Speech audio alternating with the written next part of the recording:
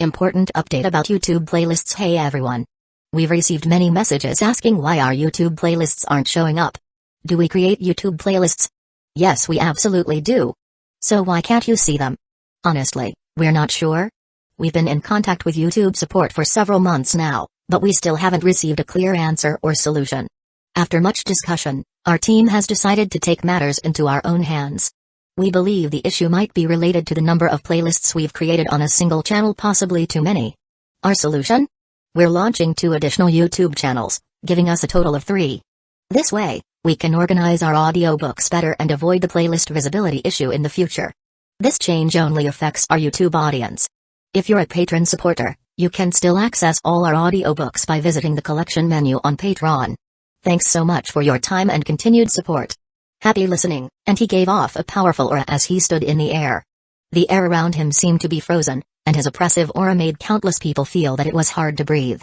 As Zhaofu's powerful aura descended, the people on the walls started to panic. Even ordinary city lords could not withstand this aura, and a long-bearded elder hurriedly walked out and shouted, "The demon god sect vows to never antagonize the Night Dynasty. Will the Night Dynasty spare us this once?" Zhaofu coldly harumphed, "It's already too late. Back then, the Night Dynasty already gave you all a chance, but you chose to attack anyways. Submit or die." The long-bearded elder's expression became quite unsightly as he exploded out with a powerful aura, causing a wild gale to blow as he furiously roared, "The demon god sect used to be the #1 sect in the southern continent. We're not so easy to bully. Even though we're not as powerful as we used to be, if the Night Dynasty wants to conquer us, it won't be so easy, and you'll have to pay a heavy price." Boom. A demonic light shot into the sky, causing the weather to change. An incredibly powerful might covered the entire battlefield, and a spider statue giving off a demonic light floated out of the elder's body as his power reached an extreme level. The black spider statue was as big as a palm and completely black except for its 4 blood-red eyes. It gave off an incredibly savage and evil power. This was most likely the demon god sect armament, the demon god spider. It was quite powerful and was not weaker than a nation armament at all. During the previous battle, Zhaofu had personally seen the demon god spider in action and the terrifying power it had displayed. It seemed that it wanted to use this power to scare off the Night Dynasty. After all, anyone would worry about their losses in battle. However, wanting to force Zhaofu into retreat was simply delirious. Zhaofu did not waste any more words and took out the Great Ken seal. A similarly monstrous aura descended, covering the battlefield.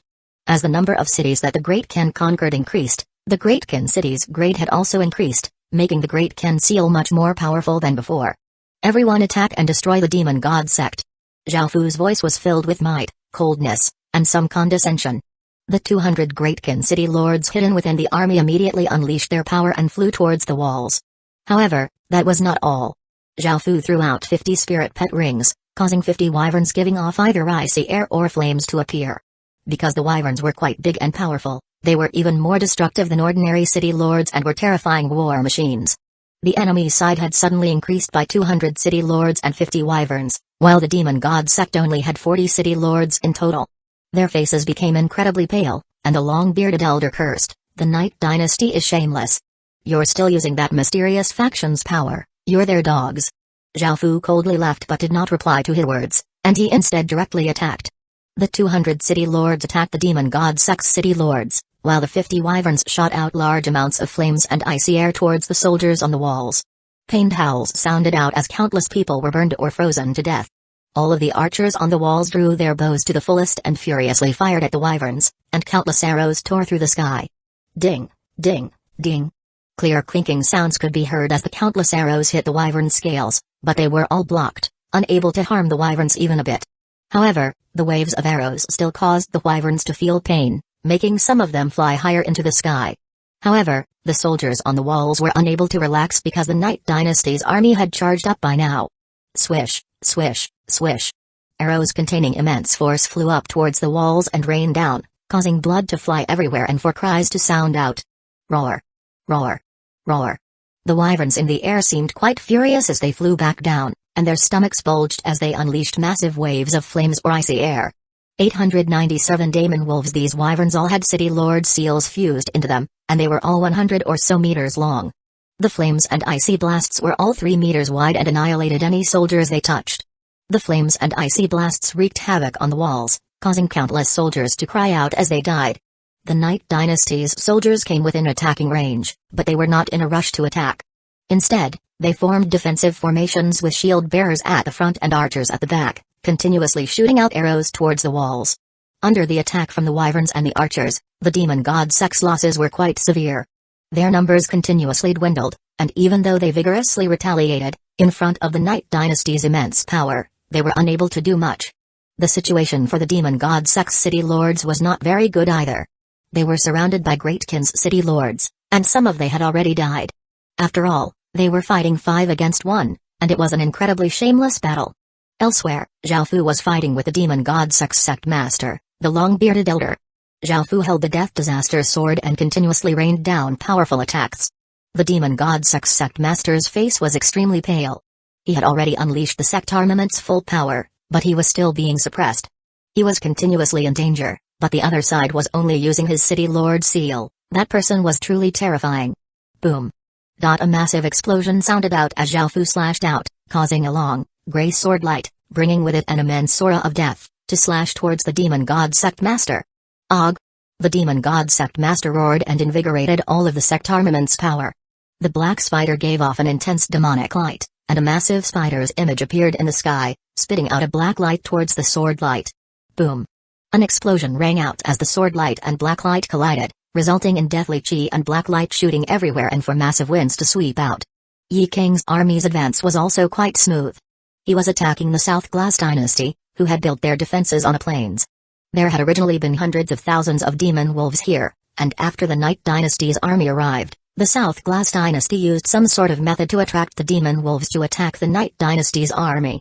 These demon wolves were not ordinary wolves, they were all 2 meters long, and their fangs gave off cold lights.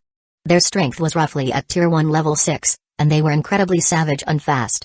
Hundreds of thousands of demon wolves charged across the plains incredibly quickly, forming a massive tide that gave off terrifying sounds. The multitude of demon wolves would definitely cause great losses to the Night Dynasty. As such, Yi King immediately summoned 50 wyverns, giving off immense dragon's might. After all, just their might alone was able to greatly suppress other creatures. Following this, an amusing scene unfolded. The hundreds of thousands of charging demon wolves felt the immense pressure from the 50 wyverns, and they were scared to the point of immediately turning around and running away. In actuality, a single wyvern was able to annihilate 100,000 demon wolves. After all, they had dragon's might and flew in the sky, making it impossible for the demon wolves to attack them. With their dragon's might, the demon wolves did not dare to fight at all. However, things were not over. The 300 city lords exploded out with auras, seeming to shake the heavens, causing the demon wolves to run away even faster. They even whimpered and went from looking savage and ferocious to pitiful little wolves. Yi King had 100 Night Dynasty city lords and 200 Greatkin city lords, and this was the same for the 2 other armies. Now that the other side had displayed its full strength, Yi King did not hesitate and directly attacked. The wyverns and city lords flew at the city walls, while the Night Dynasty army flooded forwards. Another massive battle unfolded, causing blood to fly everywhere and screams to sound out. The battle was quite intense, and Yi King found the South Glass Dynasty's legatee and started to fight him. The third army was led by Yi Ningshuang. She attacked the Void Demon Dynasty, whose defenses were built in a valley. Using the mountain faces on either side, it was quite easy to defend against enemies. Yi Ningshuang was not as dauntless as Zhao Fu and Yi Kang, and she was much warier. She first tested the other side before having the wyverns use the mountains as cover to fly to the back of the Void Demon Dynasty. Yi Ningshuang still did not reveal her army's full strength, only having the Night Dynasty city lords and soldiers attack. This was because the Void Demon Dynasty held a great geographical advantage. The Void Demon Dynasty thought that this was all of the strength that the Night Dynasty had, and the legatee mockingly laughed at Yi Ningshuang. However, Yi Ningshuang was not angry because she already roughly knew the Void Demon Dynasty's strength. Suddenly, Greatkin's hidden city lords started to attack, causing powerful attacks to slam onto the city walls. The terrifying lights from the attacks ripped the Void Demon Dynasty's soldiers to shreds, creating a bloody scene. The wyverns at the back also started to attack, raining down flames and icy blasts, burning soldiers to ashes or freezing them solid. In just a moment, the Void Demon Dynasty suffered heavy losses, and Yi Ningshuang also started to ferociously attack the legatee. The final team was led by the other ancestors of the Night Dynasty, and things also went quite smoothly for them. With an advantage in city lords and dominance in the air with wyverns, they were able to quickly suppress the other side. Following this, the Night Dynasty soldiers charged, ferociously attacking the enemies before climbing up the walls. Soon, they had taken over the walls, while the ancestors surrounded the Zhuan dynasty's legatee and killed him. Back at Zhao Fu's side, Zhao Fu sent out a sharp sword light, lopping off the demon god sect master's arm, causing him to cry out in pain and quickly retreat. Zhao Fu would not let him off just because he was an old man. Zhao Fu rushed up and slashed at him, preparing to end his life.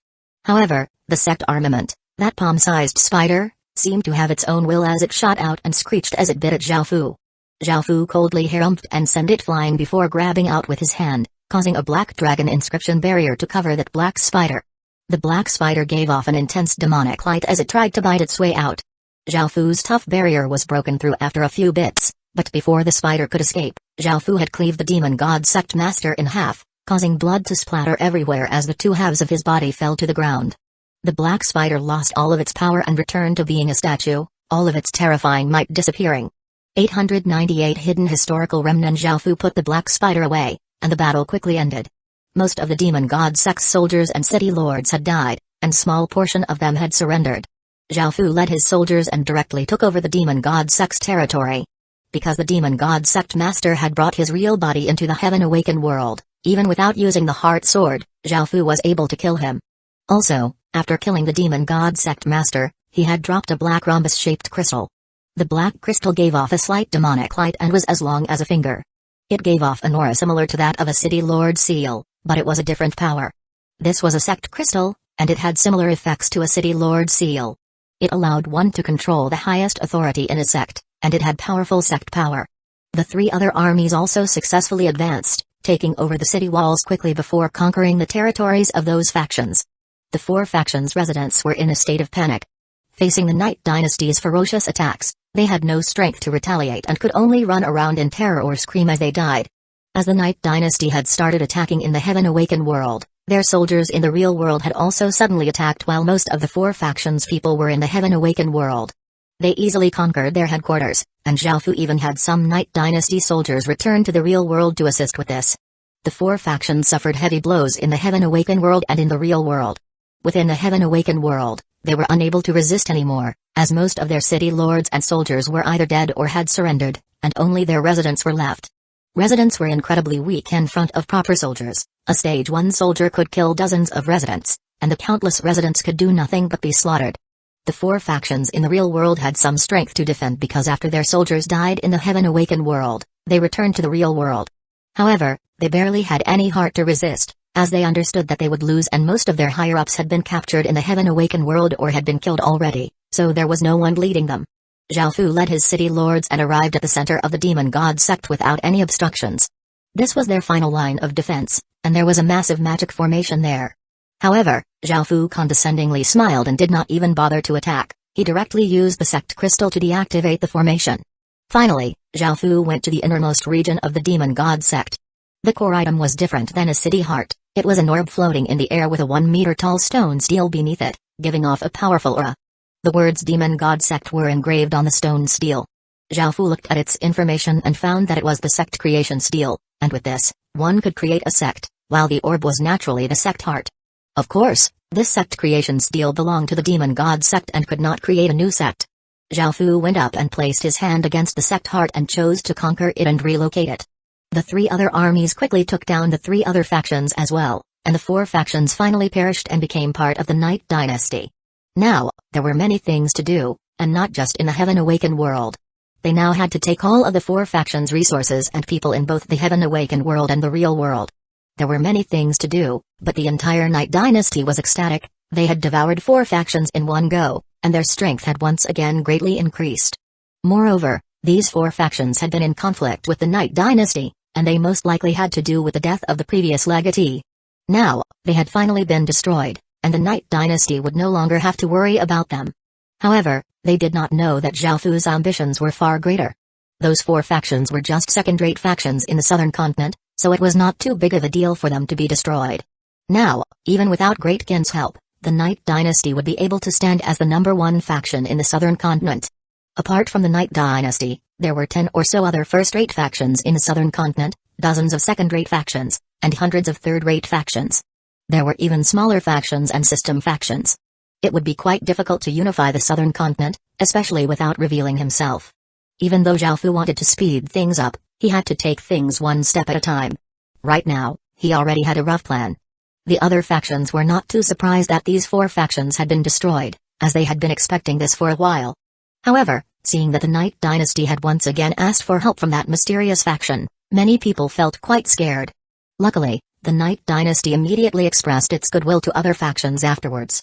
After all, there were grievances between the Night Dynasty and those 4 factions, as they had helped the Vile Dynasty attack the Night Dynasty. Now that the Night Dynasty had destroyed those 4 factions, there was nothing anyone could say about it. Zhao Fu left the cities and resources that they had obtained with the Night Dynasty instead of taking them back to Great Qin. After all, the Night Dynasty needed to develop as well.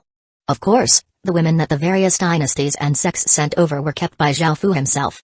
After Zhao Fu's army took down the Demon God sect, many of the Night Dynasty's people came to take charge of the place.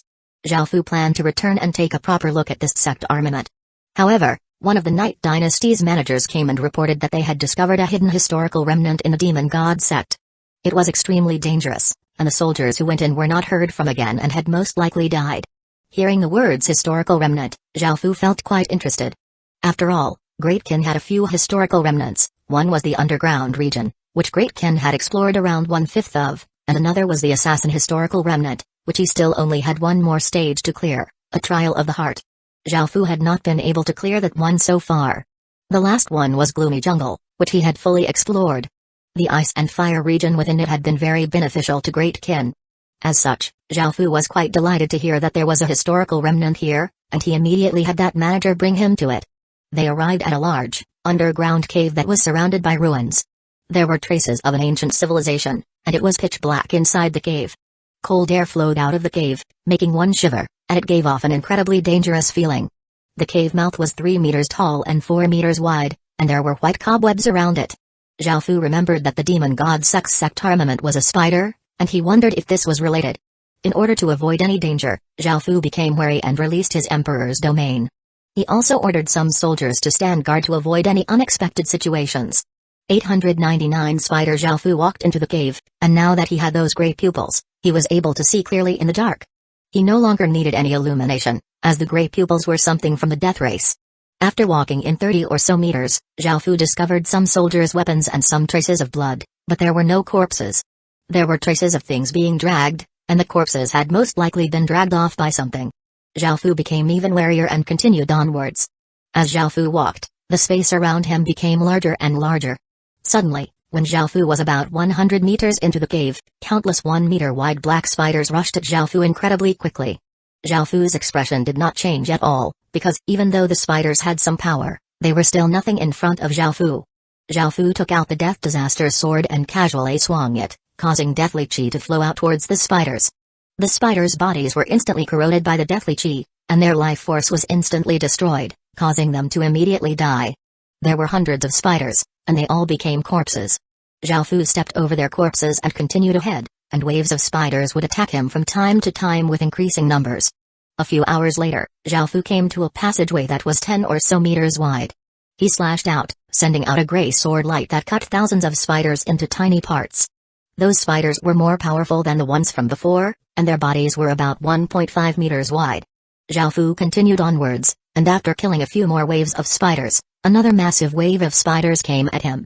They were simply innumerable and everywhere. However, Zhao Fu's expression still did not change much. He sent his emperor's power into the Death Disaster sword, causing the sword to give off a chilling gray light.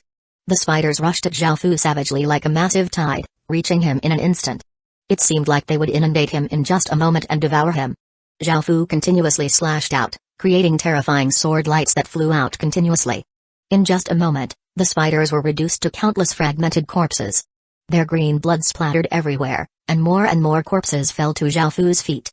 These spiders were actually quite powerful. They all had strength that was greater than stage 1 power, and their bodies were 2 meters wide. Their eyes also gave off blood-red lights. A few hours later, Zhao Fu's arms started to feel quite numb. There were countless spider corpses piled in front of him, and the ground was covered with green blood. He had finally killed all of the spiders, allowing him to breathe a sigh of relief. He had been worried that these spiders would come endlessly.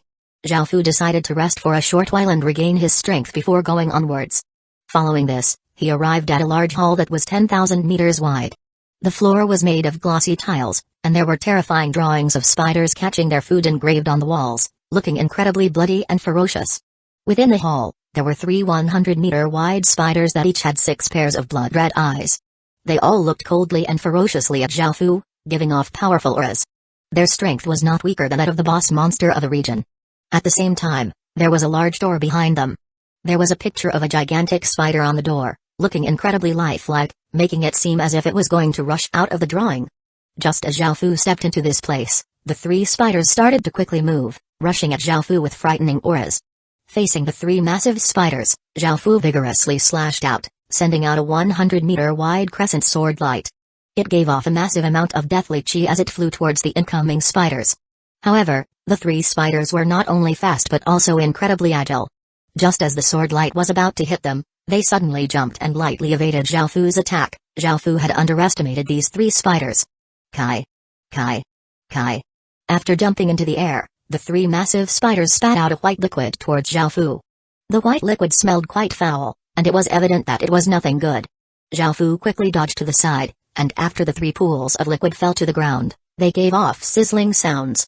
In just an instant, there were 3 large holes that were 7 or 8 meters wide and 10 or so meters deep, and they gave off a noxious smell.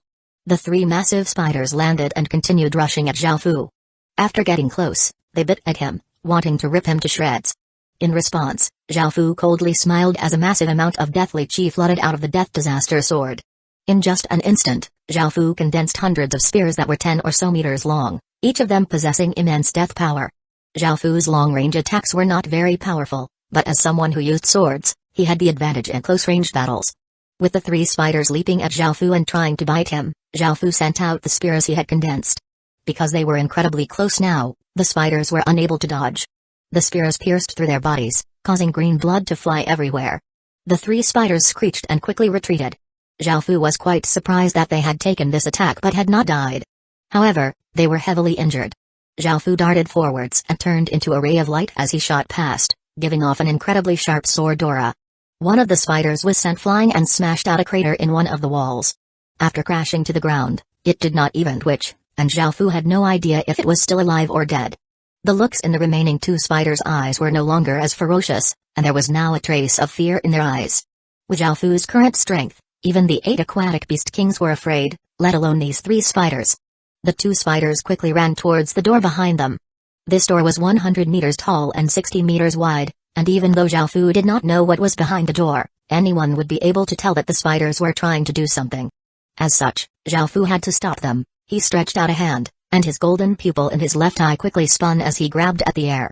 Countless chains stretched out from the ground, shooting towards the 2 spiders. The 2 spiders were greatly startled and tried to dodge, but there were far too many chains, and the 2 spiders were already heavily injured. They were unable to dodge all of the chains and were tightly bound, and they desperately struggled, wanting to break free of the chains. Now that he had bound these 2 spiders, Zhao Fu walked over to them, his Death Disaster sword giving off a terrifying sword light. Zhao Fu prepared to kill them but saw a look of pleading in their eyes. As such, Zhao Fu stopped. Since there was not any enmity between them, he would rather not kill those who were willing to surrender. Are you willing to submit to me? Zhao Fu looked at the 2 spiders and tried to confirm if they actually wanted to surrender. If they did not, he would kill them. However, the 2 spiders did not respond and did not seem to want to submit, instead looking at the door. Zhao Fu frowned, because that door was being slowly opened. 900 Spider Empress, a devilishly seductive woman, walked out. She had blood-red colored long hair and a pair of blood-red eyes. Her skin was as white as snow, but her hands were like claws. She did not wear much, only leather skins covering her important areas. This woman looked quite enticing, but her blood-red eyes were filled with only bloodlust and ruthlessness. Her body also gave off powerful phoenix chi and the aura of a godly spirit. She was the merciless Spider Empress, Elise. Under Elise's beautiful and elegant appearance, she hid a cruel, dark heart. The cold and cunning Elise often used the spider god's blessing as a promise to lure those without any wariness. She had already exchanged her humanity for something incredibly wicked, and through sacrificing countless innocent people, she had been able to maintain her eternal youthfulness. No one knew just how many had been caught in her web and used to feed her boundless hunger. Elise elegantly walked towards Zhao Fu, giving off a powerful aura. Even 200 or 300 city lords working together would not be a match for her. However, facing the terrifying Elise, Zhao Fu's expression did not change at all. He stretched out a hand, causing the tens of thousands of chains to fly at her with immense force. However, Elise was incredibly fast. Her body blurred as it disappeared and then reappeared behind Xiaofu. Her claw-like hands slashed at Xiaofu's back, wanting to rip him apart. Just as a bloody scene was about to unfold, Xiaofu exploded out with the Great Ken Seal's power, causing 9 black dragons to appear around him. Elise's expression changed as she was blasted back by this enormous power. Xiaofu stretched out a finger and pointed at the flying Elise and said, "Summon ghosts." The gray dots in his right eye started to spin as 6 paths of reincarnation power flowed out from the ground. A 30-meter-tall, terrifying-looking ghost appeared behind Elise, and it swiped out with its claws and sent Elise flying the other way. Elise spun and landed on the ground, a trace of blood at her lips as she savagely glared at Xiaofu. The gray dots in Xiaofu's eyes continued to spin as an even greater wave of 6 paths of reincarnation power rose from the ground, and Xiaofu said, "Dark Ghost World." Immediately, ghostly chi covered Elise and dragged her into an illusion. The moon here was gray, and countless ghosts howled as they sprang at her, wanting to devour her. Back when Xiaofu had fused with the 5 professions, he not only obtained the 6 paths of reincarnation power but also grasped the skills of those 5 professions. Within the illusion, Elise continuously slashed out with her claws, sending out sharp lights that turned the attacking ghosts into ghostly chi. However, the ghosts continued to come unceasingly. While attacking, Elise also tried to break through the illusion. However, this illusion was created by Xiaofu using the 6 paths of reincarnation power, and it was hundreds of times more powerful than ordinary illusions. It was not something that she could escape from easily. At that moment, Xiaofu once again stretched out his hand. A massive amount of power from the Great Ken Seal entered his left eye as his 5 pupils dilated. Xiaofu grabbed at the air, causing hundreds of thousands of chains to shoot into the ghostly chi from all directions. After dissipating the ghostly chi, it could be seen that Elise was tightly bound by the countless chains, dangling in the air. Elise now understood that she was not a match for Xiaofu at all, and her expression changed to a flirtatious one as she said, "Alright, this Empress knows that she isn't a match for you, can't I choose to surrender?" However, Xiaofu was not willing to trust her so easily, and he stretched out his hand as he said, "Hand over your spirit origin." Elise could only helplessly reply, "Alright, alright." A black mote of light came out of Elise's forehead and floated to Xiaofu's hand. Xiaofu felt quite surprised, he had never thought that things would be resolved so easily, and he waved his hand and released Elise. Elise immediately sprang into Xiaofu's arms, greedily sniffing Xiaofu as she said in a craving tone, "Your Majesty, why is your Emperor's aura so massive? It's much greater than a true emperor." Now, Xiaofu had an incredibly pure sovereign bloodline and 2 emperor stars, so his emperor's aura was naturally quite immense. However, Elise's changes were quite sudden, she had wanted to eat him just then, and now she seemed like a devoted servant. Because he now had her spirit origin, Xiaofu obtained some more information about her, and he found that demon creatures were quite cunning and easy to change. Xiaofu lightly pushed her away, even though Elise was incredibly bewitching and seemed like she was waiting for Xiaofu to use her. What Xiaofu was more concerned about was what was behind the door. After all, he found that there was a light that seemed to come from a treasure beyond the door. Xiaofu headed straight for the door, causing Elise to lightly harumph into satisfaction. She looked at the 3 heavily wounded spiders and waved her hand, causing a black light to cover them as she started to heal them. After opening the door, Xiaofu found a room that was 1,000 meters wide filled with glowing lights. There was a small stage at the center with a black throne on top, with countless coins and jewels heaped around it. There were all sorts of epic rank and legendary rank equipment and many other items. Xiaofu glanced around and saw that there were at least tens of thousands of gold coins and countless jewels. Just the epic rank equipment numbered at least 1,000, and there were about 100 pieces of legendary rank equipment. This was a massive treasure trove. Even though the black throne looked quite simple and looked like a Western-style throne without any ornate decorations, it was still a treasure. Empress Throne, a throne that only an empress can own. It can greatly increase one's cultivation speed and comprehension, as well as increase one's recovery. It also has an empress domain, and any structures around it will receive a boost to its stats. Apart from this throne, there was also a den core floating in the air, and it was a spider. Divine Spider Den, Grade, Legendary, Description, a powerful and terrifying spider den that can spawn spiders with a trace of divine blood with stage 2 strength. It can spawn 45 to 65 every day. This was yet another treasure. Spiders bred incredibly quickly, and with this den, Greatkin would be able to quickly nurture a spider army. These spiders were not weak either, having stage 2 strength. The gains from this historical remnant were quite good, and Xiaofu gave a satisfied smile as he put everything away. However, he decided to leave the throne to Elise, as it seemed to be her personal throne. 901 Demon Sovereign King. However, what Xiaofu did not expect was that there was yet another door. Even though this door was tightly shut, there was a terrifying aura leaking out of it. It could cause a person's body to instantly stiffen, and it was far more powerful than Spider Empress Elise's. Xiaofu could not help but become even more careful. He walked over to the large door and vigorously pushed it open, revealing another hall. The hall was 1,000 meters wide, but there was nothing inside it except a 100-meter-long stone coffin. The terrifying aura was coming from this stone coffin, and just as Xiaofu was about to approach, the golden dragon warned him, saying, "Xiaofu, be careful." Hearing this, Xiaofu nodded and released his emperor's domain before walking over to the stone coffin. He testingly tried to push the top of the stone coffin and found that nothing happened. He then pushed off the top completely, revealing a 100-meter-long corpse of a demon. This corpse had an incredibly powerful-looking body, sharp claws, and violet scales. It also had a pair of violet wings, and unlike ordinary demons, it had the head of a very handsome-looking man that had a trace of coldness and ruthlessness. The aura that the demon gave off was extremely intense, and it gave off a king's might. This corpse seemed to be the corpse of a demon sovereign king, and it was extremely terrifying. Feeling this terrifying power, even the sky demon's sword slightly trembled in fear. The demon sovereign king was a king of kings among demons, and it had immense demon king power. This demon sovereign king's power was extremely pure, and it most likely had a true royal kingdom as opposed to just a barony kingdom. After all, a barony kingdom gave barony king's power, which was a lower grade of king's power. The king's power that a royal kingdom gave was true king's power.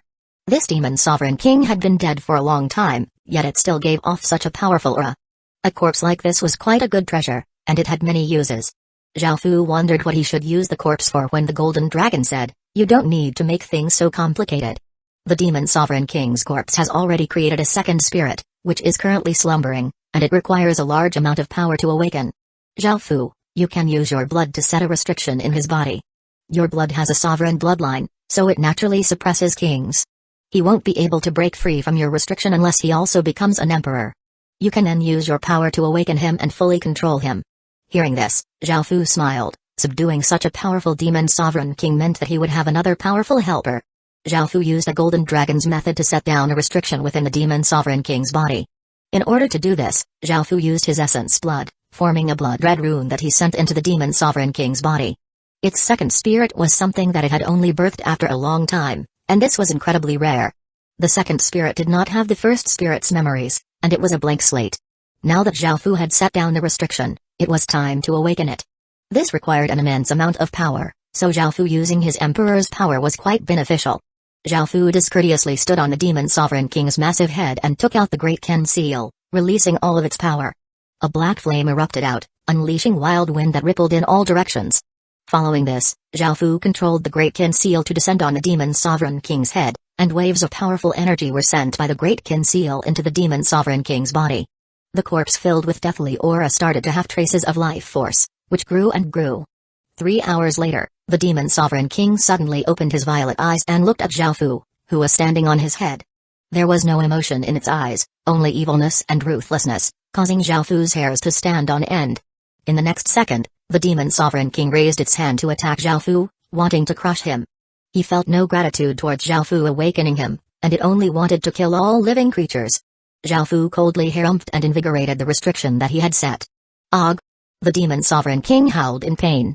After the blood-red restriction was activated, it slowly twisted and cut away at the demon sovereign king's spirit before restoring it and then repeating the process. This sort of pain caused the demon sovereign king to almost go mad, and it continuously howled as its body spasmed within the stone coffin. Xiaofu stood in the air above the stone coffin, coldly looking down at the demon sovereign king. Even though the demon sovereign king looked like it was in immense pain, with blood coming out of its 5 orifices and all over its body, Xiaofu still did not stop. Within the first hall, Elise heard these howls and felt a trace of fear within her heart. Evidently, Xiaofu was no kind person, and he was most likely even more cold-blooded than she was. The howls continued for 6 hours, and in the end, the demon sovereign king was only able to powerlessly lie there and moan. It could not even roar or howl anymore. Only then did Xiaofu stop. The demon sovereign king's gaze towards Xiaofu was no longer so cold and ruthless, it was filled with terror instead. Xiaofu gave a slight smile of satisfaction, and soon, the demon sovereign king's appearance started to change.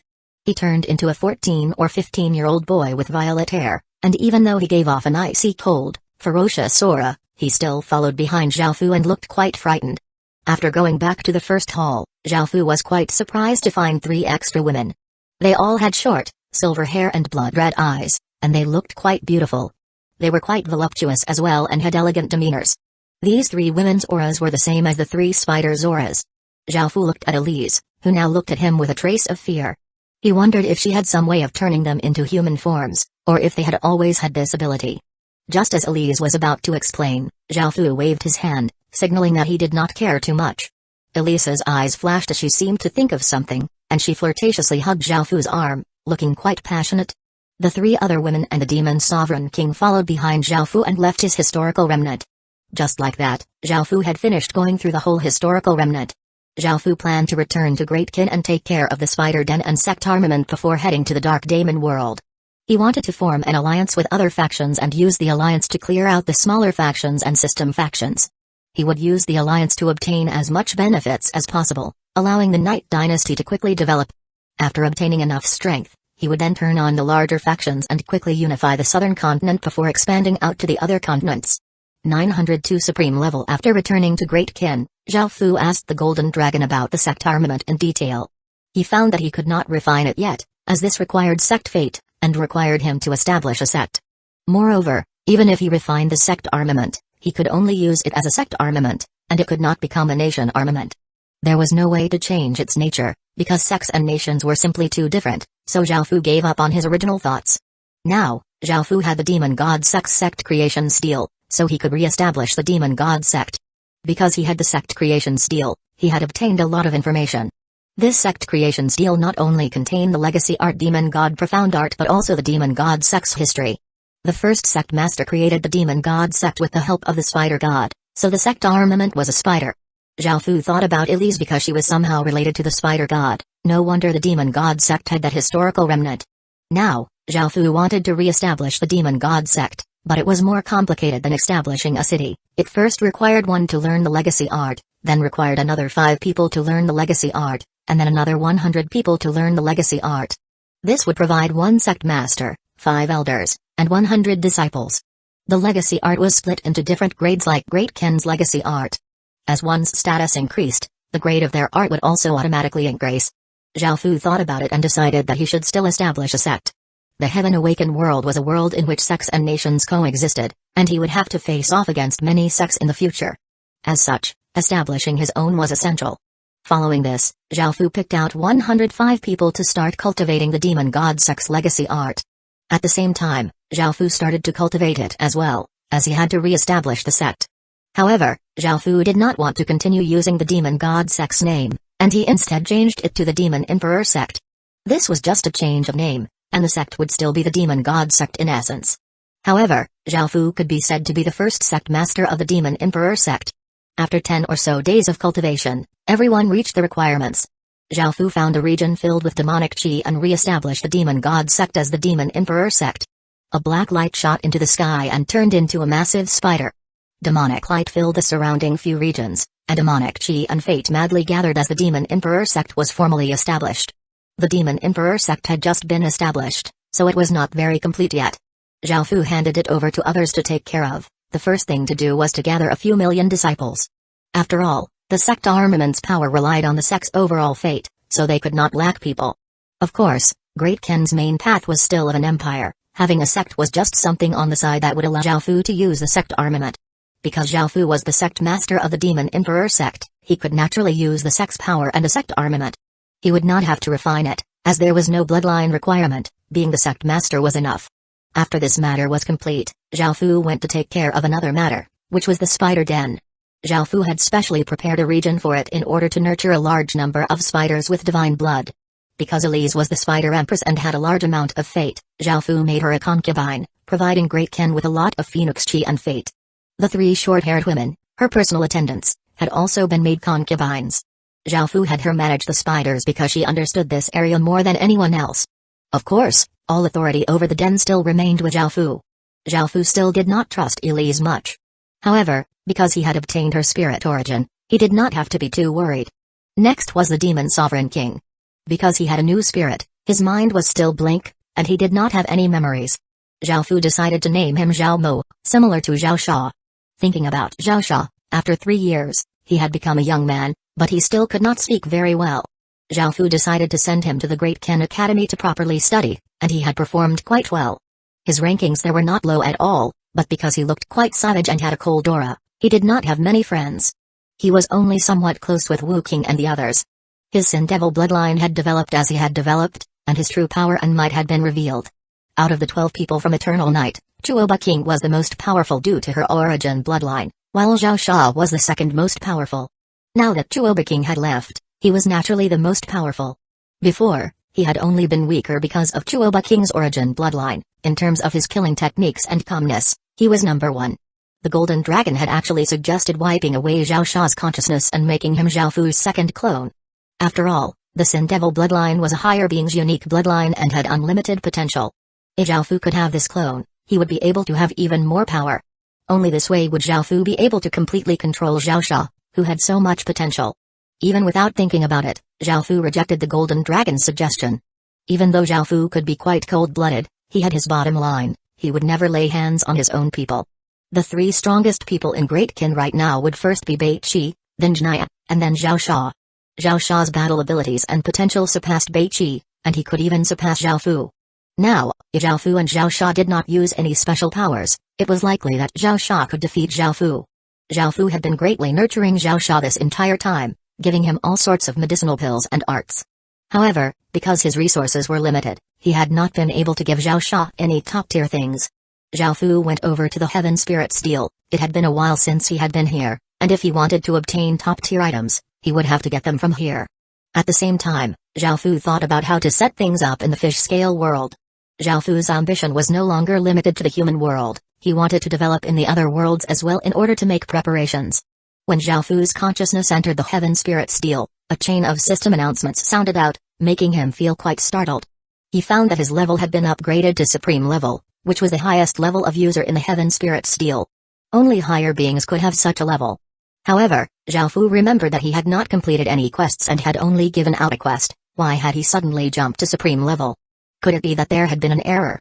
Could someone have accidentally raised his level? After thinking about it, Zhao Fu felt that this was not very likely. After all, the Supreme Level was the highest level of account in the Heaven Spirit Steel. No one would make a mistake like that. What surprised Zhao Fu was that within his account's space, where items could be kept, there was a 12-colored badge. 903 Heaven Spirit Badge. This badge was circular, and the diagram on it was formed with circles. There was a spirit character engraved at the center. It was not in Chinese but in the Heaven Awakened world's most common script. The badge gave off a faint light, and it seemed to be a treasure. Zhao Fu looked at the badge and could not help but look shocked. This badge was extremely famous and was the top-tier item of the Heaven Spirit Financial Group. No matter where one was, any faction related to the Heaven Spirit Financial Group would treat one as a VIP and give them all sorts of benefits, such as discounts and free items. They would also enjoy the best service from the Heaven Spirit Steel. Even ordinary higher beings did not have such badges, and yet they had given him one. Zhao Fu wondered if there was something wrong with his eyes, so he rubbed them and looked again. He saw that the badge was still there. Had the entire Heaven Spirit Financial Group gone mad? Why had they given him such a precious thing? They had first raised his account to Supreme Level and then had given him this Heaven Spirit Badge. Even if they were accidents, this was simply too coincidental. There was definitely a reason for this, but no matter what Zhao Fu thought about it, he could not work out why, so he just gave up. Zhao Fu took out the badge and looked at it, and he could not find any problems with it. He then showed it to the Golden Dragon, who confirmed that there was nothing wrong with it. This was an incredibly pleasant and unexpected surprise. Originally, Zhao Fu's account was only the most basic account, as he had not completed any quests. He could only accept level 1, level 2, and level 3 quests, but now that his account was Supreme Level, he could look at and accept any quest. He also had many powers, such as receiving discounts and receiving free information. He could also go through quests incredibly easily. There was also an extra region, which was the communication region. Only high-grade accounts had this feature. One's account leveled up through completing quests, and normally, people had to complete countless quests to raise their account to a high level. Zhao Fu's account had instantly been raised to the highest level, making him grin stupidly. The communication region was a place for chatting. There was a chatting hall and private rooms. Creating a private room costed quite a lot, but for Supreme Level users, it was free. All of the names here were substituted with runes. Perhaps it could be said that there were only runes here, no names. Zhao Fu felt quite curious and entered the chatting hall. There were many people talking here, some were giving out requests, others were selling things, and others were debating various things. The language they were using was the most commonly used language in the Heaven Awakened world. After all, the Heaven Awakened world was made of many worlds, so it had countless languages and cultures. Without a common language, people would not be able to trade with each other. Zhao Fu had long since learned this language. This was quite simple, as buying a language stone with this language was all that it took. After entering, Zhao Fu saw a person selling an intermediate human-grade art, demon art. One could display the stats of an item here. Zhao Fu found that this art was quite suitable for Zhao Sha, and it was a human-grade art, which surpassed SSS-grade arts. It was definitely quite powerful. The people here did not lack money at all, so the method of trading was mostly using bartering. This person selling the art required 5 ghost spirit jades, which were top-quality legendary rank materials. Great Kin had obtained some during the Ghost Festival, so Zhao Fu felt that it was quite worth it getting the art.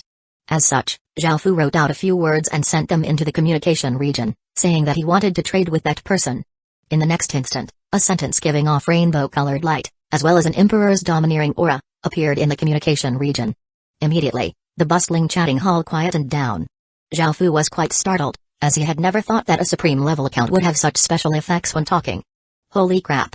There's a higher being in the chatting room? That really scared me.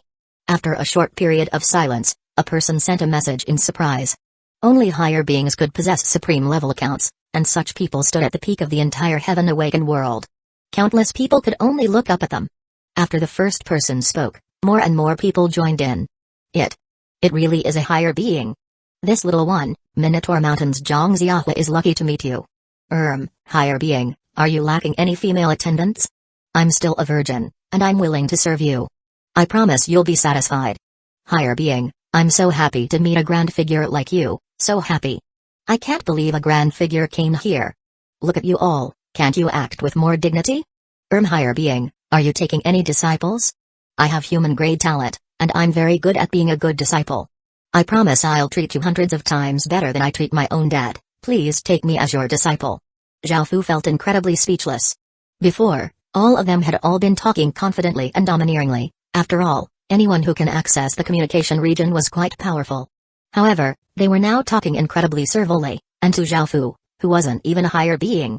Even though Zhao Fu was not sure what had happened, he suspected that his supreme level would be taken back soon. When he crashed back down to the most basic level, he would not be able to enter the communication region anymore. As such, he had to quickly use this supreme level account to obtain some benefits. Zhao Fu said, I need the demon art. Who was selling this before? Countless messages once again flowed in, asking Zhao Fu if he needed this or that. Some people tried to get closer to him, but he ignored them, and he saw the person selling the demon art immediately propose a trade. A screen appeared before Zhao Fu, and he took out 5 ghost spirit jades and placed them inside. The other person had never thought that a higher being would directly trade with him, and his mind went blank. To be able to trade with someone like this, his heart could not help but race. What's wrong? Seeing that the other person was taking a long time, Zhao Fu sent over a private message.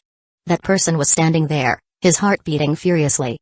After seeing this message, he immediately sent over the art and completed the transaction, obtaining 5 ghost spirit jades. Only then did that person realize what he should have done and regretted his actions. Being able to talk a higher being was an immense opportunity, but he had wasted this opportunity. If he could have become friends with that higher being or received even a bit of advice, that would have been massive gains. 904 brain bugs. After obtaining the art, Zhao Fu started to go through items to see what would be useful.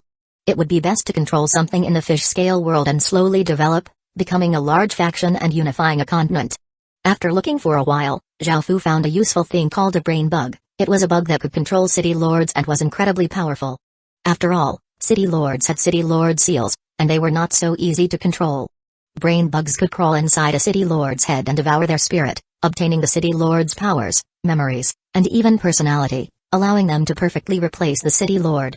The chances of being discovered were quite low. Of course, it was not as effective as wiping away their consciousness, but it was already quite a good method.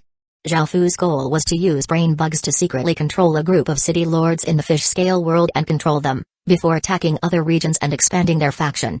With the brain bugs, they would be completely loyal to Zhao Fu to the death and would never betray him.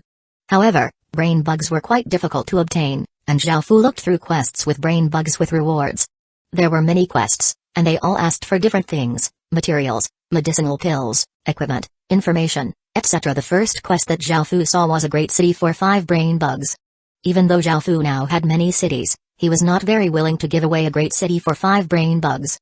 As such, Xiaofu could only look for more suitable quests. One of the ones that Xiaofu saw was a epic rank equipment for 3 brain bugs. This was quite good, so Xiaofu quickly accepted the quest and handed in an epic rank weapon before receiving 3 brain bugs. The brain bugs were extremely thin and were only about 1 centimeter wide and 7 centimeters long. They were transparent and kept in a glass bottle. These brain bugs were extremely dangerous, and if one was not careful, they would enter one's body. If they were not stopped, the person's body would be controlled, and their spirit would be devoured. Now, Xiaofu had to use his blood to tame the 3 brain bugs so that they only followed orders from him. This was quite simple, and Xiaofu completed it smoothly. He then went to look through more quests, as these brain bugs definitely weren't enough. Next, Xiaofu found a quest that offered 6 brain bugs for an legendary rank material. This was quite good, so Xiaofu immediately accepted it and went to find more quests. A day later, Xiaofu had completed dozens of quests and had obtained 150 brain bugs. Xiaofu smiled in satisfaction. This meant that he could control 150 city lords, and there were still many quests offering brain bugs. However, he had already spent a lot of resources, so he did not accept any more. However, Xiaofu would keep an eye on these quests and would accept any suitable ones. After all, the more brain bugs he had, the more city lords he could control, increasing his forces. After taking care of these matters, Xiaofu was able to relax. He was not sure when the supreme level account would be taken from him, and he felt quite curious as to what the Heaven Spirit Steel's top-tier quests were like. After taking a look, Xiaofu could not help but feel shocked. As expected from top-tier quests, none of them were things that ordinary people could complete, only higher beings could complete them, such as killing gods, finding incredible treasures, or exploring unknown worlds in the primal chaos. Xiaofu saw a few quests searching for the person who had awakened the origin bloodline. Seeing this, Xiaofu could not help but think about Chuoba King. It seemed that she had drawn a lot of attention, and seeing the rewards, Xiaofu felt even more shocked. Some quests offered the capital city of a royal kingdom, not just a barony kingdom, and others offered 10 Heaven Realm puppets. The Heaven Realm was a grade above Stage 9, and it surpassed even the Saint Realm. It was quite easy to increase one's cultivation in the early stages, but it became harder and harder the higher one went. For example, even now, the Great Ken army did not have many Stage 4 soldiers. A single Heaven Realm cultivator could instantly wipe out waves of Stage 9 soldiers. These rewards were simply too shocking. At the same time, Xiaofu found quests about him. Anyone who could provide accurate information on the person who had obtained the Celestial Emperor Star would be given a Marquisate Kingdom from the vast Sky Empire. This made Xiaofu feel quite startled. Even Great Kin was only a barony kingdom, and after seeing this, Xiaofu was tempted to sell himself out. He laughed at himself before looking at other quests, and he found that there were actually many quests related to him. There were far more than the quests related to Chuoba King. Perhaps they knew that the origin race was not so easy to deal with, while Xiaofu could be easily crushed. As such, as he looked at more quests, Xiaofu's smile disappeared. There were many people who wanted to kill him. For example, anyone who killed the person who had awakened the Celestial Emperor Star and presented his head would receive a divinity, the blood of a demon ancestor, or a 5-colored divine dragon egg. Divinities, blood of a demon ancestor, and 5-colored divine dragon eggs were all incredibly rare treasures, and all they wanted was his life. Only the higher beings could see these quests, and Xiaofu felt a trace of coldness in his heart. There were many people who wanted to kill him, and all of them had quests for him. Facing them, Xiaofu could only die. There was also that higher being who had come after Xiaofu for the origin mark. Nothing had happened for a while, but Xiaofu still felt incredibly threatened. More importantly, he had come for the origin mark, but he most likely knew that Xiaofu had the Celestial Emperor Star, and he maybe even knew about the Nether Emperor Star. He also knew what Xiaofu looked like, as well as the location of the human world. If he came looking for Xiaofu, with Great Ken's current power, it would be very difficult to defend. If he found a few helpers, no matter how fast Great Ken developed, it would all be for nothing, and Xiaofu would still die. However, it had been quite a while, and the higher being still had not done anything. It was possible that he had not found where the human world was, or else he would have long since come and slaughtered all of Great Ken before killing Xiaofu to take the origin mark. What made Xiaofu quite worried was that almost everyone in the human world knew that he had awakened 2 Emperor Stars. Even though they did not know just what those stars were, they understood how terrifying those stars were. If they leaked this information to other worlds, the consequences would be unimaginable. It was fortunate that the human world was currently at the very edge of the Heaven Awakened world, so it was quite difficult for people from the center to find him.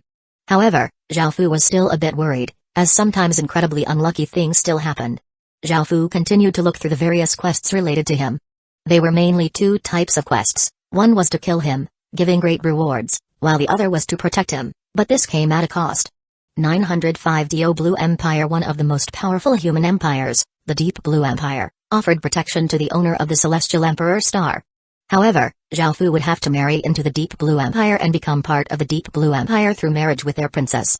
Marrying into the Deep Blue Empire meant that Zhao Fu would be joining them and throwing away his own identity. His children would not bear his surname and would bear his wife's surname, and he would be controlled in all sorts of ways. He would not have much power and would not even have the power to retaliate. Zhao Fu did not want to live like that, so he did not seek their protection. After looking through these quests, Zhao Fu felt a chill in his heart, and a sense of crisis descended. It was as if he was going to die in the next instant. If he had the choice, he would rather give up the Celestial Emperor Star than have problems like this. Luckily, he had suddenly obtained this supreme level account, allowing him to know what was going on. Otherwise, if people suddenly arrived and killed him, he would not even know why he had died. They were too powerful. It was not in Zhao Fu's nature to just sit there and wait for death. He still had to develop and obtain even more power. If a higher being personally descended, a barony kingdom definitely would not be able to defend against them. After withdrawing his consciousness from the heaven spirit steel, Zhao Fu heavily breathed out and stopped thinking about all the quests wanting his death, and he started to work on his fish-scale world plan. There was still a massive rift open between the fish-scale world and human world, making it easy to go from one world to the other, and Zhao Fu had obtained a lot of information about the fish-scale world. Even though the fish-scale world was a water world, it was split into 7 underwater continents. There was an unfathomably deep abyss between each continent, separating them. Originally, the 8 aquatic beast kings had lived in those abysses. At this point in time, the situation in the various worlds were roughly the same. They were all in the final stage of the chaotic world, and because players could attack system main cities, many system main cities were gathered together. Zhao Fu was continuously gathering information on the fish-scale world in order to find targets to lay his hands on. The Netherwater continent was too close to the human world, so even though it would be more convenient for Zhao Fu, it was easier to arouse suspicions. As such, Zhao Fu picked the central continent, the Darkwater continent. After arriving at that continent, Zhao Fu found a system faction that would be easy to make a move on. This system faction was in a remote location and had remained neutral, not wanting to participate in any battles. There were not any powerful enemies near them, only small, weak factions. Zhao Fu felt that they were being quite silly. They had a great advantage and could clear out the surrounding factions to become even stronger. There was nothing wrong with remaining neutral, but if a bigger faction came and they did not develop, they would perish. As such, Zhao Fu chose them. There were about 180 city lords gathered here, but Zhao Fu only had 150 brain bugs and still lacked 30. Zhao Fu quickly thought of an idea, and there was nothing to worry about. Zhao Fu made some arrangements for Great Ken before heading to the fish-scale world. Of course, this was a secret operation, and no one knew about this. 2 days later, Zhao Fu snuck into the fish-scale world and arrived at the central continent. He found that system faction and waited for the right time to strike. Time gradually passed, and soon, it was time for the fish-scale people to rest. Zhao Fu completely hid his aura and stealthily entered a system main city. With his current strength, it was impossible for Stage 1 and Stage 2 soldiers to detect him. Zhao Fu quickly found the city lord. He was a middle-aged man and was quite portly. He wore gold jewelry and was snoring loudly as he slept, and he had a beautiful wife by his side. Zhao Fu silently went over to his side and lightly sent out his emperor's domain to cover the room in order to prevent anything unexpected from happening. The city lord was still loudly snoring, so Zhao Fu did not hesitate as he took out a brain bug and placed it on his head. The brain bug squirmed around before finding a good place to enter. Its sharp body slightly stiffened before digging into the city lord's skin. By now, the city lord finally sensed some danger and suddenly opened his eyes, seeing a person standing next to him. He immediately tried to explode out with his city lord's seal's power so as to at least make some noise to let others know that something had happened. However, Zhao Fu was completely prepared for this. His hand pressed down with immense power onto the man's chest, sealing his body and making it so that he could not move at all or even cry out. By now, the brain bug had completely dug into the middle-aged city lord's head and was crawling under his skin. It searched for the center of his head, and the middle-aged man stared at Zhao Fu in terror but was unable to do anything. Soon, the brain bug found the city lord's brain, and the city lord's eyes became full of pain, anger, and hatred before becoming lifeless and empty. The brain bug had devoured his spirit, and after a while, his blank eyes regained their liveliness, but it was now the brain bug controlling him. The city lord now looked at Zhao Fu with an expression of trying to currying favor. Zhao Fu removed his hand, and the power sealing the city lord disappeared. Zhao Fu ordered the brain bug to act as the middle-aged city lord had acted, and the sleeping woman did not detect a thing. Following this, Zhao Fu left and headed to his next target. Just like that, Zhao Fu went and took over 80 or so city lords. This went extremely well without any unexpected surprises. Zhao Fu did not want to waste any time, and he continued to use this method. However, he soon ran into a problem. After entering a city lord's room, because the city lord was incredibly wary, he immediately discovered that someone had snuck in. Zhao Fu immediately unleashed his emperor's domain, covering the room to prevent any sound from escaping. The city lord was an ordinary-looking young man, and he did not hesitate to explode out with his city lord seal's power. Zhao Fu unleashed the great Ken seal's power and stretched out his hand, causing a large, formless hand to grip the young man. The young man vigorously struggled, but he was unable to break free at all. Zhao Fu's expression did not change as he walked over and took out a glass bottle. He placed a squirming brain bug next to the young man's eye, and the young man looked at the brain bug in terror as he continued to vigorously struggle. As soon as Zhao Fu let go, the brain bug instantly dove into the young man's eye and entered his brain. The young man howled in pain, as his spirit was being devoured. Because of Zhao Fu's emperor's domain, none of the sound was able to escape. All of the soldiers continued to either sleep or stand guard, and they did not know what was happening at all. 906 Banquet Ambush. After dealing with this young man, Zhao Fu soon dealt with the others as well and used all 150 brain bugs, successfully controlling 150 city lords. By now, it was dawn, and Zhao Fu commenced his next plan. He first gathered all of the city lords to hold an emergency meeting. Those who were controlled by brain bugs naturally knew what was happening. The remaining 30 city lords did not understand why they were having an emergency meeting, as they had not been able to sense any danger. However, because everyone else was gathering, they wondered if something big had happened and also went. However, when they arrived, they could not help but feel angry. Seeing the other city lords eating and drinking at a banquet, it did not seem like an emergency at all. Many people they were familiar with walked over with wine and warmly invited them to drink, and some of them felt too embarrassed to reject them, so they joined in. Others still had things to do, so they decided to return, and no one stopped them. However, on the way back, a person stood in their way. The 10 or so city lords' expressions changed, as they could sense that that person's strength was incredibly powerful, and he gave off dense killing intent. "Hurry! Let's split up and escape!" a person cried out. The other city lords also understood that they were not a match for Zhao Fu, so they scattered and flew in different directions. At that moment, Zhao Fu condescendingly laughed as the 5 pupils in his left eye spun and a terrifying power burst forth as countless chains brought with them shocking power and flew towards the escaping city lords. Before a few of the city lords could realize what was happening, their bodies were pierced by the countless chains, and they immediately died. Their city lord seals floated out of their bodies. The other city lords were greatly shocked and released energy barriers to defend. However, they were unable to last for very long before their barriers were destroyed and countless chains pierced through their bodies. In the end, they all died without a single one being able to escape. After putting away the city lord seals and corpses, Zhao Fu returned to the place of the banquet, where the other city lords had been poisoned to death. Zhao Fu looked at his 150 city lords and said, "Go and quickly take control of those 30 cities, then gather your forces and clear out the regions around you." Now that the 150 city lords were completely controlled by the brain bugs, they naturally followed all of Zhao Fu's orders. Because they had made preparations, they had been able to take over those 30 cities easily. Zhao Fu did not take those 30 cities away, and he instead left them there. After all, Zhao Fu wanted this faction to greatly develop, so he did not want to reduce its strength. He picked out a few decent people from the cities that had pledged their allegiance to him. When he had more brain bugs, he would use them. The nearby smaller factions did not pose much of a threat, but clearing them out could take some time.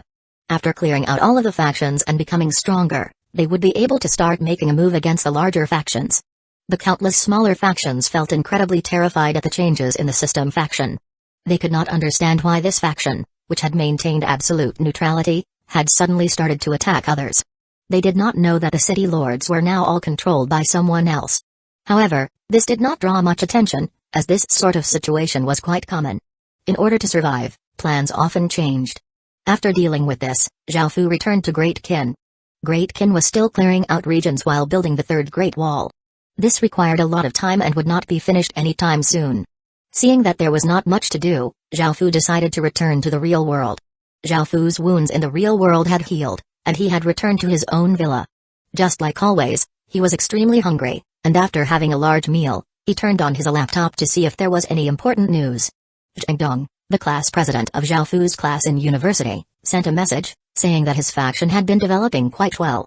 Not too long ago, he had taken down a basic Agnya city, and he was now a city lord, with many of the people from their class joining him. This included Zhao Fu's roommate, Zhang Yu, who he had a good relationship with. As such, he also invited Zhao Fu to join him and said he would give Zhao Fu a decent position because Zhao Fu had supported him in the past. Everyone in the group were praising and flattering Zhang Dong, as he had been the most outstanding in the class, and even some of the teachers praised him. Because the real world was in utter chaos, the news of the heaven-awakened world devouring the real world became more and more widespread and believable. Those who were powerful in the heaven-awakened world would be at the frontier of the new world, so many people started to make plans for their futures. It was quite difficult to survive alone without a faction, so many people chose to join a faction. The most well-known faction was, of course, Great Kin. After all, Great Kin was about to sweep across the world with unstoppable momentum. However, how could ordinary people like them join Great Kin? Even some of the large families or financial groups had tried to curry favor with Great Kin, but Great Kin had not responded in the slightest. Of course, ordinary people like them could not enter, so they could only choose to join other factions. Now that Zhang Dong had become the city lord of a basic city, there were naturally people who wanted to join him. It was only natural that everyone was saying such good things about him. City lord of a basic city? Zhao Fu could not help but lightly laugh. However, he politely rejected Zhang Dong's offer. How could he be a subordinate of the city lord of a basic city? Because Zhang Dong had asked him in the group, Zhao Fu also replied in the group. In order to curry favor with Zhang Dong, some people said to Zhao Fu, you're not giving President Zhang any face. He's already a city lord, and others would be begging to join him, don't regret it in the future. Someone else agreed, saying, that's right. Only an idiot wouldn't want to join President Zhang, we completely support the president. Zhao Fu didn't know what to say in response to this, so he decided to just log off. Following this, he decided to have a look at the Heaven Awakened World Forum, but he found that he could not enter the forum. He remembered that he had captured all of Flower Moon, so there was naturally no one to take care of the Heaven Awakened World Forum. Mugilan soon came in with some documents. It was the information on the remaining dynasties that Zhao Fu had ordered people to collect. Zhao Fu wanted to unify China, they were his first targets. As such, he had people collect information on them to destroy them in the future. There was nothing within the documents about their precise locations, making Zhao Fu feel quite disappointed. However, these people were nearly going mad that they could not take revenge against Great Kin, so they decided to take revenge against the Ying family. After all, the Ying family was the imperial clan of Great Kin. 907 Level 1 Marquisate Kingdom. Even though the Ying family dying would not cause much of a loss to Great Kin, it would definitely cause Great Kin to be quite displeased, allowing those factions to achieve their goal. Since they were going to die anyways, they might as well take out their anger on the Ying family. In order to respond to this, the Ying family mobilized all of the armies at its disposal. After all, the various large families held a lot of power in the real world, and they had created their own personal armies. In response to this, Zhao Fu decided to properly think about it. Even though he could bring his real body into the Heaven Awakened world at any time, allowing him to not worry about this, not everyone could do this. The Ying family was indeed not very important to Zhao Fu, as it was just the imperial clan of Great Kin. However, there were some people in the Ying family Zhao Fu cared about, and he did not want to see them all die. Zhao Fu did not know what to do, as he did not have a way to bring large groups of people into the Heaven Awakened world. As such, he could only return to the Heaven Awakened world to ask the Golden Dragon. The Golden Dragon gave a good suggestion, which was to use a reality magic formation, but this would require many spatial stones. Spatial stones were stones that contained spatial power, but they were extremely rare. However, with the Ying family's resources, gathering the spatial stones would not be a big issue. Up until now, the various branches of the Ying family already had great cities and some basic cities. Even though they could not compare to Great Kin, within the eyes of player factions, they were already massive factions. Zhao Fu prepared this magic formation so that even if the Ying family was broken through in the real world, they could all immediately enter the Heaven Awakened world. However, the Heaven Awakened world was a place that they were not in control of. It was Great Kin's territory. Zhao Fu told the family leaders about this magic formation, and they gratefully thanked him and Great Kin's legatee. After taking care of these matters, Zhao Fu once again returned to the Heaven Awakened world and took care of some more things. Time passed day by day, and soon, it was May of the 4th year. The sun shined brightly down on the earth, and there were no clouds to be seen in the blue sky. It was an extremely clear and sunny day. Suddenly, a domineering dragon's roar sounded out, and the heavens and earth suddenly dimmed as a powerful aura swept through the entirety of China like a cyclone. A black pillar of light stood between the heavens and the earth as 9 massive black dragons circled in the sky, giving off incredible auras. They were incredibly domineering and could cause all creatures to submit.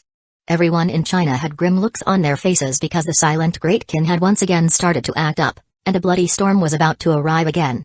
They all greatly feared Great Kin and could not help but feel terrified. Zhao Fu smiled as he stood by the side. After 6 months of clearing regions and building the Great Wall, they had cleared out 950 regions and obtained 3 barony cities and 5 capital cities. Now, Great Kin was a level 1 Marquisate kingdom. Not many people would be able to raise their kingdoms to a Marquisate kingdom before the real world was destroyed. However, leveling up to a dukedom kingdom would be even more difficult. It would require 3 Marquisate cities, 6 barony cities, and 9 capital cities. In actuality, the minor requirements were not so difficult, but leveling up to a dukedom required unifying a whole world. Only with the world's power could one level up into a dukedom. Region power would no longer work, and they would have to rely on the world's power. This was definitely a very long process, as Great Kin did not yet have the strength to unify the whole world. This still required a lot of development. Right now, Great Kin was a level 1 Marquisate. It had conquered 1,470 regions and required 1,000 regions to increase by another level. The 3 barony cities were the previous 3 capital cities, which were 7 Kill City, Moria City, and Demon King City. Great Kin already had a capital city from taking down the Shang dynasty, so they only needed to level up 5 cities. Zhao Fu did not continue to use dynasty cities for the 5 capital cities, as out of the 3 barony cities, there were already 2 dynasty cities and the Shang dynasty's city. There were too many cities from other dynasties, so Zhao Fu decided to develop the other cities. The first was Celestial City, as its attributes were quite suited to cultivation, and the residents living there were very happy. Next was Sword Mountain, as Zhao Fu wanted to increase its attack power and make it even stronger. The third city that Zhao Fu chose was Disaster City, simply to make its disaster attribute more powerful. The 4th and 5th cities were, of course, the Ice and Fire cities. Before, they had only been Dark Gold rank cities, but they had leveled up into Epic rank cities. Zhao Fu had obtained an Ice Heart and Fire Heart from the Heaven Spirit Steel, which contained Epic rank power. The Heaven Spirit Steel was an extremely good thing and had all sorts of treasures. Anyone could obtain almost anything if they satisfied the conditions, and what surprised Zhao Fu was that his supreme level account still had not been taken away. This made Zhao Fu feel quite curious. Even if it was a mistake, nothing had happened for 6 months. He could not understand what was happening, but he accepted it.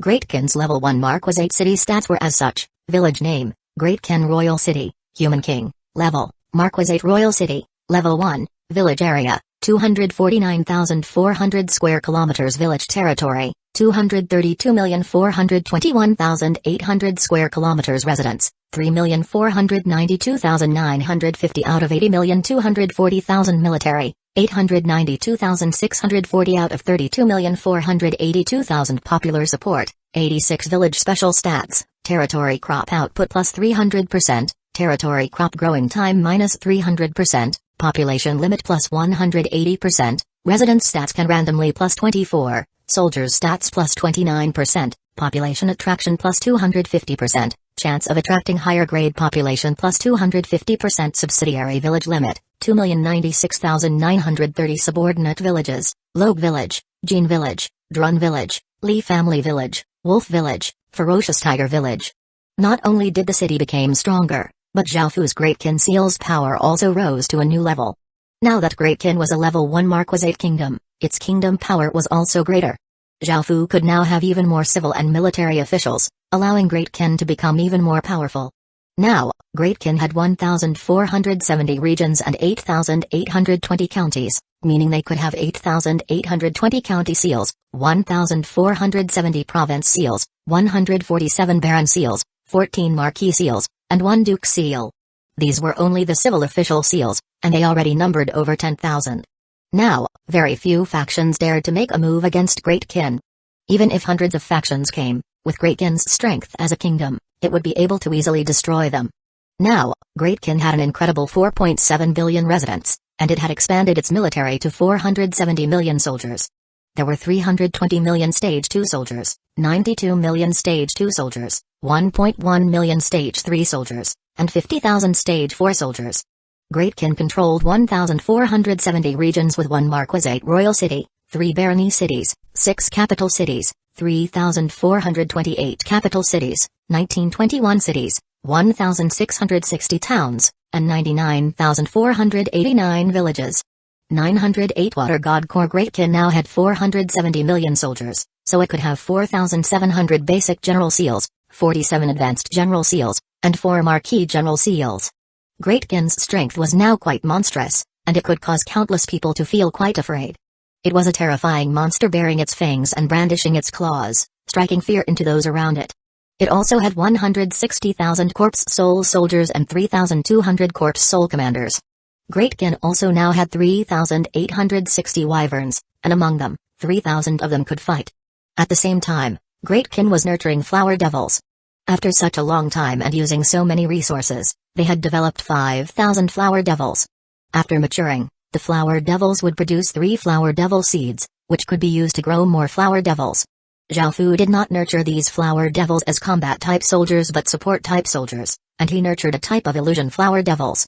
These illusion flower devils were not very strong, but they could release a type of pollen that had powerful illusion abilities. Anyone who inhaled the pollen would be brought into an illusion, and these illusion flower devils had stage 1 strength. This meant that stage 1 soldiers would not be able to escape from the illusion. At the same time, Great Kin not only had ordinary flower devils but also elite class flower devils, chief class flower devils, and a lord class flower devil, which was Lil Rose. Elite class flower devils had stage 2 strength when they matured and could send stage 2 soldiers into illusions. Chief class flower devils had stage 3 strength when they matured and could send stage 3 soldiers into illusions. Lord class flower devils had stage 4 strength right from the beginning, as well as had all sorts of abilities, and they were incredibly powerful. However, the higher class they were, the rarer they were. Little Rose was still a 2 or 3-year-old girl, and Zhao Fu had no idea when she would mature and produce some seeds. There was also the spider den. Because Great Kin had not had it for long, it had only produced 40,000 or so spiders. The spider Empress Elise had worked hard during this period of time. These spiders were all 2 meters wide and had stage 2 strength. They were all incredibly savage and were not weak at all. They were demonic creatures that any human would be afraid of, and the thought of countless massive spiders crawling about was incredibly terrifying. The reason Zhao Fu was interested in them was because they had another ability, which was that they could easily walk on walls like they were walking on the ground. This would make attacking cities incredibly simple. Zhao Fu was quite satisfied with the spider's abilities. They would be quite useful on the battlefield, so he decided to greatly nurture them to help with attacking cities, reducing casualties. There were also the core. The 13 core had all become level 10 core, and they had even more powerful stats. Now, each of the core could have 4 million soldiers. However, this was still not enough, because Great Kin already had 470 million soldiers. In total, the 13 core could only have around 50 million soldiers, which was not even close to 470 million. Luckily, now that Great Kin was a level 1 Marquisate kingdom, it could create another 10 core. Every level that a kingdom increased by, it could create another 2 core. Before, Great Kin had been a level 5 barony kingdom, and now that it had continuously increased by 5 levels so quickly, it could create 10 more core. Now that it was a Marquisate kingdom, every time it leveled up, it would be able to create an additional core. In other words, it would be able to create 3 core for every level that it leveled up by. However, 10 core could only have 40 million soldiers in total, and with the soldiers from the original 13 core, this would still not make up even 100 million soldiers. With Great Kin's army of 470 million soldiers, there was still a great lack of core. Next, Zhao Fu's task was to create the core. Zhao Fu did not want any ordinary core, and because he only wanted to create special core, he had to find appropriate vessels. The first thing that Zhao Fu thought of was Chuoba King City. The city heart could not spawn people with the origin bloodline, but it could spawn some related bloodlines. The city heart had also been affected by Chuoba King's awakening, giving it a bit of origin human power. This power was incredibly weak compared to true origin human power, but it was still quite powerful. It was a pity that Chuoba King had immediately left after awakening. If she had sent her power into the city heart, it would have even greater potential. Even though the city was only a dark gold rank city, Zhao Fu still felt quite hopeful and wanted to see if he could create a special core. He found that it was not powerful enough, making him feel somewhat disappointed. Dynasty legacy cities could definitely be the vessel for a special core. They were epic rank and had powerful legacy power, and Great Kin had 6 legacy dynasties. They were the Hongbang Dynasty, Shang Dynasty, Jin Dynasty, Sui Dynasty, Song Dynasty, and Qing Dynasty. It would be no problem to use them to create special core, but Zhao Fu would still lack 4 more. At that moment, Zhao Fu thought of the Water God Temple. After conquering Vietnam, Great Ken faced the boundless ocean to the north. At the same time, Great Ken had greatly developed its fishing industry and navy. With the various blessings that the Water God Temple gave, it was naturally offered a lot of incense. Now, the Water God Temple was level 12 and had powerful divine power. Zhao Fu decided to use the Water God statue as a vessel, as the core would have affinity with water. Great Ken had always lacked a good navy. After going to the Water God Temple, Zhao Fu saw that it was crowded with people offering incense. As Zhao Fu walked in, the soldiers maintained the order and had those people temporarily leave. "I greet your majesty." The Water God revealed herself and slightly smiled as she bowed. Zhao Fu lightly nodded before taking out a core and fusing it into the tall Water God statue. A powerful aura immediately rippled out. It was an incredibly powerful godly spirit's aura. At that moment, the Water God statue gave off a large amount of blue light, gathering a lot of water vapor in the surroundings and forming a mist. The water vapor gathered to form a woman made out of water, who looked a lot like the Water God. Water God core, with a Water God statue that possesses powerful divine power as the vessel. This stone stele has received a massive amount of power from the Water God statue, greatly raising all attributes. All members of the core can receive Water God power, and the core formation will be the Water God. The limit for this core has increased by 1 million soldiers. After looking at the stone stele's information, Zhao Fu felt quite satisfied and went to his next option, which was the Spider Den. This Spider Den also had a large amount of divine power, and it was already an legendary rank. As such, it would definitely fulfill the requirements for being a vessel, which was why Zhao Fu decided to go there next. The core easily fused into the Spider Den's core and exploded out with a powerful aura. A demonic flame burst forth as a wave of evil and savage energy rushed out, shaking the surroundings. 909 great ghost core within the demonic flames, a spider crawled out and gradually grew bigger before becoming as big as a small house. TTS aura was extremely powerful and ferocious, and it turned into a stone stele with a spider engraved on it. Spider core, with the Spider Den as the vessel. This stone stele has received a massive amount of power from the Spider Den, greatly raising all attributes. All members of the core can receive Spider God power, and the core formation will be a spider. The limit for this core has increased by 1 million soldiers. Now, Zhao Fu still lacked another 2 vessels. Zhao Fu thought about it, but there did not seem to be anything else that could be used as a vessel. Suddenly, Zhao Fu thought about Great Ken's 5 ghost professions. These 5 ghost professions all had immense power, and if they could create core, that would simply be too monstrous. They would be even more powerful than some imperial core. For example, the dark ghost world created by a few hundred ghost illusionists was already immensely powerful. If 4 million people cast the dark ghost world, that scene would be able to turn the whole world into a world of ghosts, allowing summoned ghosts to attack those in the illusion. When he thought of this, Zhao Fu felt quite excited, so he quickly went to the barracks and tried to fuse cores into the profession change stone steles. However, he found that this was not possible for the 100 ghost illusionists and ghost summoners professions, but the 3 other profession change stone steles could be used as vessels. These 3 profession change stone steles seem to have high affinity with the cores, while the 2 other profession change stone steles seem to reject them. However, the human ghosts, ghost kid soldiers, and ghost eyes professions still lacked some power. As such, Zhao Fu went to the Heaven Spirit Stele and used 3 pieces of legendary rank equipment to exchange for 3 powerful ghost attribute treasures, which he fused into the 3 profession change stone steles, making them more powerful. Now, they should be able to become vessels. At the same time, Zhao Fu found that the similarities among these 3 professions were that they needed more ghosts to become more powerful. For example, the more ghosts that the human ghosts fused with, the more powerful they would become. The ghost kid soldiers needed to turn ghosts into weapons, and the more weapons they obtained, the more powerful they would become. This was the same for the ghost eyes, they needed to fuse ghosts into their eyes to obtain powerful ghostly power. All 3 professions were professions that could directly fight, while the 100 ghost illusionists were an illusion-type profession. The ghost summoners were a summoning-type profession, so they could not become vessels. There was another difference, which was that the 100 ghost illusionists and ghost summoners had a limit of 300 soldiers, while the 3 other professions had limits of 3,000 soldiers. Because they were together, Zhao Fu could create them at the same time. He took out 3 cores and fused them into the 3 profession change stone steles. 3 massive waves of ghostly chi rushed out, causing the surrounding temperature to rapidly decrease. An eerie aura covered the surroundings, making those nearby shiver. Boom. Boom. Boom.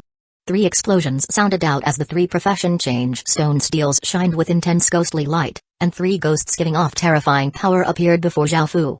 These three ghosts auras were extremely ferocious, and they gathered together, enough to make countless people feel terror. The first ghost was in front of the ghost eyes stone steel, and he looked like an elderly man. He wore a white robe and looked quite amicable, but he had 6 eyes. The second ghost was in front of the human ghost stone steel. He looked quite deformed, being 3 meters tall and having firm muscles, but he was hunchbacked. The third ghost was in front of the ghost kid soldier's stone steel. This ghost looked quite normal and wore armor, and he also held a sword in one hand and a saber in the other with a bow on his back. These 3 ghosts turned into 3 ghostly steels. Human ghost core, with a human ghost profession change stone steel as the vessel. This stone steel has received a massive amount of power from the human ghost profession change stone steel, greatly raising all attributes. All members of the core can receive human ghost power, and the core formation will be a human ghost. The limit for this core has increased by 1 million soldiers. Ghost Kid Soldier Core, with the Ghost Kid Soldier profession change stone steel as the vessel. This stone steel has received a massive amount of power from the Ghost Kid Soldier profession change stone steel, greatly raising all attributes. All members of the core can receive Ghost Kid Soldier power, and the core formation will be a Ghost Kid Soldier. The limit for this core has increased by 1 million soldiers.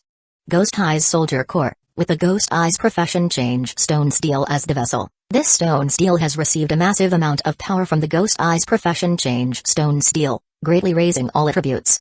All members of the core can receive Ghost Eyes power, and the core formation will be a Ghost Eye. The limit for this core has increased by 1 million soldiers. After reading through their information, Zhao Fu felt quite pleasantly surprised. Even though the profession's power had been slightly reduced after becoming a core, they definitely were not weak at all, and they were among the strongest core. After all, these 3 professions were already powerful professions. Zhao Fu felt quite confident that these 3 core would become Great Ken's 3 Great Ghost Core and would help Great Ken sweep across everything. However, these 3 core all required a large number of ghosts in order to reveal their full might. They would not be much weaker than even the Sword Mountain Core, which had the greatest attack power. Zhao Fu would take care of this some other time, but it was a pity that the 100 ghost illusionists and ghost summoners stone steels could not be used to create core. Otherwise, with these 5 ghost core, Great Ken would be simply terrifying. Zhao Fu decided to use the remaining 5 cores on the dynasty cities. He first went to the Shang dynasty's city and fused a core into the city heart. A king's aura exploded out, and a powerful might covered the city hall as the city heart shined with a bronze light. Roar. A dragon's roar sounded out as a bronze flood dragon gave off a powerful aura and appeared before Zhao Fu. This flood dragon was 9 meters long and had bronze scales and 3 claws. It had a short horn on its head, but it still gave off an emperor's might and domineeringness. Shang Dynasty Core, with the Shang Dynasty's city heart as the vessel. This stone steel has received a massive amount of power from the Shang Dynasty, greatly raising all attributes. All members of the core can receive Shang Dynasty power, and the core formation will be a bronze flood dragon. The limit for this core has increased by 1 million soldiers. Following this, Zhao Fu created the Jin Dynasty Core, Sui Dynasty Core, Song Dynasty Core, and Qing Dynasty Core, 5 Chinese Dynasty Core in total. Their core aura formations were all flood dragons. Only the Great Qin Imperial Core formation was a dragon. These dynasty core powers were not weak at all, but they were more ordinary compared to the other core and did not have any special attributes. They were not as strong as the 3 ghost core either, but their power as core were enough. Now that Great Qin had established another 10 core, its strength reached a whole new level. However, they still needed a large number of ghosts, so Zhao Fu planned to create a ghost gate to release countless ghosts in order to have the 3 ghost core fuse with more ghosts. After all preparations were complete, Great Qin's plan would be to unify the northern side of the Midland continent. After falling silent for so long, it was time to move out again. 910 countries in the northern side of the Midland continent, the northern part of China's territory occupied 2,000 regions. There were also 5 other countries, which were Vietnam, Myanmar, Laos, Thailand, and Cambodia. Right now, Great Qin had 1,470 regions, and apart from the 350 regions it had taken from Vietnam, it still had 1,000 or so regions. In other words, there were about 1,000 regions in China's territory that it had not taken down yet, about 500 regions on its left and on its right. These regions had been places of development for the other dynasties, but those dynasties had either been destroyed or had relocated out of fear. Zhao Fu's plan was now to destroy the remaining 4 countries on the north and take over the remaining regions in the northern part of China's territory, effectively unifying the northern side of the Midland continent. Out of the 4 remaining countries, the strongest was Myanmar, which had 400 regions and about 100 million people, then Thailand with 350 regions and 80 million people, then Cambodia with 320 regions and 70 million people, and then Laos with 300 regions and 70 million people. In total, they had 1,370 regions, around 4,000 city lords, and 4 nation armaments. The first was the Kingdom of Pagan from Myanmar, and it was the first dynasty that unified Myanmar. In 849, King Payan founded the city of Pagan, and in 1004, Pagan sent envoys to the Song dynasty in China. In 1254, Naruto ascended to the throne and was tyrannical and ruthless, causing rebellions to start up. The Shan people in the north rose up and continuously invaded Myanmar. In 1271, the Mongols established the Yuan dynasty and destroyed the southern Song dynasty. The Yuan army attacked Pagan, and Naruto surrendered to the Yuan dynasty. The northern part of Myanmar became a province of China, and the kingdom of Pagan perished. The next was the Sukhothai kingdom. During the Qin and Han dynasties, the Dayan kingdom rose and fell, and the Sukhothai kingdom was established. It was the greatest kingdom in the history of Thailand. In the 13th century, the Khmer Empire had started to decline, and the southern part of Myanmar was invaded by Mongolians. The Dai people took this opportunity to rise up, and they established the Lan Na kingdom in the north and the Sukhothai kingdom in the south. The Sukhothai kingdom started to develop in 1240, and it was viewed as the first kingdom in Thailand. The Sukhothai kingdom drove out the Khmer Empire, integrated the Mon people and Khmer people, and established the Thai language. In 1438, it was devoured by the Yathaia kingdom. The third was the Lanzang kingdom from Laos. It was established in 1353 and was the peak of Laos history. The name meant million elephants and white parasol. The Lanzang kingdom was established by Phon Gum, who was supported by Cambodia's Khmer Empire. The capital was Luang Prabang. The Lanzang kingdom was a vassal of the Ming dynasty. In the 15th century, it was invaded by Vietnam's La Thanh Tong. In the 16th century, in order to avoid Myanmar, it relocated its capital, and it paid tribute to Vietnam until 1694. From 1707, the Lanzang kingdom started to split into the Kingdom of Luang Prabang, the Kingdom of Vientiane, and the Kingdom of Champusk, resulting in the demise of the Lanzang kingdom. The fourth, the Khmer Empire from Cambodia. It was established in the 8th century and it intersected with the Tang, Yuan, and Ming dynasties. During its peak, the Khmer Empire occupied the entirety of Cambodia, as well as most of Thailand, Laos, Vietnam, and the south of Myanmar. It was one of the most powerful empires in Southeast Asia, and it created the famous Khmer civilization. Because it was a Hindu-Buddhist empire, it spread Buddhism. Because of its continuous conquests using the blood and sweat of the common people, many commoners revolted, and many conquered regions staged uprisings. In the 13th century, the Khmer Empire was finally defeated and perished. These were the 4 strongest dynasties of the 4 countries, and they each had a nation armament. These 4 were Zhaofu's main targets. They were not only quite strong but also had many regions. Zhaofu viewed the 1,000 regions in the northern side of China as great Qins for the taking, as they barely had any strength to resist. Zhaofu and his subordinates discussed for a while and decided to send armies to the 4 countries while also sending out letters to the rest of the northern side of China, persuading the system factions to surrender. With Great Qin's unstoppable momentum, most of them would most likely make the rational decision, or else they would be conquered. Because the 4 countries had allied together, if Great Qin attacked any of them, the others would send soldiers to resist Great Qin. The 4 countries had 4,000 or so system main cities and around 400 million soldiers. If Great Qin was to attack one of them, it might have to face attacks from another 3 sides, which was quite disadvantageous. As such, some generals suggested sending 400 million out of Great Qin's 470 million soldiers and splitting them into 4 armies to simultaneously attack the 4 countries, destroying them together, while the remaining 70 million would defend Great Qin. Even though they would have roughly the same numbers as Great Qin would have around 10,000 city lords, while the other sides would have at most only 5,000 city lords. That was including both system city lords and player city lords. Because these countries were prepared, Great Qin could not launch any sneak attacks like before, and they could not clear out the regions in small groups, or they might themselves be ambushed. Zhaofu was not very afraid of a direct confrontation, because apart from the city lords and core, Great Qin also had the 8 terrifying aquatic beast kings. With their strength, dealing with 500 city lords each would be no problem. Last time, it had taken 8,000 city lords to suppress the aquatic beast kings, which showed just how powerful they were. At the same time, there were also the wyverns and corpse soul commanders that had fused with city lord seals.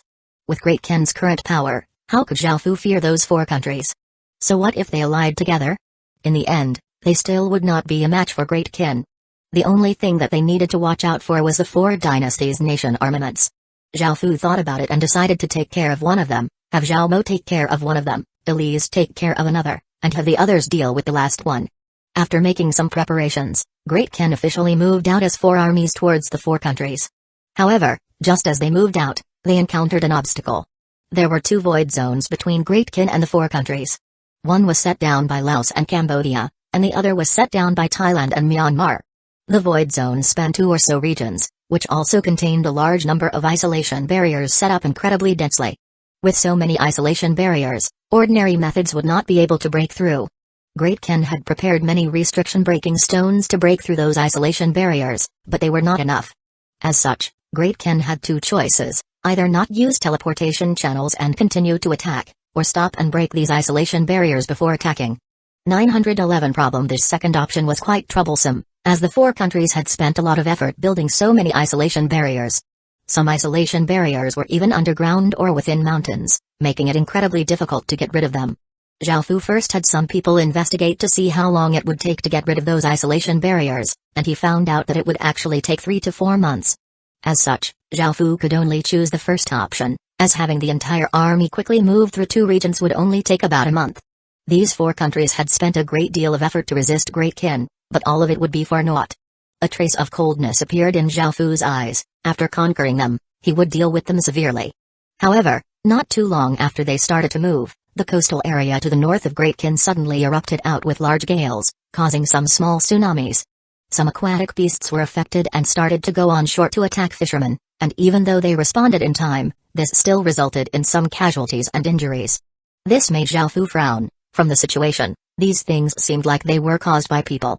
It was too suspicious for these things to start happening all of a sudden, and they were quite small as well. They would not be able to defend against true natural disasters. Also, there were factions attacking Great Ken from the south, east, and west. There were some factions made up of system factions and player factions, and they formed hundreds of thousands of small teams. They did not directly attack, instead harassing Great Ken. This was quite annoying, like a group of flies buzzing around. The civil officials had moved out, and the remainder of the soldiers guarded the Great Walls. Zhao Fu thought about it and had the 8 aquatic beast kings guard the coastal area. With their powerful might, the man-made natural disasters would not be able to affect Great Ken even a bit. At the same time, he ordered those guarding the Great Walls to only defend and not go out and attack, and he also ordered them to ignore the harassment from those factions. After destroying the 4 countries, they would deal with those factions. Now, Zhao Fu was going to destroy the 4 countries so that the northern side of the Midland continent would be at peace, and Zhao Fu would be able to attack other regions with peace of mind. The 4 armies headed towards the 4 nations, but in less than a day, they started to be ambushed. Even though the enemy did not have many people, ranging from groups of thousands to tens of thousands, they would attack whenever they had an opportunity. With their strength, they were unable to cause many casualties or injuries to Great Ken's army, and those who attacked all died. However, groups continuously came over to ambush them. Sun Wu led a group of 100,000 soldiers to easily kill a group of a few thousand people, resulting in a few deaths on Great Ken's side. He brought the corpses to Zhao Fu and reported, "Your Majesty, they are all players, this has been same for the previous waves as well." Zhao Fu frowned. Even though these people could not cause much losses to Great Ken, they continuously attacked, reducing the speed at which Great Ken's army could advance. Every time they moved forwards, they would soon have to stop and face more ambushes. This was incredibly annoying and would reduce morale. Seeing this, Zhao Fu felt a trace of killing intent. Since they wanted to die, he would fulfill them. He shouted, "Send down my orders, use reality-harming talismans and kill all who come, whether they're male or female, young or old." Zhao Fu had used the remainder of his points from the 6-day festival to buy materials to create more reality-harming talismans, so they did not lack these talismans at all. "Yes, Your Majesty." The army responded loudly, shaking the surroundings. The soldiers started to take out talismans and stick them to their weapons. Great Ken's army once again advanced, when arrows suddenly shot out from the distance with massive sounds. Those responsible for clearing the path ahead were ready for this, and they sent their power into their weapons before slashing out and sending the arrows flying. The broken arrows landed like rain onto the ground. Charge! After blocking this wave of attacks, a general gave the order to charge, and he shot forwards as a few city lords also flew over. Those who had attacked did not try to attack again, and they immediately turned to run. Most of these players did not even have stage 1 strength and would only die if they remained. They all knew this, so they immediately ran. However, The city lords and Great Kin's soldiers quickly caught up and started to launch monstrous attacks towards them. Boom. Boom. Boom. Massive explosions sounded out as blood and broken corpses flew everywhere as cries sounded out. The players looked at the city lords in the sky and the soldiers attacking them, and they immediately scattered in all directions. However, most of them were unable to escape, and they were slaughtered by Great Kin's army. They were killed in just an instant with very few people escaping. After clearing out this region, the main army was able to continue onwards, but soon, another wave of concealed players once again attacked, and they were once again killed by Great Kin's army. At night time, Zhao Fu sat within a tent and frowned, feeling quite confused. They had used reality-harming talismans, yet those players were still attacking. Were they really not afraid of death? Were they really willing to give up everything for their countries? Or was it to protect their families that they were willing to die to resist Great Kin? There were indeed people who were willing to give everything for their countries, even their lives, but they were in the absolute minority. Usually people were only willing to do this for their own families and their own benefits. Perhaps this could be explained by them wanting to protect their families, which was why they were disregarding their own lives. However, Zhao Fu had never slaughtered an entire country before. As long as they obediently left, Zhao Fu would not kill everyone. At most, their country would be destroyed, and their interests would be harmed. As such, Zhao Fu was not able to believe that they were really willing to give up their lives just like that.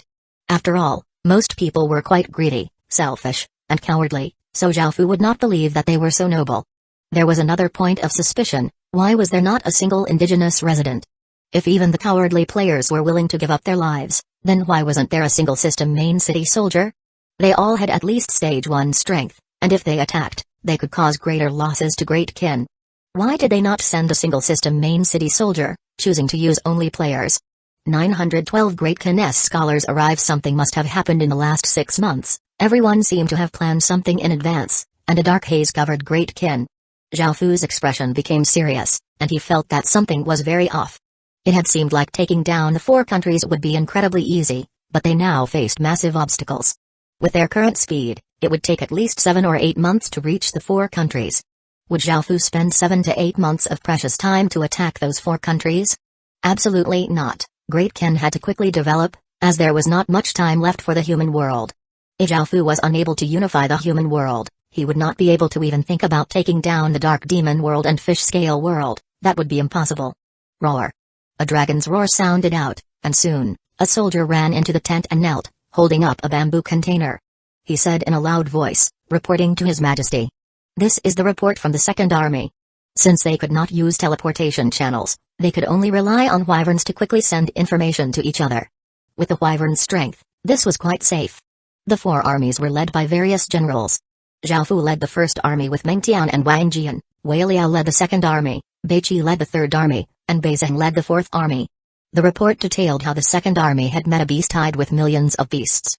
Even though the beast tide was quite terrifying and ferocious, it was still destroyed by Great Kin's army with the price of some casualties and injuries. Everything else was quite similar to what had happened to Zhao Fu's army. People had continuously attacked, reducing their speed and making it difficult to advance. Reports soon came from the other 2 armies, and things were about the same over there as well. Roar. Suddenly, the roars of countless beasts sounded out, and Zhao Fu clearly sensed a ferocious roar rushing at Great Kin's army from the northwest. It was a beast tide. As the beast tide drew closer, deafening rumbling could be heard as a dark mass of beasts charged over with unstoppable momentum towards them. Facing this beast tide, Great Kin's soldiers did not panic. After all, it was just a few million beasts. Great Kin's soldiers quickly responded, getting into formation, and the city lords also prepared to destroy this beast tide. Zhao Fu coldly harumphed, feeling quite angry. He left the tent and turned into a ray of light, quickly appearing above the beast tide. Looking down at the beast tide, Zhao Fu unleashed his full power, causing a massive aura to burst forth. He took out the Death Disaster sword and slashed out with a terrifying sword light. Boom! An enormous explosion sounded out as the sword light seemed to cleave the ground in half. The ground continuously shook as a sword gash that was 10,000 meters long and 100 meters wide appeared on the ground, surrounded by blood and broken corpses. This single sword strike had killed hundreds of thousands of beasts, and the terrifying sound caused the beast tide to pause. Most of them were just ordinary beasts. How could they resist Zhao Fu, who had unleashed the Great Ken Seal's power? After unleashing that strike, Zhao Fu charged into the beast tide and started to commit a massive slaughter. Sword light continuously shot everywhere, causing blood and broken corpses to fly all over the place. Before the ferocious beast tide could even reach Great Kin's army, all of the beasts had either been killed or had run away. Of course, Great Kin's other city lords helped out as well. How could they dare to just watch while their majesty fought? However, they could sense Zhao Fu's anger, so they were careful and stayed away from him as they killed the beasts. After killing countless beasts, Zhao Fu felt somewhat better and not as melancholic. Without him realizing it, the eye of kindness in his heart no longer made him feel any pain because it had turned into an eye of killing. Having met so many obstacles, Zhao Fu returned to his tent and discussed with his generals. They decided to stop advancing like this and use Great Kin's scholars to get rid of these annoying isolation barriers. Zhao Fu did not want to spend 7 to 8 months advancing like this. Because of this, their only option was to destroy the isolation barriers. As such, they set up camp and rested for a few days while they waited for Great Kin's scholars to arrive. Now that Great Kin had set up camp there, no one dared to come and attack. Just the archers standing guard were enough to easily kill them, making it so that they did not dare to come close at all. After Great Kin's scholars arrived, they brought with them many things, most of which were to break isolation barriers. After arriving, they soon started to work. Zhao Fu's task for the scholars was to break through the countless isolation barriers within 1 month. Zhao Fu was determined to destroy the 4 countries within 1 month before turning to attack the other regions. The scholars had to look everywhere for the isolation barriers, and Zhao Fu sent many city lords with them to guarantee their safety. Otherwise, just a few teams of players could annihilate Great Kin's scholars, as they were quite weak. Zhao Fu decided to stay where he was and wait. The 4 countries were resisting quite a lot, so he would definitely deal with them severely after conquering them. A few days later, Zhao Fu looked quite displeased as he looked at the scholars kneeling in front of him. Over the past few days, there had been no developments at all, and Zhao Fu was quite angry that another few days had been wasted. According to the scholars, these void zones were created by combining countless different isolation barriers, forming an enormous isolation barrier. Even though they knew how to dismantle it, there would be new isolation barriers set up. In other words, the other side would be able to build as fast as Great Kin could dismantle. Moreover, the other side had left a path within the isolation barrier, meaning that they could use teleportation channels while Great Kin could not. In terms of speed, Great Kin was far behind them, so it was at a disadvantage. Zhao Fu was quite worried that the other side's city lords would suddenly attack an army. Right now, Great Kin's 10,000 city lords were split among 4 armies.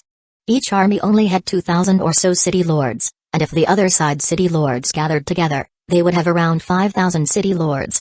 Luckily, Great Kin was not too deep within enemy territory, so reinforcements could quickly arrive. However, once they went further into enemy territory, they would be too far from each other, making the situation quite dangerous. Zhao Fu breathed out and calmed himself down. He understood the situation Great Kin was in, so he ordered for the 4 armies to return and give up on attacking the 4 countries.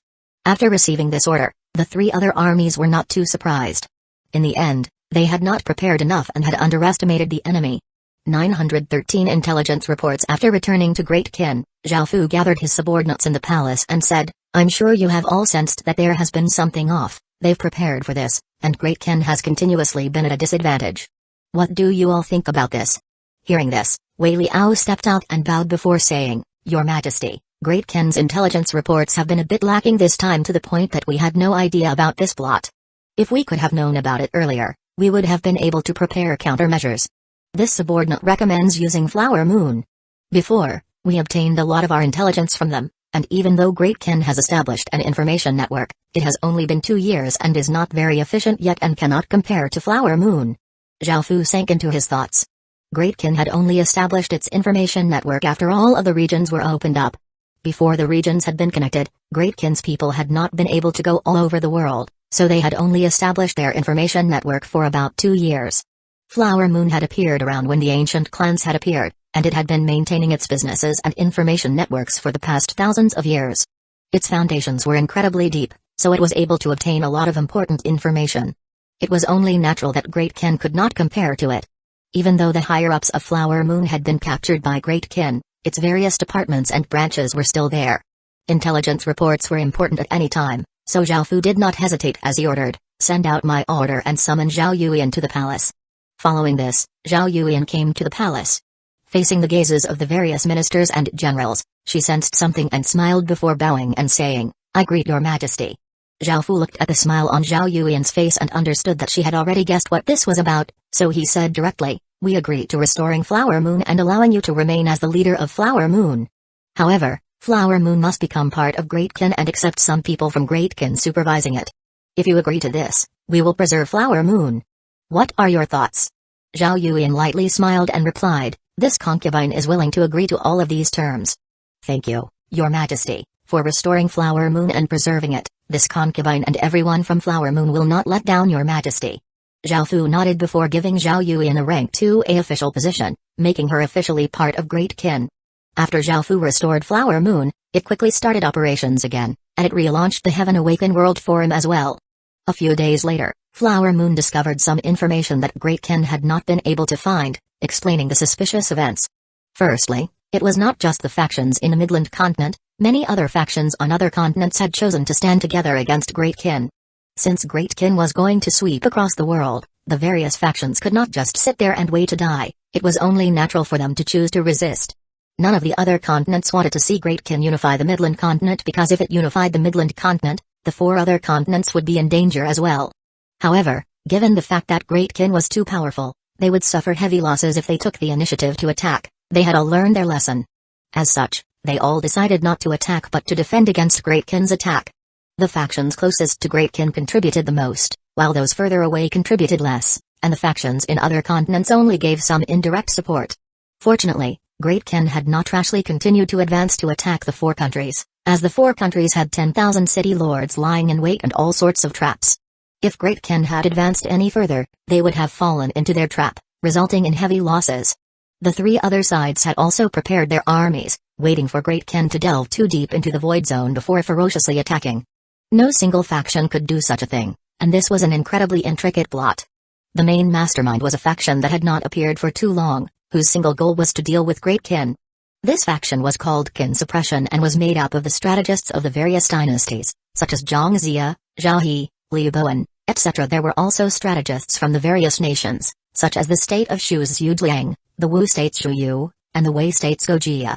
There were also 2 important people, who were from the school of vertical and horizontal. One was the vertical branch's Su Yan, who had disappeared for a long time. He had played a major role in creating Kin Suppression, and the other person was the horizontal branch's Zhang Heng. This was the first time that the people from both branches of the school of vertical and horizontal had come together against a common enemy. It could be said that they were simply invincible. Zhao Fu had wanted to kill Su Yan all this time, but after the battle that time, he seemed to have vanished into thin air. No matter how hard they looked for him, they could not find him. Now, he had suddenly reappeared and was continuing to resist Great Kin. There was also Zhang Heng. Zhao Fu had met him before and felt that he was an incredibly dangerous person. He had slightly helped Great Kin before by giving Zhao Fu a strategy. Back then, Zhao Fu had wanted to keep him to serve Great Kin, but it was a pity that Zhang Heng had no such plans. Now, unexpectedly, he was standing against Great Kin. The main reason was that he had chosen someone to serve, which was one of the states that Great Kin had destroyed in the past, the state of Yan. Now that Great Kin was devouring everything in its path and was simply unstoppable, they could only choose to unite against it. All of the schemes came from this faction. Their strategists came up with a plot against Great Kin, while the other factions gave them strength. They felt quite confident, as Kin Suppression was made up of countless genius-level strategists.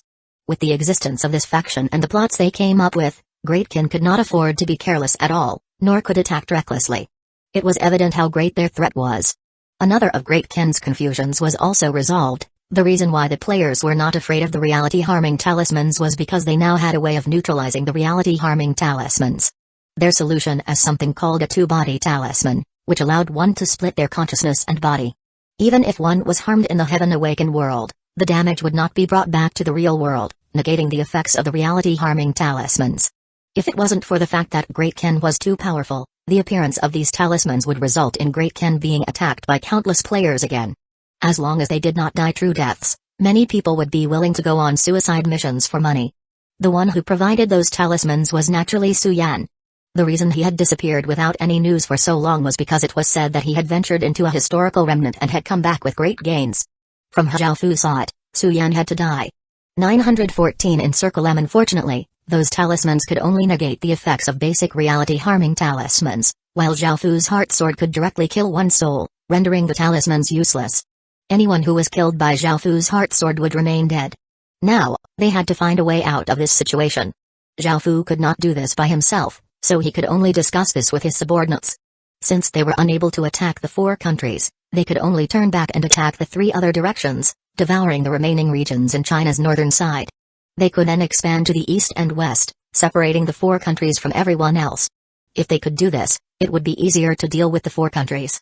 After all, if anyone wanted to help the 4 countries, they would have to pass through Great Qin. With the 4 countries isolated, they would be much easier to deal with. Their second option was to move into China's central area, which had about 1,000 regions. After controlling those 1,000 regions, they could attack the east, west, and south and unify China. The smaller countries did not give Great Qin even a bit of pressure, and they would be incredibly easy to deal with. It was the Chinese factions that gave Great Qin the most pressure, and they were Great Qin's greatest obstacle. If they could get rid of this obstacle, Great Qin's path would be incredibly easy in the future. None of the remaining factions in the Midland continent would have the strength to resist Great Qin. In actuality, this was quite a good plan, getting rid of the resistant factions in China first before dealing with the resistant factions outside. However, the other side had long since expected Great Qin to make a move against them. By the time Zhao Fu and his various generals prepared to turn their attention to the central area of China, a void zone that spanned 5 regions had already been set down. The central area was where most of China's fate was gathered, and China's first dynasty, the Xia dynasty, was there. Even though Great Qin had suddenly emerged as a powerful force, causing all of China's fate to lean towards the northern side, the central area had many powerful factions, such as the ancient clans, School of Taoism, School of Confucianism, School of Mohism, etc. Even though most factions decided to remain neutral, some actively helped others to resist Great Qin. For example, the Confucians, who could not tolerate Great Qin's ruthlessness, and the Mohists, who advocated for benevolence, were the greatest opponents of Great Qin. When Great Qin decided to move into the central area of China, the factions would all have to make a decision, as Great Qin would not allow any other factions to remain there. All of the factions at the central area would be cleared out, and they would either submit or die. There was no possibility of remaining neutral, and this increased the difficulty of Great Qin moving into the central area. Now, there would be great resistance wherever Great Qin attacked. It was like they were surrounded, so how could they get out of this situation? Elsewhere, within a luxurious pavilion, many people were celebrating. With Great Qin's strength and momentum, it seemed unstoppable, yet they had stopped it in its tracks. Having Great Qin retreat was a great victory. However, it was also a pity that Great Qin had turned back in time. If they had delved any deeper, they could have dealt a heavy blow to Great Qin. Apart from the various strategists, there were, of course, the various dynasty legatees. The dynasty legatees all grinned as they sat together and drank, feeling much better. Come. Brother Su, I salute you with this cup, you've contributed the most this time. CG was slightly drunk as he held a wine cup and put his arm around Su Yan as if they really were brothers. Su Yan lightly smiled and picked up his cup, finishing it in one gulp, as he said, it wasn't just my contributions, my junior apprentice brother and the other strategists all helped greatly, this victory belongs to everyone. Also, Great Qin will not give up so easily, so we need to continue to be careful. Hearing this and thinking about how terrifying Great Qin was, the slightly drunk attendees became more clear-minded and nodded seriously. Back at Great Qin, Zhao Fu and his subordinates once again made a plan, and they decided to continue attacking those 4 countries. The difficulty of entering the central area of China would be many times greater than destroying the 4 countries. After Great Qin became even more powerful, entering the central area of China would be much easier. Also, if they unified the northern side of the Midland continent, there would not be much to worry about anymore. After all, if Great Qin wanted to move into the central area right now, it would not only face the various Chinese factions in front of them but also the 4 countries behind them. This would be quite difficult to take care of, so Zhao Fu decided to attack the 4 countries first. Even though Great Qin was surrounded by void zones and isolation barriers, there was one place where there was not any, which was the coastal area. Naturally, the 4 countries were unable to set up any isolation barriers there, so there was not any resistance there. Great Qin could use the ocean to come behind the 4 countries and attack from there. However, it was also possible that the 4 countries had set up isolation barriers on their coastal areas to stop Great Qin from attacking from the ocean. However, even if they did set up isolation barriers, Zhao Fu would still attack from the ocean, as he already had a good plan. He first took out 100 million soldiers from the army and replaced them with the 100 million people's militia. When they attacked the 4 countries again, they would still have the same number of soldiers, so this would not evoke any suspicion. The 4 countries would think that Great Qin was still attacking from the front and gather their forces to the front. While the 4 armies advanced on land, they would also set up their own isolation barriers. If Great Qin could not use teleportation channels, they would make it so that the other side could not use them either. That way, Great Kin would not be in such a disadvantageous position and would be able to fight a prolonged battle with them. As for the 100 million soldiers that Zhao Fu took out of the army, he would have them travel behind the 4 countries and attack there. Even if there were isolation barriers, it would be much easier to attack from behind, and they would also be able to utilize the 8 aquatic beast kings. When the time came, because the 4 countries' armies and city lords would be at the front, Zhao Fu would bring some city lords and the 8 aquatic beast kings to quickly travel and attack from behind. Traveling on ships would definitely be faster than walking. Instead of taking 1 month to walk, using ships would only take 15 days. This would save a lot of time. The only thing to be wary of was that there could be countless players retaliating, as they no longer feared Great Kin. After all, the reality-harming talismans were no longer useful against them, and because it was Great Kin invading them, things would not be as easy as taking down Vietnam. Zhao Fu thought of the reality magic formation that the Golden Dragon had given him. He considered bringing all of these players' real bodies into the Heaven Awakened world before slaughtering them all. 915 long time no see. Great Kin would only be sending 100 million soldiers to the back, and most of the city lords would be at the front to draw attention. As such, simultaneously invading 4 countries would be quite difficult, so Zhao Fu planned to invade 1 country first instead of splitting his forces. After destroying a country, they would immediately turn to another country. They would first destroy Myanmar and Thailand, as they were stronger than the other countries. Because Laos and Cambodia were weaker, after Great Kin destroyed Myanmar and Thailand, dealing with them would be much easier. Moreover, Great Kin had a massive chess piece buried within Laos, which was the Vietnamese faction from before.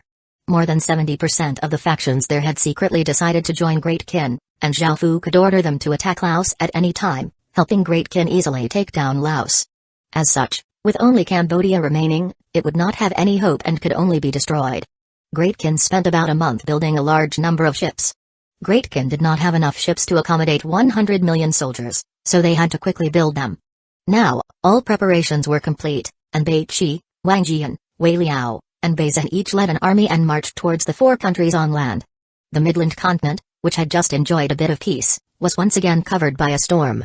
The 4 countries, as well as China's various factions, once again roused themselves and made preparations to deal with Great Kin's advance. Just like before, as the 4 armies advanced, they were continuously ambushed, making their advance incredibly slow. This time, Great Kin's armies brought scholars, who set up isolation barriers wherever they went. This way, the 4 countries' people would not be able to attack from the side whenever they wanted, making it difficult to attack as they could no longer be as nimble. Great Kin slowly reversed its unfavorable conditions, and the people from the 4 countries no longer looked as pleased. They continued attacking while reporting this to the higher-ups, asking them for a solution. In response, the 4 countries' factions asked the Chinese side for advice, and the Chinese side passionately responded. Because of the current situation, they seemed incredibly close, as if they were a family. It was only because of Great Kin's threat that they were willing to be so close and harmonious. In a world where interests reigned supreme, no one cared about justice, evil, or even patriotism. In this kind of world, anyone would kill their brother and father for one's own benefits. It seemed that everyone had forgotten the matter about the 21 countries invading China. Some people had said that since Great Kin was part of China, it should have helped China, yet now this was happening. As such, Zhao Fu wanted to take over China. This world could only have Great Kin.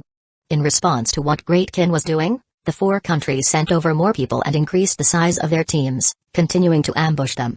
Even though they were not as nimble as before, the frequency of their attacks increased and had a greater effect. Because Zhao Fu wanted to use the reality magic formation at the back of the 4 countries, he could not reveal it now. As such, the 4 armies would not use the reality magic formation. Facing the 4 countries' continuous harassment, Great Kin continued to advance slowly but steadily, looking incredibly resolute to attack the 4 countries. This made the 4 countries feel quite worried, and they sent even more people to launch attacks, looking incredibly resolute to defend. On the other side, Zhao Fu took 100 million soldiers on countless ships, as well as the 8 aquatic beast kings and 2,000 city lords. With this sort of strength, destroying a country would be no problem. The main thing was the 8 aquatic beast kings and Zhao Fu's immense power. The 100 million soldiers and 2,000 city lords were mainly for tying up the residents and soldiers and for support as well. The sight of countless ships sailing together was quite majestic, and it could cause one's heart to tremble. It could be said to be the human world's largest navy. After sailing for 5 or 6 days, they discovered that they were even faster than expected and were already more than halfway there. They did not encounter any problems on the way and progressed quite smoothly. Zhao Fu stood on the ship at the front in order to deal with any unexpected circumstances. Just as they were about to reach the coastal seas of the four countries, a shocking aura burst forth, seeming to shake the heavens. The surface of the ocean started to toss and roll, creating massive waves. Zhao Fu immediately sensed a terrifying danger, and his expression fell. He immediately sent out the 8 aquatic beast kings, while 20,000 people appeared ahead of them, giving off powerful auras. They were all city lords. At their head was Su Yan, who gave a condescending smile as he looked at Zhao Fu, saying, "Long time no see, Great Kin's legatee. Firstly, I need to thank you, as you showed me just how weak and powerless I was. However, things are different now, because we've seen through all of your plans. Retreat." Zhao Fu had no time to respond to Su Yan. When that terrifying aura had appeared, Zhao Fu had already sensed that something was off. Now that he personally saw the 20,000 city lords, he realized that the other side had set a trap here and was waiting for him, so he immediately gave the order to retreat. All of the soldiers obeyed and started to turn the ships around, but it was already too late. A 1,000-meter tall, thousands of kilometers wide wave formed, giving off an aura that seemed like it could devour everything as it rushed towards Great Kin's navy. Og! Zhao Fu roared as he took out the Sin Dragon sword and exploded out with the Great Ken seal and the 6 paths of reincarnation power, sending them into the Sin Dragon sword. The Sin Dragon sword gave off a world-destroying sword light, and Zhao Fu slashed out, seeming to rend the heavens, towards the enormous wave. Boom! Boom! Boom! The 8 aquatic beast kings also obeyed Zhao Fu's orders and exploded out with terrifying auras as they entered the sea and charged towards the wave. Boom! A shocking explosion sounded out as the terrifying sword light split the wave in half, while the 8 aquatic beast kings also crashed into the wave. The wave was destroyed, but a massive amount of seawater still flooded forwards with immense destructive power towards Great Kin's navy. Ship after ship was easily crushed, and countless soldiers fell into the water. Even though Great Kin was prepared and gave each soldier a water pearl, allowing them to breathe underwater, the massive shockwaves still blasted the soldiers' bodies. The impact caused the soldiers to be heavily injured, destroying their organs and killing them. Corpses bobbed on the surface of the water before yet another 1,000-meter wave rushed forwards with a ferocious aura. Zhao Fu exploded out with his full power, and the 8 aquatic beasts and 2,000 city lords also used their full power, wanting to stop this destructive wave. In the end, Great Kin escaped wretchedly, losing around 10 million soldiers. They had lost so many people without having accomplished anything, making this Great Kin's greatest loss. 916 Plan. This was the first time they had achieved such results before, causing the factions to become delirious with joy. They had never obtained such a victory before, and it was because they had gathered simply too many strategists, who had plotted this together. No ordinary person could get out of this situation by themselves. In actuality, it was only natural that the result would be like this. From the beginning, they had been predicting all sorts of things that Great Ken could do, and they prepared countermeasures for all possibilities. That was the main purpose of the strategists.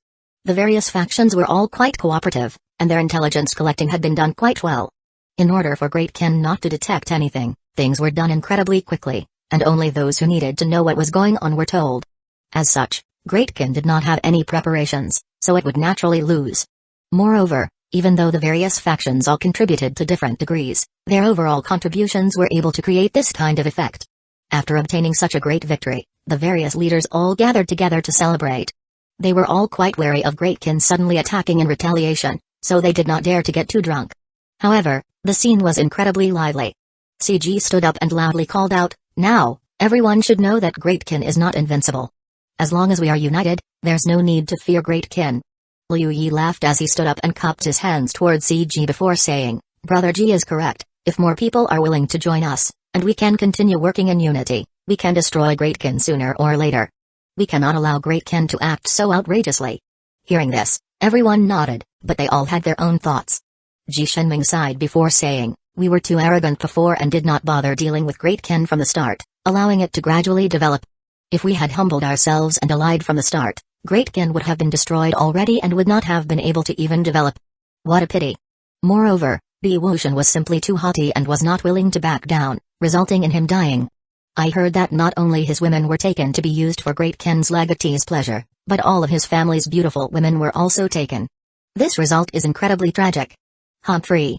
Great Kin is incredibly ruthless and cruel, and Great Kin's legatee is not only tyrannical but licentious. He's a tyrant and a bandit, and we should have gotten rid of him earlier to bring justice to the world," a scholar said as he coldly harumphed. Everyone agreed with what he said, as that was the reality to them. Great Kin's legatee was a bloodthirsty and lascivious person, yet he had been favored by China's fate and developed so quickly. His strength now caused countless people to feel terror. This forced all of them to work together to resist Great Kin. Why did they not have such good luck and opportunities? The heavens were simply unfair to favor those who were evil. Some people even shouted to the sky in grief, "God, you're simply blind. Why are you helping such an evil person bring harm to the world? Why would you not give us an opportunity?" However, seeing that they had stopped Great Kin from seemingly taking over the world, they felt much better. Come, let's all celebrate and then go back to operating our plan. This time, we have to heavily wound Great Kin and make it so that it can no longer recover. CG said loudly as he raised his wine cup. Everyone else cheered, making the scene lively again.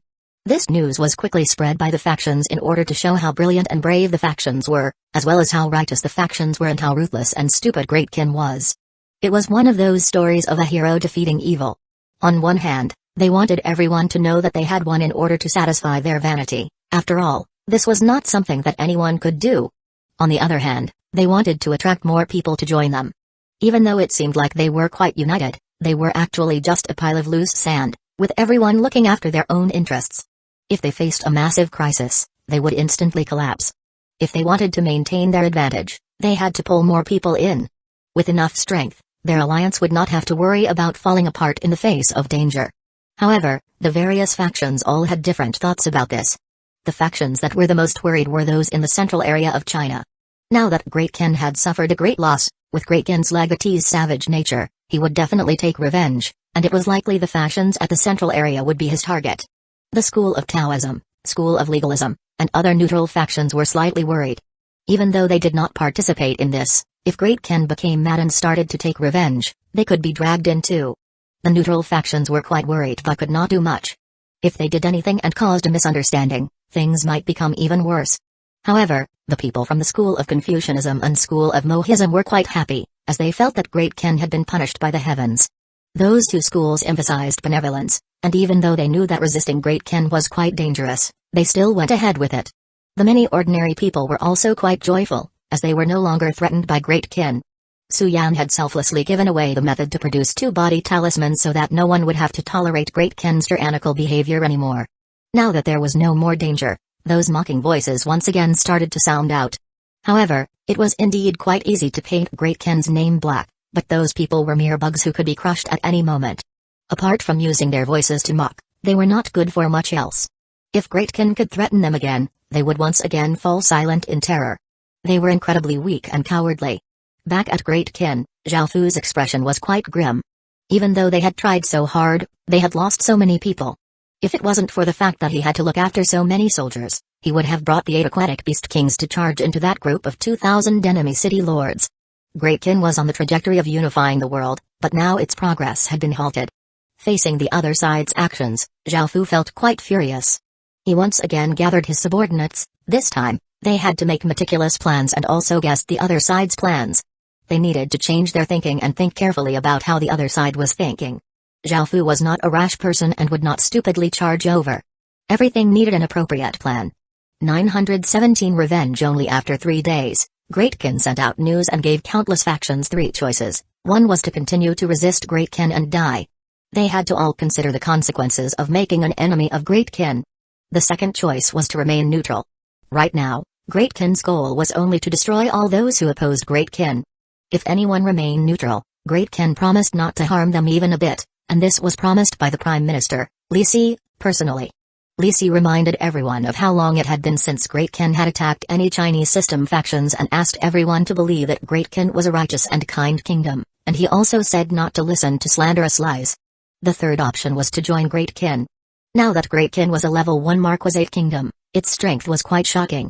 It was not something that ordinary people could deal with, and if one wanted to live stably in the future, Great Kin was undeniably the best choice. Right now, Great Kin was in need of people, and anyone who was willing to submit would be treated favorably. Right now, they had to divide the enemy's factions.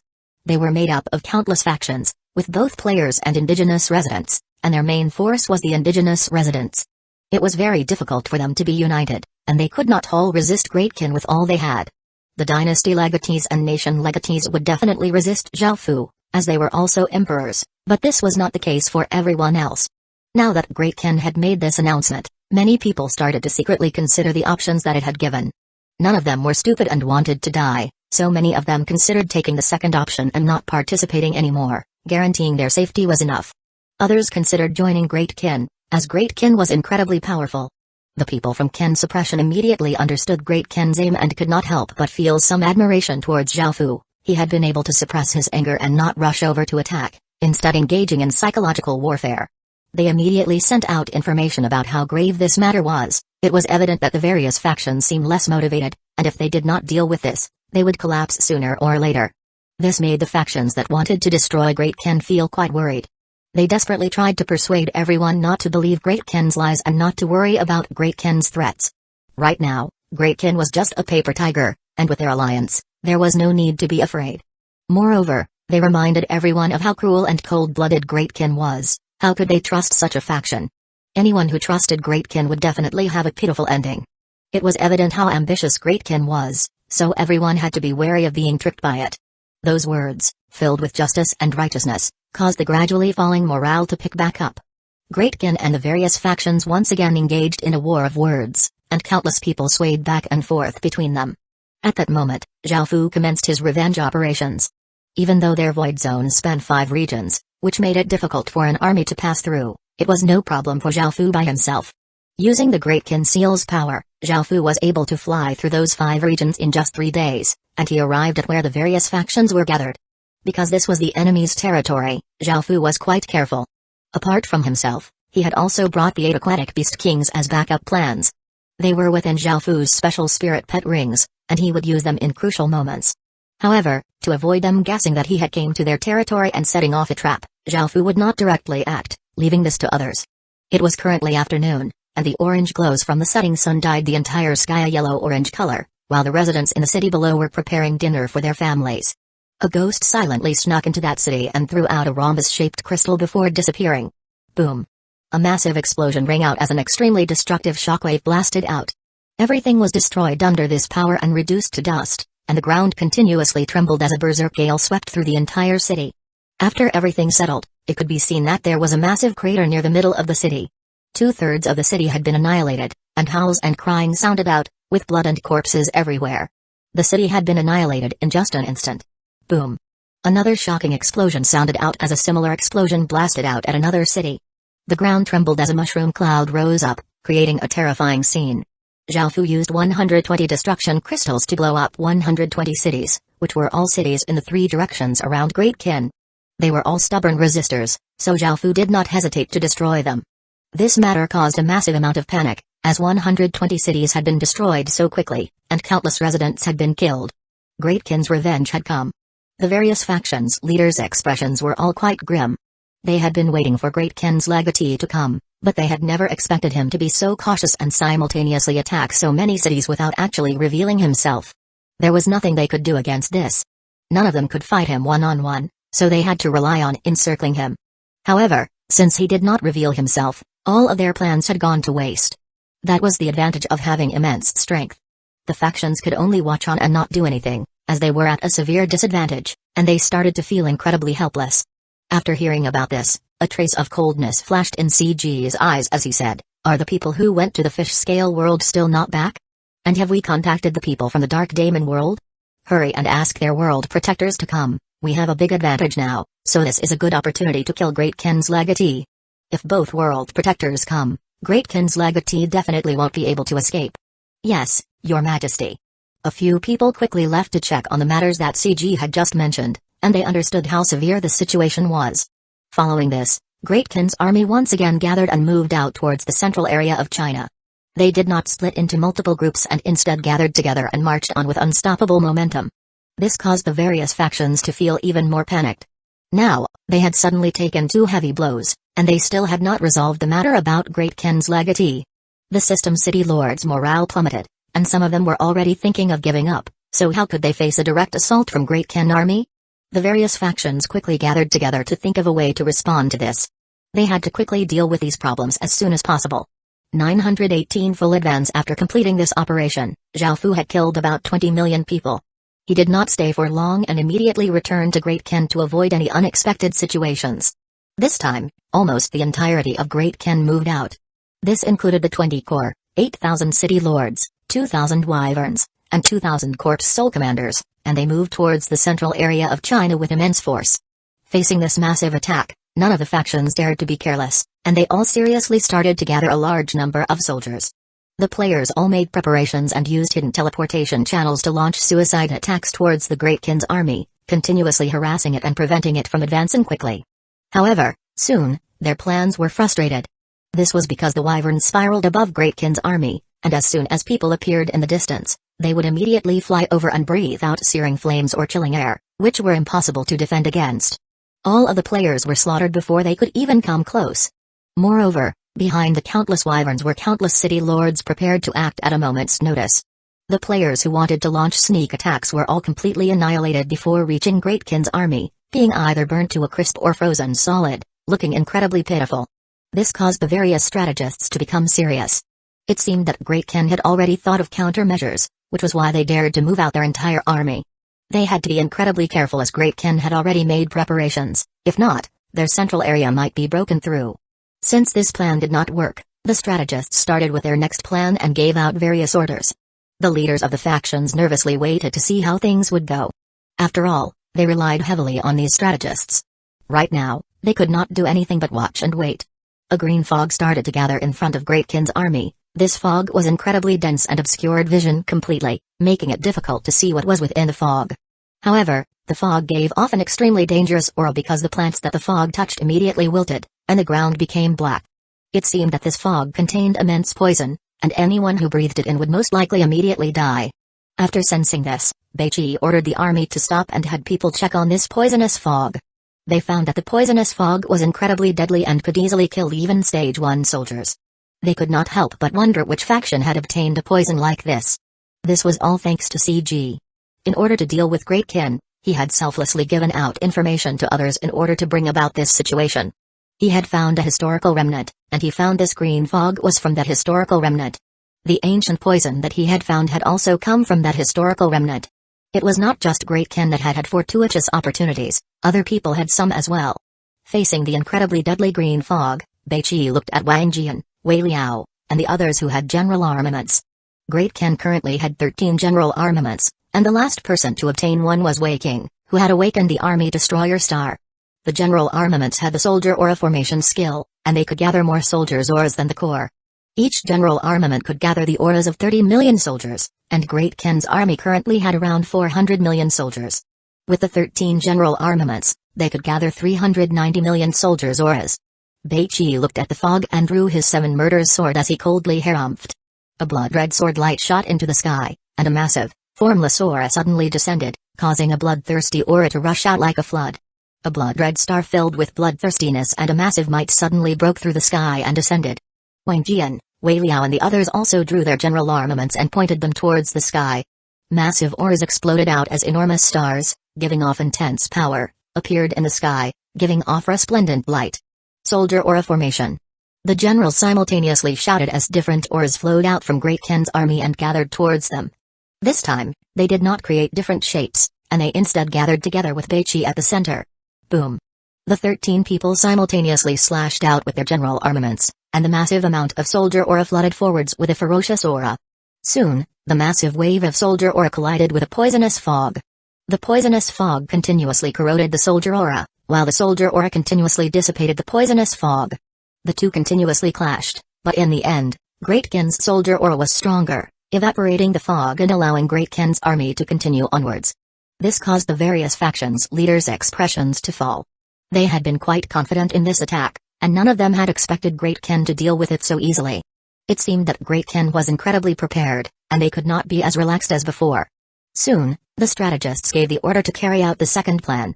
Seeing Great Kin get rid of the poisonous fog so easily, even CG felt quite startled, and he started to feel quite worried. He shouted, "Are those people contacting the Fish Scale World and Dark Daemon World back yet? If they miss this chance to kill Great Kin's legatee, they'll never get another chance." Right now, the thing that CG wanted most was to kill Great Kin's legatee. After all, it was just Great Kin's legatee by himself, whereas they had countless city lords. If they worked with 2 world protectors, Zhao Fu would be dead without a doubt. After all, those 2 world protectors were enough to heavily wound Great Kin's legatee. This time, they would also have countless city lords helping out, and they also had the demon-slaying formation, which was an extremely powerful killing formation. No matter how powerful Great Kin's legatee was, he would still die. The only thing that CG was worried about was Great Kin's legatee escaping. If he was allowed to escape, they would have to think of some other way to lure him out again. CG felt quite hateful. Why did he not have such monstrous power? If he did, he could directly kill Great Kin's legatee and would not have to rely on those two world protectors. After Great Kin's legatee died, there would be nothing to worry about regarding Great Kin. After all, if a kingdom lost its figurehead, it was destined to decline and fall. Even if Great Kin's legacy chose a new ruler, who could compete with Great Kin's current legatee, the people from the Ying family could not even compare to a tenth of him, so CG did not worry about them at all. Rumble. Great Kin's massive army continued forwards, but at that moment, a massive rumbling sounded out as the ground continuously shook. The tremors became larger and larger as the ground started to crack, and large rocks started to roll down mountains as mud also started to slide down. This made it quite difficult for Great Kin's army to advance, as they had to defend against the various natural disasters, putting them in a disadvantageous position. 919 20 core. All 20 core, scatter around the army and use your core power to suppress the ground beneath you and stop the tremors. Beichi immediately gave out an order, and the people from the 20 core went around the army and exploded out with powerful auras. For example, the Sword Mountain Corps sent a massive amount of sword chi into the ground, the Demon King Corps sent a large amount of demonic chi into the ground, and the Celestial Corps sent a great amount of spirit chi into the ground. As their various powers entered the ground and spread out, the surrounding land was sealed and stopped shaking. However, this was only limited to where Great Kin's army was, and the surrounding ground continued to violently tremble, causing Great Kin's generals to frown. The other side had many tricks up their sleeves, and in order to defend well, they had used all sorts of tricks, some of which were completely unpredictable. Facing these tremors, Beichi ordered the army to wait and not make any rash movements. Those tremors lasted 15 days before they finally stopped. The item that had caused these tremors had been destroyed after being continuously used for 15 days and 15 nights, and it cost tens of millions of gold coins every day. They could not support an expenditure like this. Now, these regions looked like they had been ravaged by unimaginable natural disasters. Mountains had collapsed, and the ground had massive cracks running through it. The surroundings were deathly silent as if all living creatures had died. This made it incredibly hard to walk, if not impossible to walk. However, Beichi once again gave the order to advance. Even if there was no path to be walked, they would make a path. The soldiers took out yellow gems and controlled the dirt and rocks to quickly fill some of the cracks, allowing the army to continue onwards. The various factions never thought that despite all of this, Great Kin would still attack the central area. It seemed that they were determined to destroy the central area, and the strategists once again discussed together. CG's expression was quite grave, as he received news from the two other worlds that the two world protectors still had not fully recovered from the previous battle and were still incredibly weak. It would be impossible for them to come and kill Great Kin's legatee. This made CG silently curse. It seemed that they had to rely on themselves. They had to think of a way to lure Great Kin's legatee out by himself and use the demon-slaying formation to kill him. However, this made the strategists' job much harder. After much discussion, the strategists decided to rush the repair of the item that caused earthquakes, while Zhongxia and the others created a heaven and earth change formation. Beichi continued leading Great Kin's army onwards, giving off an aura as great as a mountain. They disregarded all obstructions, seeming completely determined to attack the central region. The ground once again trembled, but it was not as severe as before, and they could still manage to walk. Before, they could barely even stand, and this was because the item that they used had been badly damaged, and even after some repairs, its effects were much weaker than before. This was good for Great Kin's soldiers, because if the tremors were still as great as before, the paths they made could collapse at any time, making things quite dangerous. However, the various strategists had thought of countermeasures as well. Zhongxia's heaven and earth change formation was activated, causing countless clouds to gather, obscuring the sky and giving off an oppressive feeling. A wild gale started to blow as torrential rain started to pour, and bolts of lightning ferociously crashed down. Adding on the tremors in the ground, it seemed like the end of the world, making it incredibly difficult to walk. However, Great Kin still did not give up. The Corps unleashed their core shields to defend against the gales and the rain, and the army continued to advance. On a tall platform, surrounded by countless flags, Zhongxia stood wearing white robes, looking quite ethereal and otherworldly. There was a massive magic formation in the sky that slowly spun, causing heaven and earth essence chi to madly gather. Since Great Kin was still so resolute about attacking the central area, Zhongxia was expressionless as he performed various hand seals, causing the magic formation in the sky to spin faster and faster as even more heaven and earth essence chi gathered. even more intense gales and rain buffeted Great Kin's army, and there would occasionally even be lightning striking at them. Fortunately, they had the protection of the core shields, so there were no injuries or casualties. It just made it much harder to advance. However, Beichi's expression was cold and showed no intention of stopping, and he continued ordering Great Kin's army onwards. Seeing Great Kin look so determined and relentless, the various factions started to feel nervous. If they clashed head-on, they were worried that they were not a match for Great Kin. After all, Great Kin's battle power and battle intent were much higher than theirs. Moreover, they were just a number of factions gathered together and were not as unified. Once Great Kin broke through their defenses, with Great Kin's legatees' terrifying attacks, many people would directly run away, and they would lose without a doubt. If they wanted to prevent this, they had to stop this at all costs. The strategists continued to think and ordered people to suicide attacks. With the chaotic conditions, it was dangerous for the wyverns and city lords to be in the air. If they started launching suicide attacks, they could be quite effective. In order to deal with this matter, the strategists continued to think of other methods. If they could stop Great Kin's army in the Void Zone, they would win. Finally, after 6 days, Great Kin's army was unable to withstand the attacks and harsh conditions and chose to retreat. After once again sending Great Kin's army into retreat, the various factions became mad with joy. They were incredibly emotional, as this was their second victory against Great Kin, and their lowered spirits once again rose. This showed everything that they really did have the strength to defend against Great Kin. They once again victoriously announced, "We've repelled the evil Great Kin for the second time now. Everyone, please believe in our strength and join us to resist Great Kin's tyrannical behavior. For the peace of the world and for a better future." Those who were displeased with Great Kin were also incredibly joyful. They were the happiest about this result, so they all started and cheer and celebrate. Some people started to shout about destroying the Kin dog and joined various factions. Now that the factions had an advantage and gave out many benefits, many people immediately joined them. The real world was filled with even more mocking towards Great Kin, calling Great Kin trash or saying that it had received its dues. 920 Turn of events. Suyan and the various legatees grinned as they sat together. This was the second time they had achieved a victory like this, and they were ecstatic. "Everyone, it was all thanks to all of you. We all stopped Great Kin together, and now, there's nothing to fear about Great Kin. Since we can defend against them once, we can defend against them a second, a third, and a fourth time. Now that we're able to defend against Great Kin, we should think about how to attack Great Kin. This is for the happiness and peace of the world, so please do your best." CG smiled as he spoke loudly, and the other legatees also praised the strategists, as this was all thanks to them.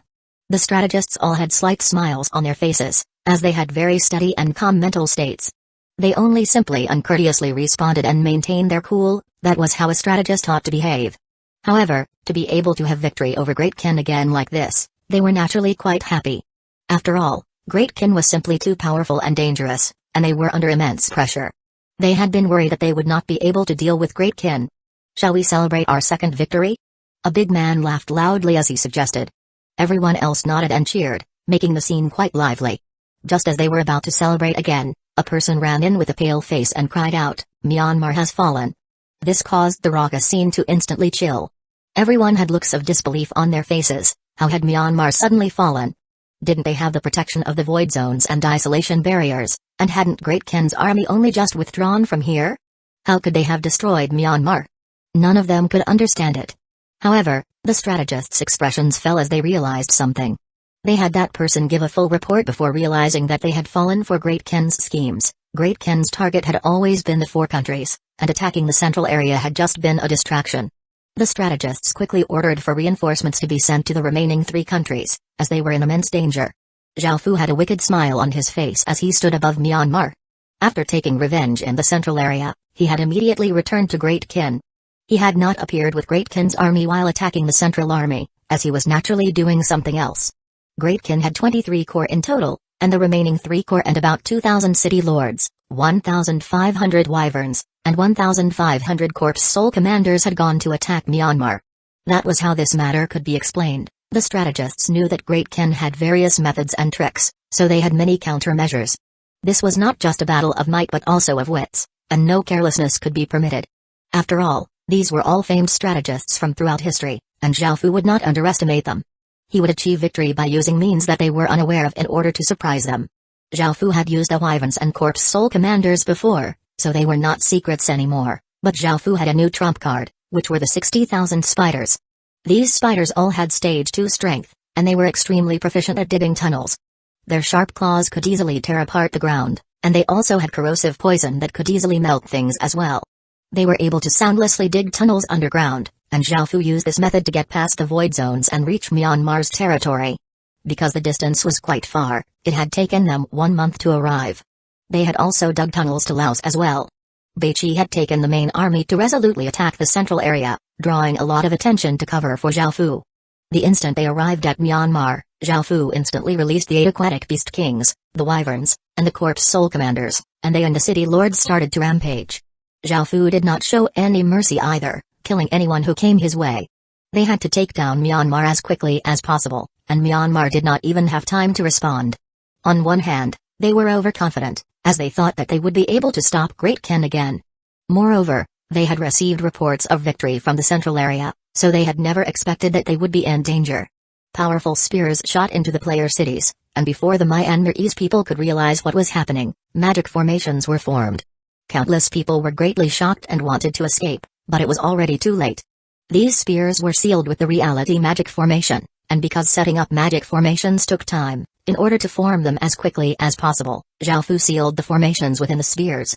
This allowed the formations to be instantly used and bring all of the players' bodies into the Heaven Awakened world. Of course, these spheres were incredibly special items, and not only were they fused with many spatial stones, but they had also used many precious materials to create them, or else they would not be able to seal the magic formation within them. Myanmar had about 400 regions and around 1,200 city lords. Putting aside Great Ken's wyverns and corpse soul commanders, just the 8 aquatic beast kings would be enough to destroy them.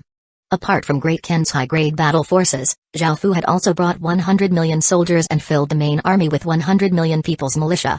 Xiaofu led these 100 million soldiers and 3 corps to help Great Ken take control of the situation. Myanmar fell incredibly quickly. Xiaofu found the pagan dynasty and started to ferociously attack it. The legatee was a round-faced young man, and the nation armament was a cattail and was not too weak. However, in front of Xiaofu, he was nothing.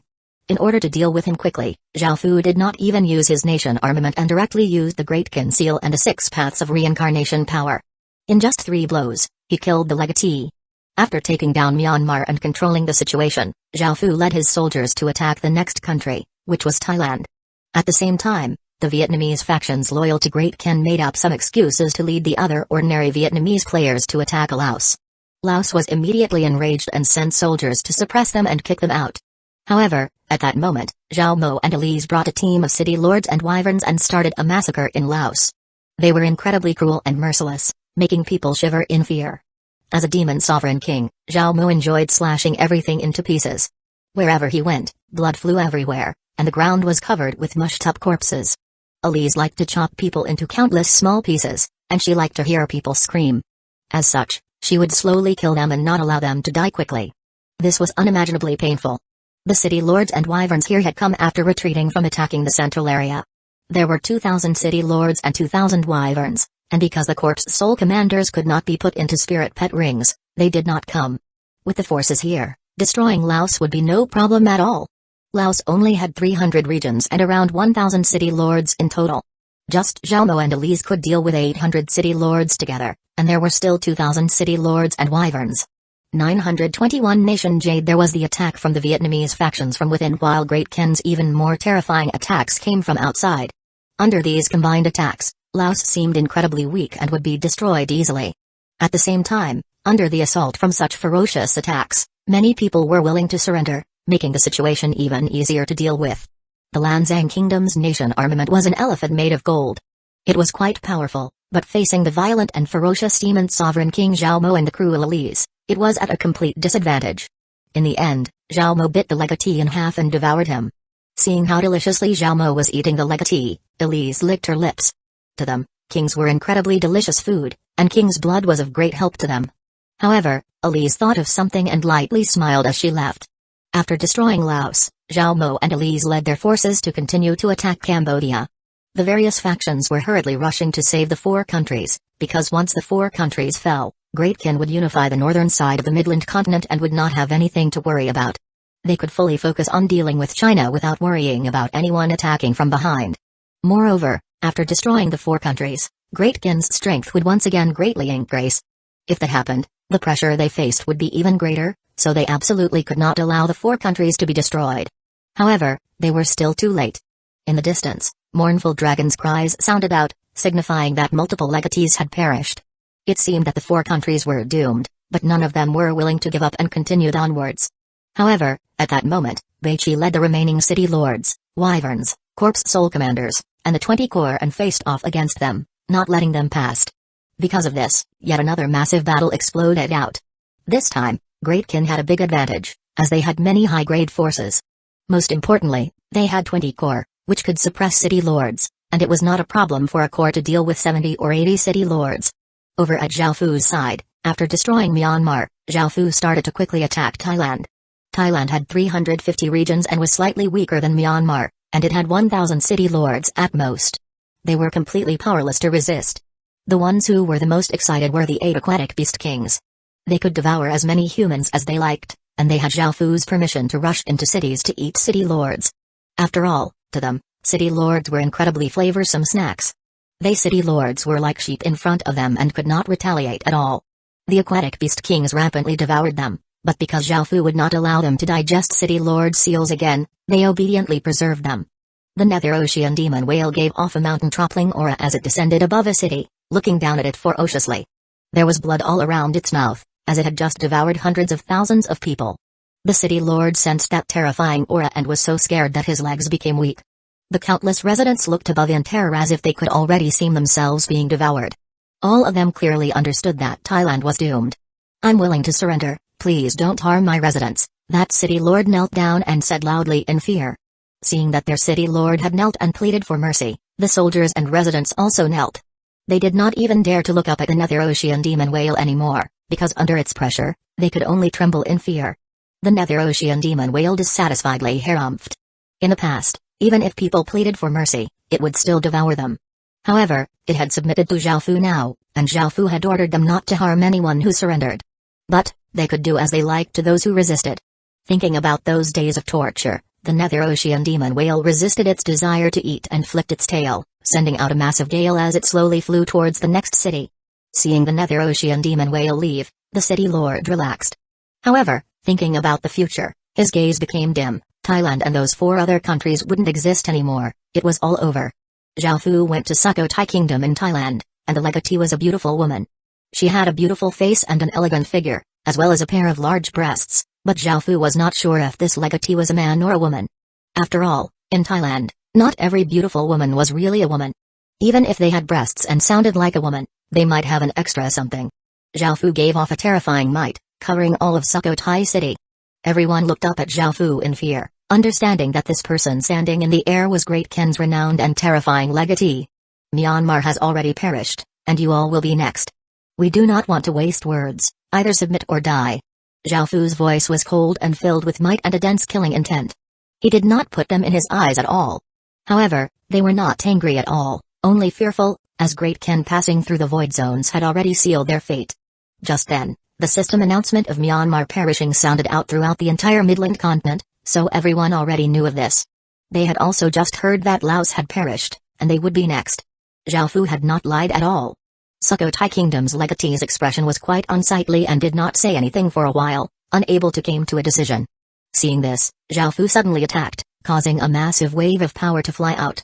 The legatee was unable to resist at all and was knocked to the ground, coughing up a large mouthful of blood. Even though everyone else felt quite afraid, seeing their majesty being attacked, they all gripped their weapons and gave off powerful auras as they rushed at Zhao Fu. Zhao Fu disdainfully laughed as he stretched out a hand and prepared to commit a massacre. Zhao Fu had always felt quite angry towards the 4 countries, and now, he wanted to properly take revenge and vent out his anger. "Stand down." The legatee lightly cried out and wiped away the blood at his or her lips. The legatee knew that if they rushed up, they would definitely die. A precious jade, giving off an incredibly powerful aura appeared, and even the weather started to change.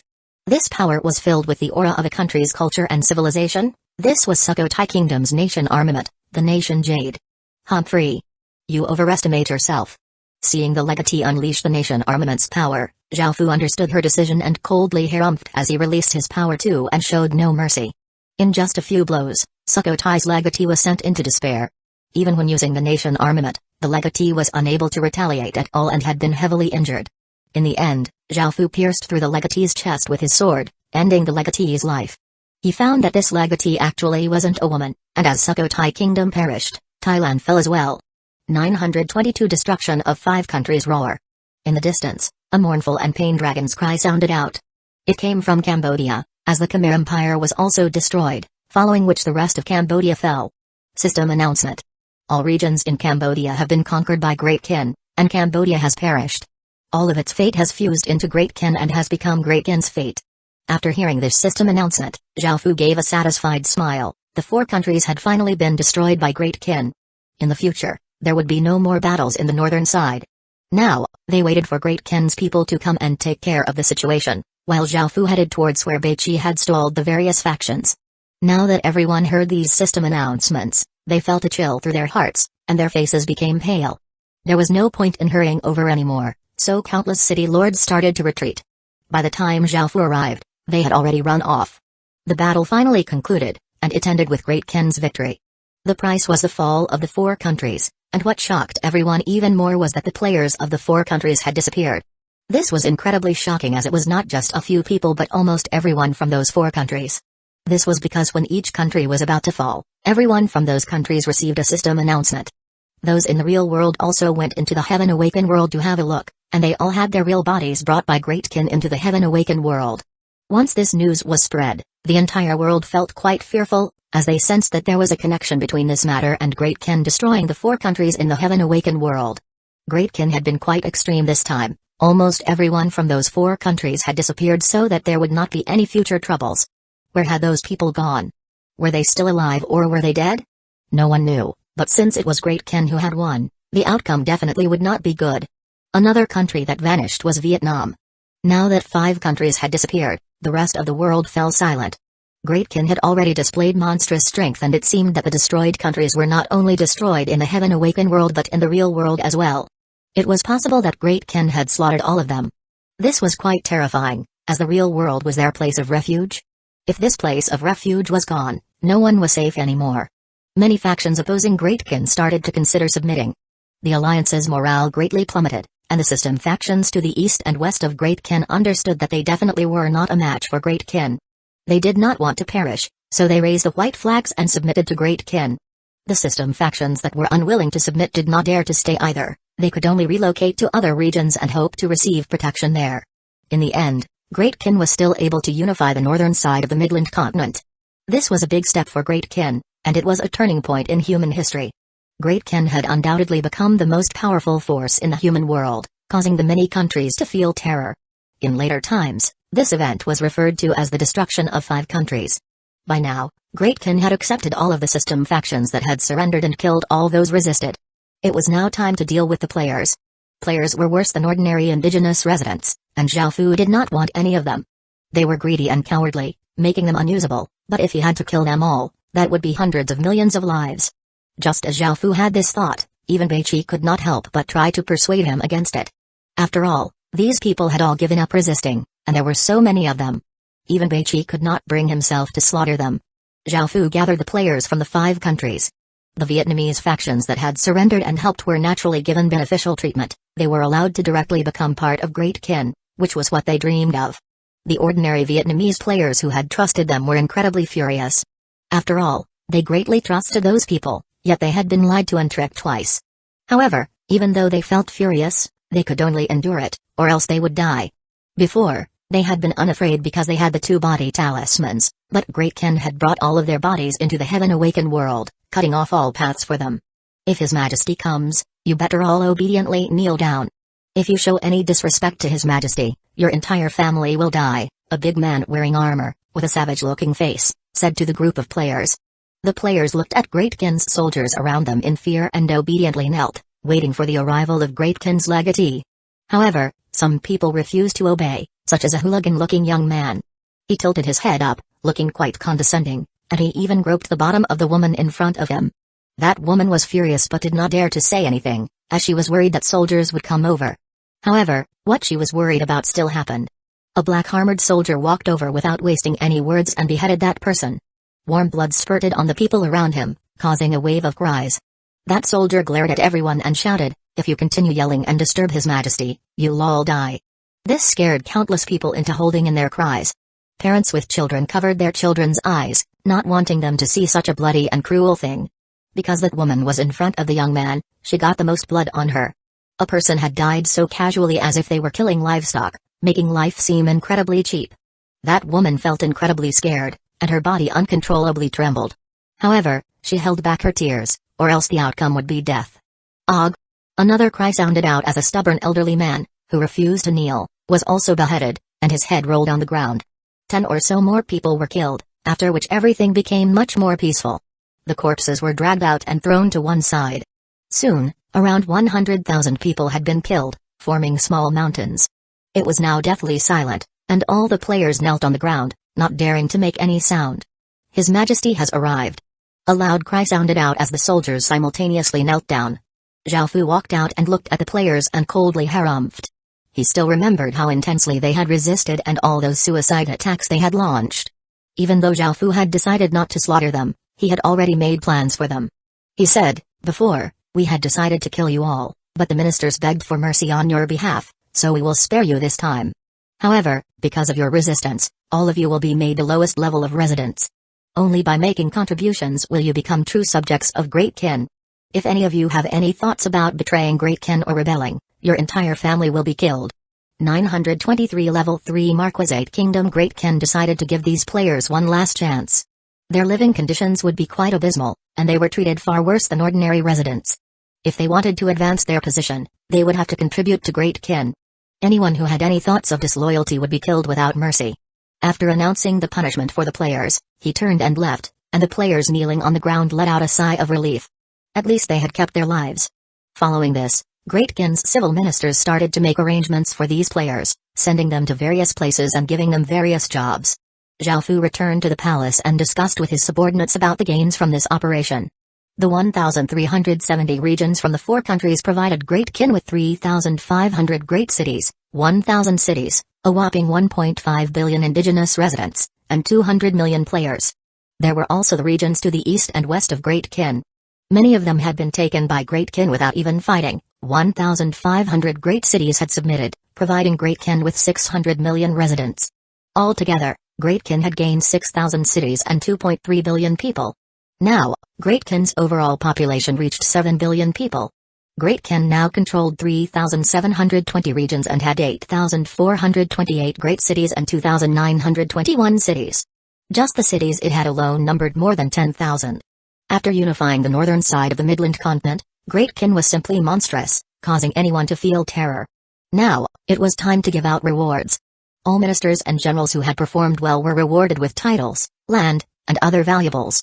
Following this, a large group of women were brought in. These women were all the top beauties from among the players, and there were thousands of them. Zhao Fu allowed the ministers and generals to take their pick as additional rewards.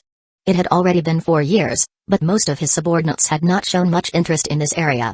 Since there were so many women, Zhao Fu did not mind giving them to his subordinates. He had already taken out those with a large amount of Phoenix Chi, and the rest he decided to give as rewards.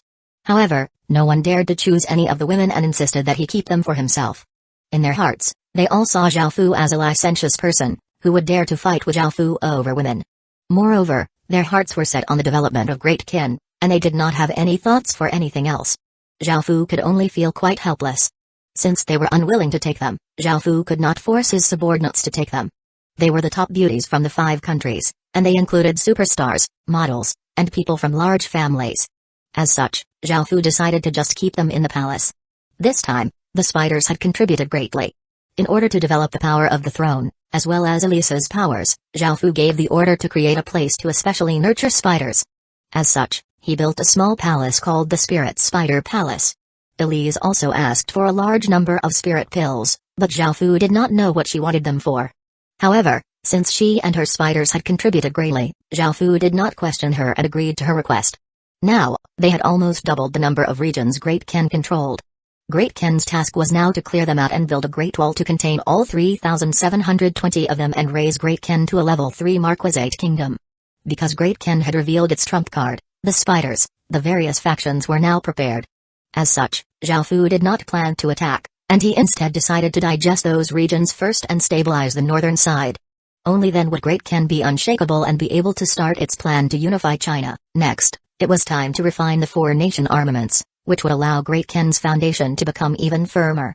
After a lot of writhing and moaning, hundreds of women lay weakly on the ground. They were all women from the various dynasties, and many of them were women of powerful people in the real world or held power themselves. The woman underneath Zhao Fu right now used to be the most powerful person in Vietnam. Now that Vietnam had perished, she had naturally been brought to Great Ken. The amount of phoenix chi she had was many times greater than ordinary women from dynasties, which was quite massive. "Your Majesty, please give some more thought to the Vietnamese residents," she said as she affectionately hugged his arm. Zhao Fu lightly nodded and put on his clothes, bringing with him the four-nation armaments. He once again gathered the necessary people and activated the Great World Refinement, causing the fate in the Midland Continent together. A cauldron giving off a massive aura appeared in the sky, and countless people looked towards Great Ken with grim expressions. Now that the 5 countries had been destroyed, the rest of them were in great danger, so they could not help but worry. Soon, all traces of those dynasties were burned away by the formless fire, and Great Ken's fate madly entered the nation armaments, causing them to go through changes. Finally, the colorful cauldron dissipated into traces of fate and disappeared, and the 4 shining nation armaments slowly descended from the sky. Zhao Fu took hold of the 4 nation armaments. Their appearances had all greatly changed. The nation Jade used to give off a light that was reminiscent of the dawn, but it now gave off a black light. After all, Great Ken's main color was black. Zhao Fu looked through their information and felt quite satisfied before placing them next to the Great Ken city's city heart. Right now, even though Great Ken had entered a period of clearing out regions again, they could not just do that and neglect everything else, allowing the various factions to ally together. As such, Great Ken now had another task, which was to divide the enemy forces and have more people surrender. In order to do this, Great Ken had to first scare those people, so it announced, "The consequences of offending Great Ken are what happened to the 5 countries. Either choose to remain neutral or submit to Great Ken. Great Ken can give you everything you want. Anyone who chooses to oppose Great Ken will be killed without mercy." After sending out this announcement, many people left the alliance, and those who had wanted to join did not dare to make it public. The unification of the northern side of the Midland Continent caused everyone else in the Midland Continent to feel extremely nervous.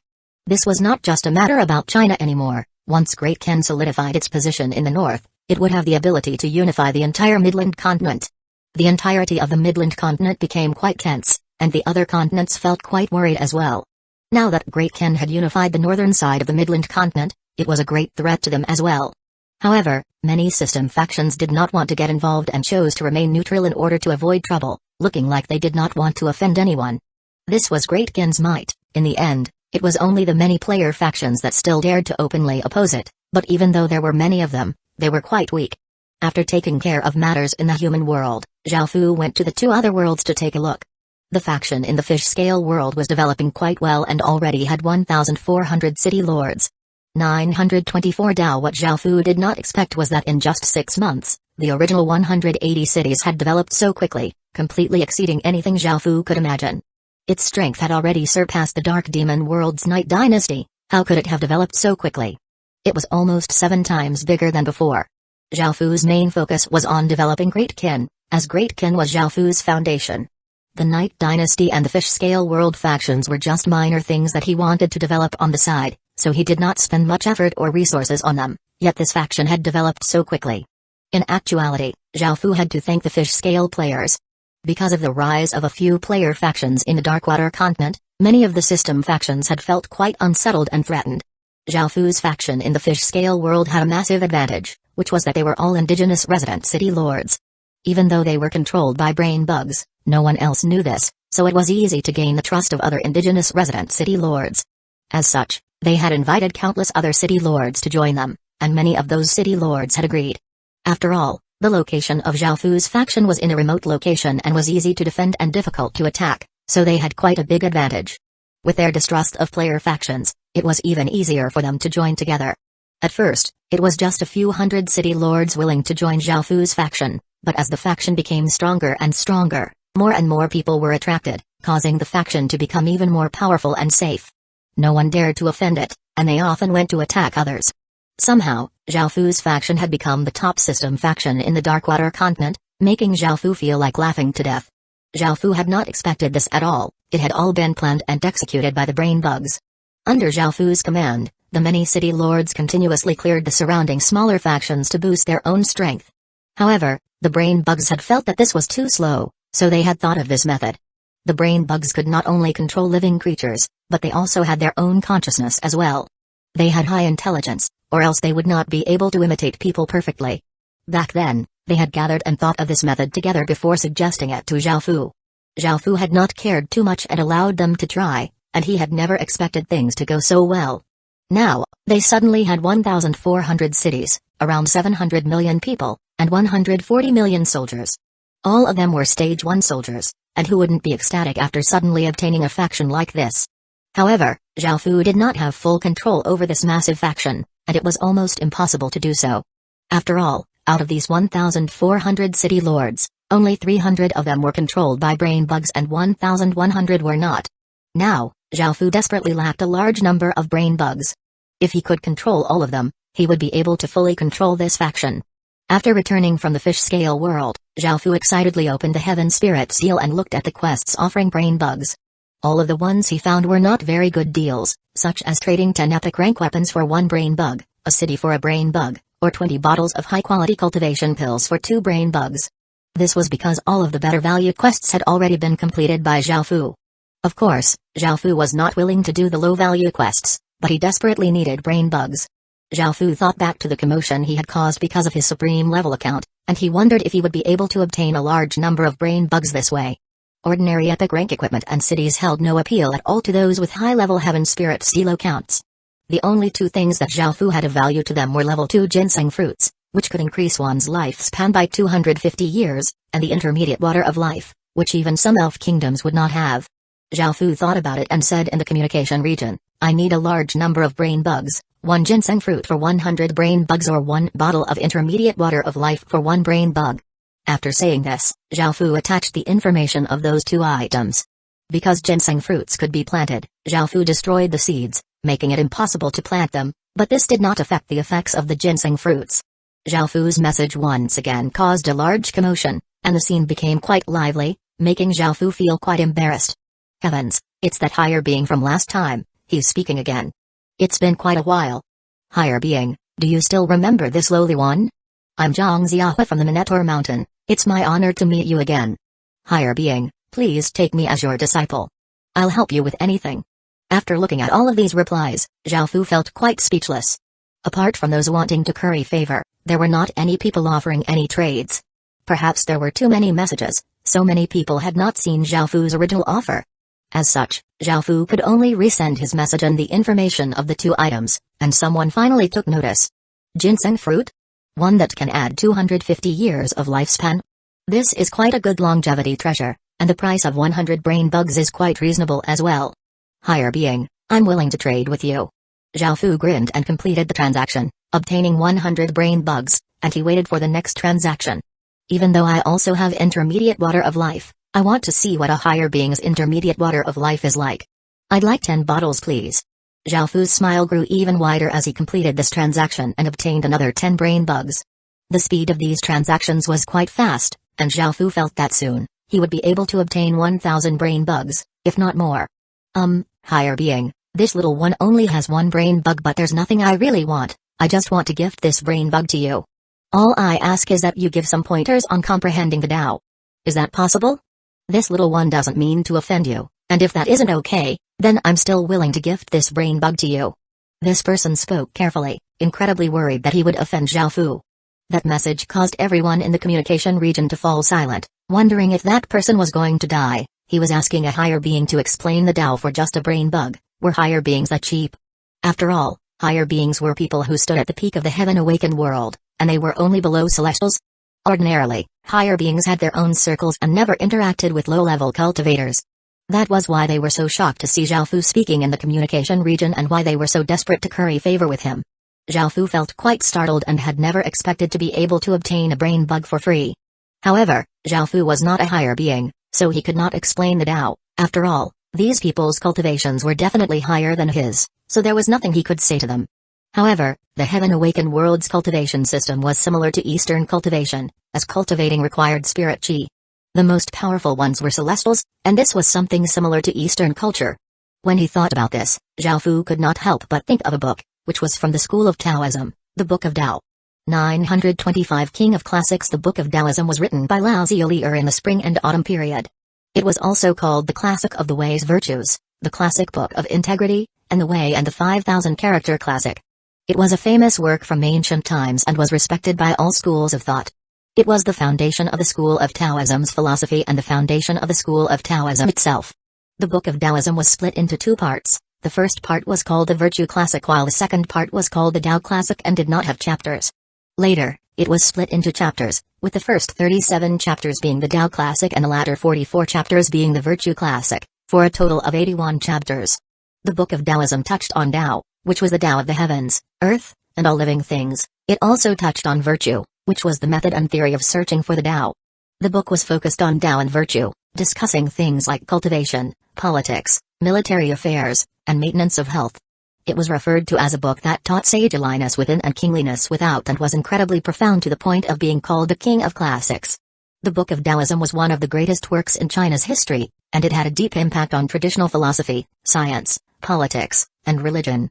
According to statistics, apart from the Bible, the Book of Taoism was the most widely distributed translated book. As one of the ancient saints, even though Lao Tzu did not cultivate, his thoughts had reached a saintly level, making his works quite extraordinary.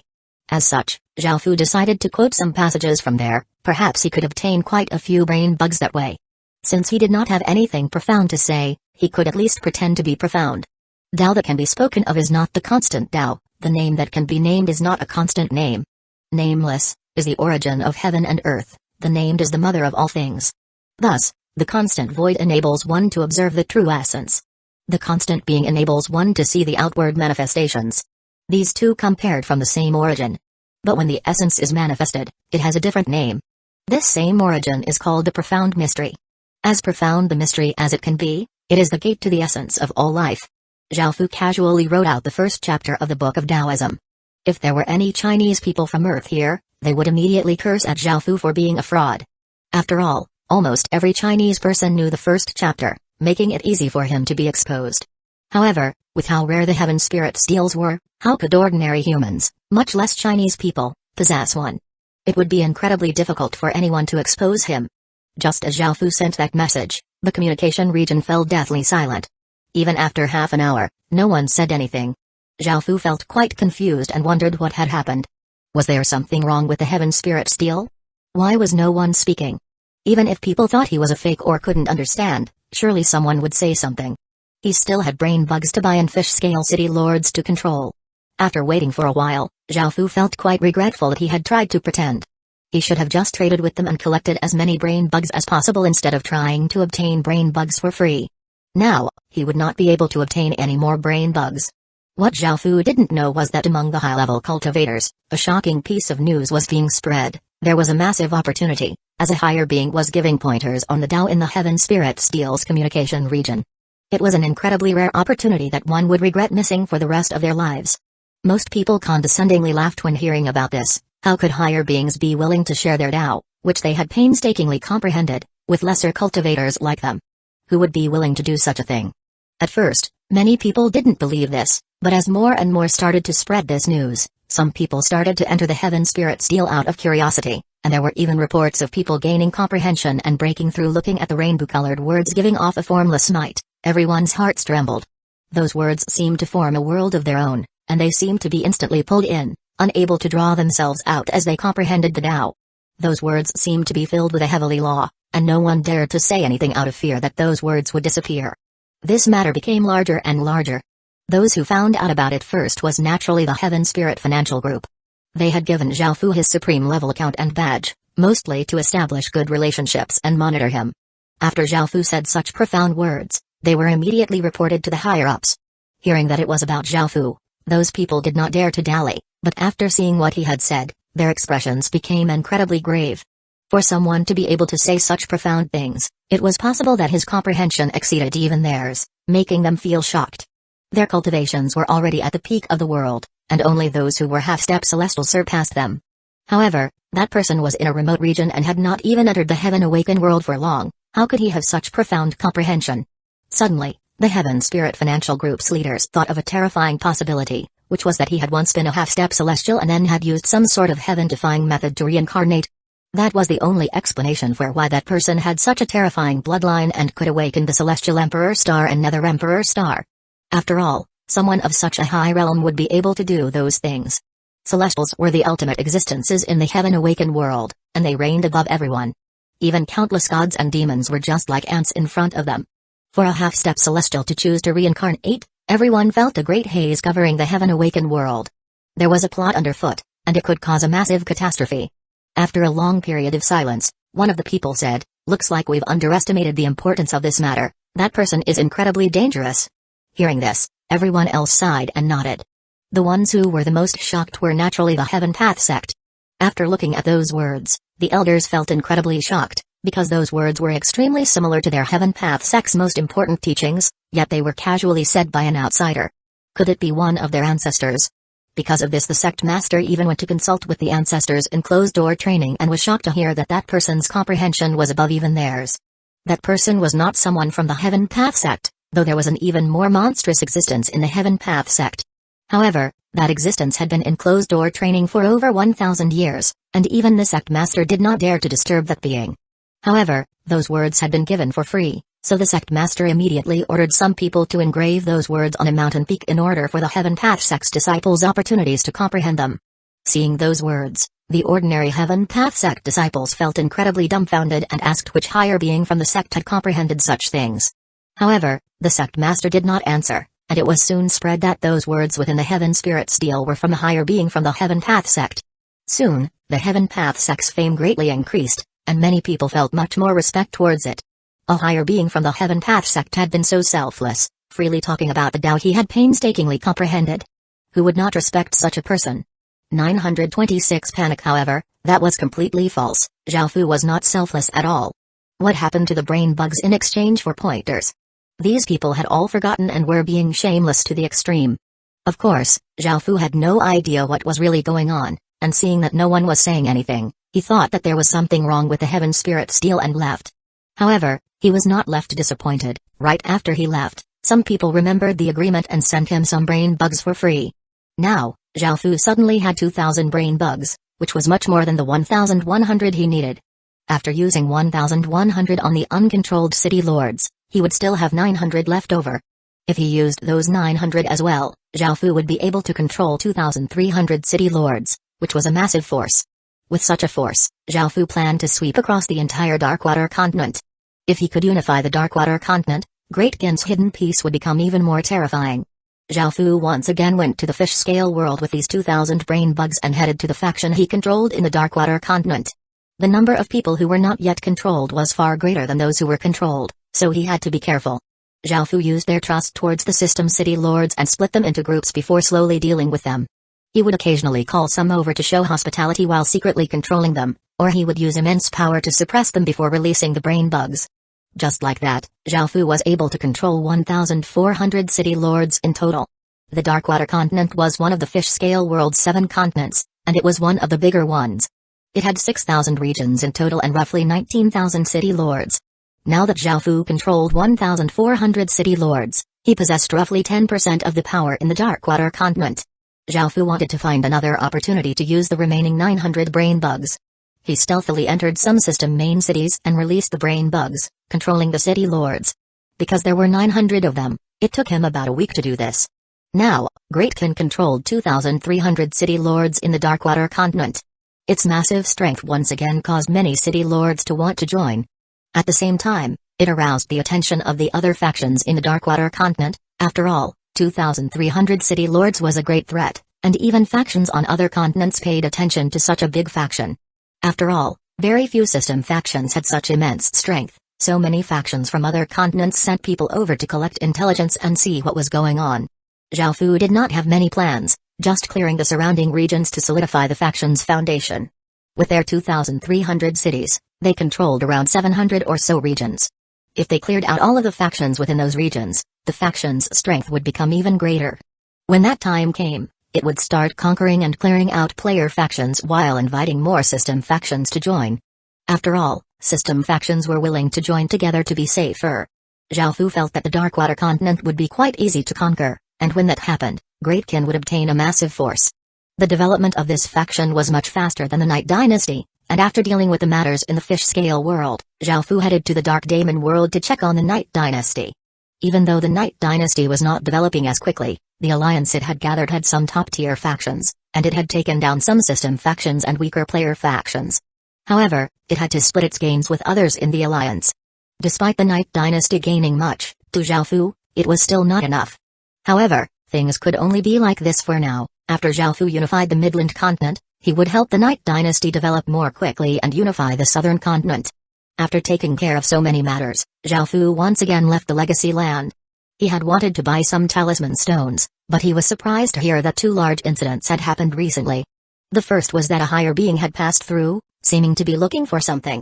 This had unsettled the surrounding 10 or so worlds, as the higher being had not hidden his aura. The entire sky had been dyed blood red as when he flew past. Even though he had flown by in just an instant, the worlds fell deathly silent, and even all the beasts lay flat on the ground, not daring to move at all. That aura had caused countless kingdoms to feel despair, because it was like a massive hand pressing down on everyone's bodies. No one was able to resist, and even kings were like tiny grains of sand against a ferocious ocean, making everyone feel suffocated. The might of a higher being was incredibly terrifying, and let alone killing a godly spirit, destroying an entire world would be incredibly easy. The reason why it was said that the higher being seemed to be searching for something was because he had flown around a few times, seeming like he had a purpose. If he was just passing by, why would he come back a few times? That seemed unlikely. This matter was taken very seriously by the surrounding dozens of worlds, as someone who stood at the peak of the Heaven Awakened world would not fly around in a remote region like this for no reason. He definitely had some sort of goal. What was lucky was that the higher being did not do anything, allowing everyone to let out a sigh of relief. Otherwise, a higher being descending would be a massive disaster for any world, one that could not be defended against. Even though that higher being did not say anything, some people guessed he was searching for those 2 stars. After all, those 2 stars were both incredibly powerful, and even kings would bow down to them. Only these 2 stars would draw a higher being's attention, otherwise, they could not understand why a higher being would be drawn to an unremarkable place like theirs. What was most important was that the higher being had passed by the grassy world the most, and he had even slightly paused above it. This caused all of the grassy people to feel utterly horrified, and only after the higher being left did everyone calm down. After hearing about this, Zhao Fu was scared to the point of breaking into cold sweat, and he felt as if his heart had been dropped into icy water. Was that higher being after him? That was what Zhao Fu was worried about the most. There were many quests for killing him in the Heaven Spirit Steel, and if he had caught the attention of a higher being, it would be difficult for him to survive. If he was killed, even his soul would be destroyed, spelling out a true death for him. Was it that higher being who had once sent a clone to the human world? Zhao Fu felt that it was quite likely, because that higher being had already come once, so it definitely knew roughly where the human world was. Zhao Fu did not believe that the higher being was just passing by. After all, he had come and gone quite a few times and had even paused above the grassy world. The grassy world was the world right before the human world. 927 System Announcement. Zhao Fu did not believe that this matter did not have any connection to him at all. Since this was the case, what should he do? If he fell into that higher being's hands, he would definitely die, and that higher being would be able to easily wipe out great kin. After all, higher beings had enough strength to make people despair. The only thing that reassured Zhao Fu was that the human world still had the heavenly domain barrier's protection, which was reinforced by the Heaven Awakened world's power, so even a higher being would find it very difficult to break through. Even after desperately thinking, Zhao Fu could not thinking of any way to escape from the higher being, just like an ant would not be able to figure out a way to defeat an elephant. That was how powerless Zhao Fu was right now. What should I do? What should I do? Zhao Fu thought worriedly. This was no simple crisis. Great Ken could not deal with this at all. Perhaps if it wasn't for Chuoba King and the 2 Emperor Stars, Great Ken would, at most, only have to beat the Grassy World, Dark Daemon World, and Fish Scale World. Without that higher being, Zhao Fu would not feel as much pressure. Now, Zhao Fu felt quite regretful. However, even after he met Chuoba King again, he would still take her in. After all, if someone treated him sincerely, he would never turn his back on them. However, he had to hide the origin mark carefully. Back when he had awakened the Emperor Stars, Zhao Fu could not control the origin mark, resulting in this situation. Zhao Fu felt quite troubled, and in the end, Zhao Fu decided that if that higher being found him, he would submit to one of those top-tier factions and hope that they would protect him and Great Kin. However, the price would be quite great. Regardless, Zhao Fu had no other choice. That was the only way he could survive against a higher being. Even though Zhao Fu was a world protector and a legatee, Having some of the world's source energy, in front of a higher being, he would not even have the ability to resist. What was even more important was that once the heavenly domain barrier disappeared, the power from being a world protector and legatee would disappear. After all, every world would fuse into the Heaven Awakened world, and as they fused into it, each world's consciousness and world's power would become weaker and weaker. It was because of Zhao Fu's world protector status that he had obtained the world's source energy, but this power would become weaker as the heavenly domain boundary disappeared. This was because the human world's consciousness would gradually fuse with the Heaven Awakened world. Perhaps it was time to find a suitable faction in the Heaven Spirit Steel that could protect him. Zhao Fu could not help but laugh at himself, and he decided to put this matter aside for now. The second matter was about the Devil Horn Empire. The Devil Horn Empire had been a dukedom kingdom when it had tried to invade the Langtong world and Grassy world. However, due to their intense resistance, it had been unsuccessful, and with other worlds joining in, it had been suppressed.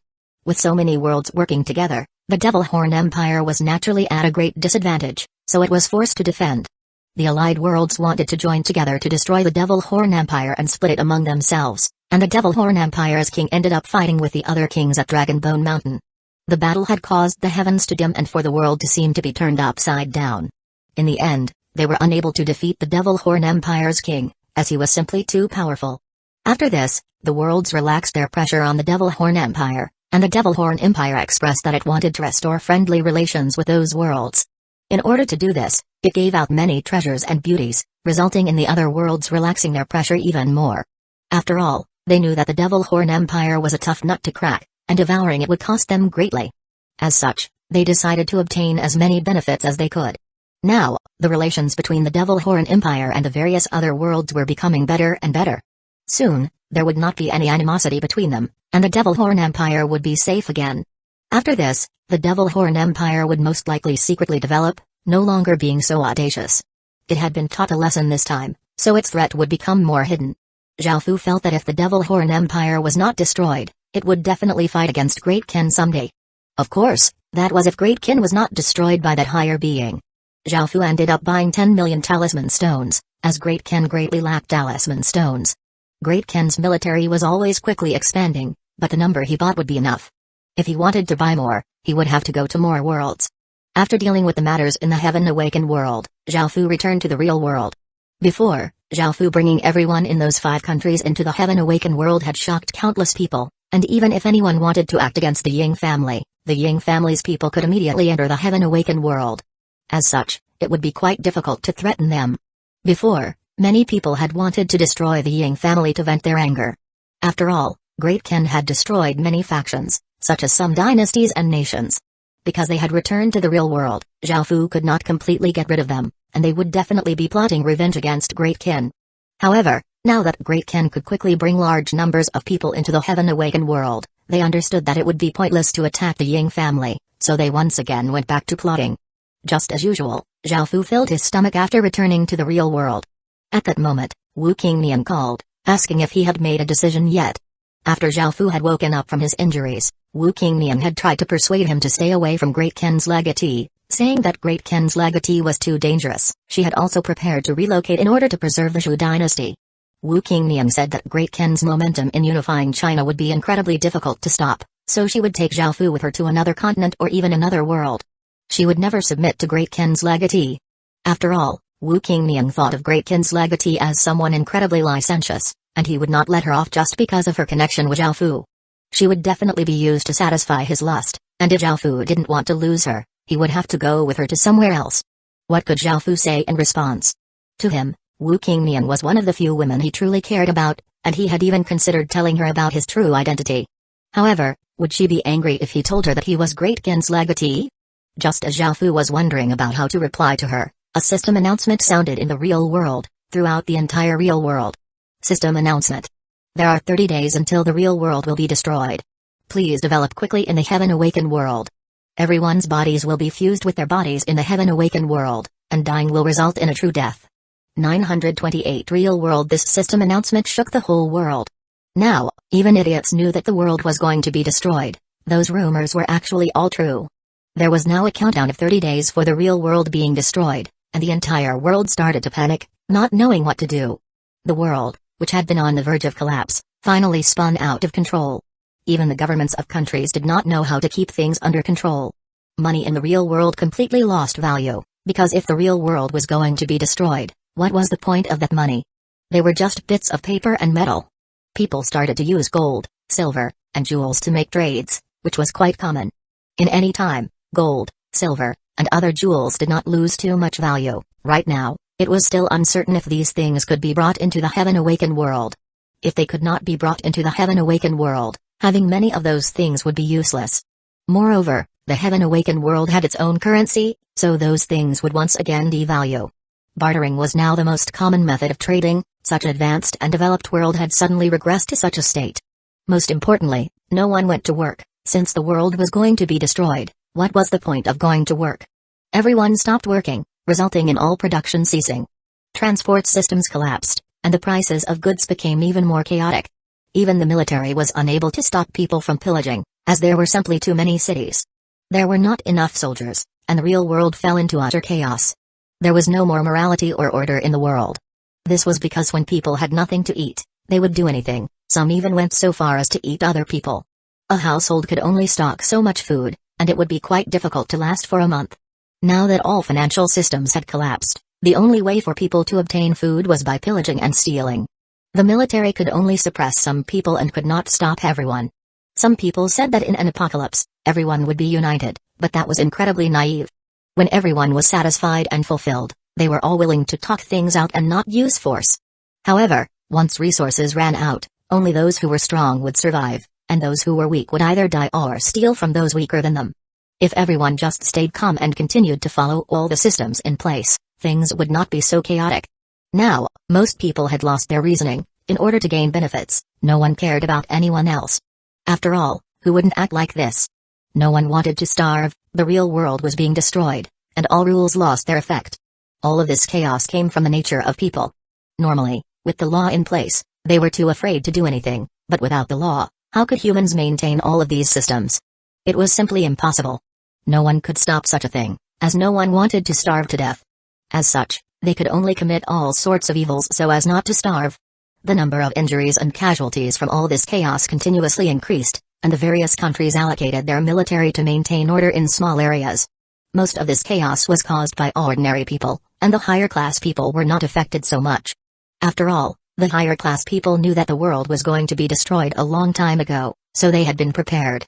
They naturally would not fall into chaos, and they continued to eat gourmet food and drink expensive wines.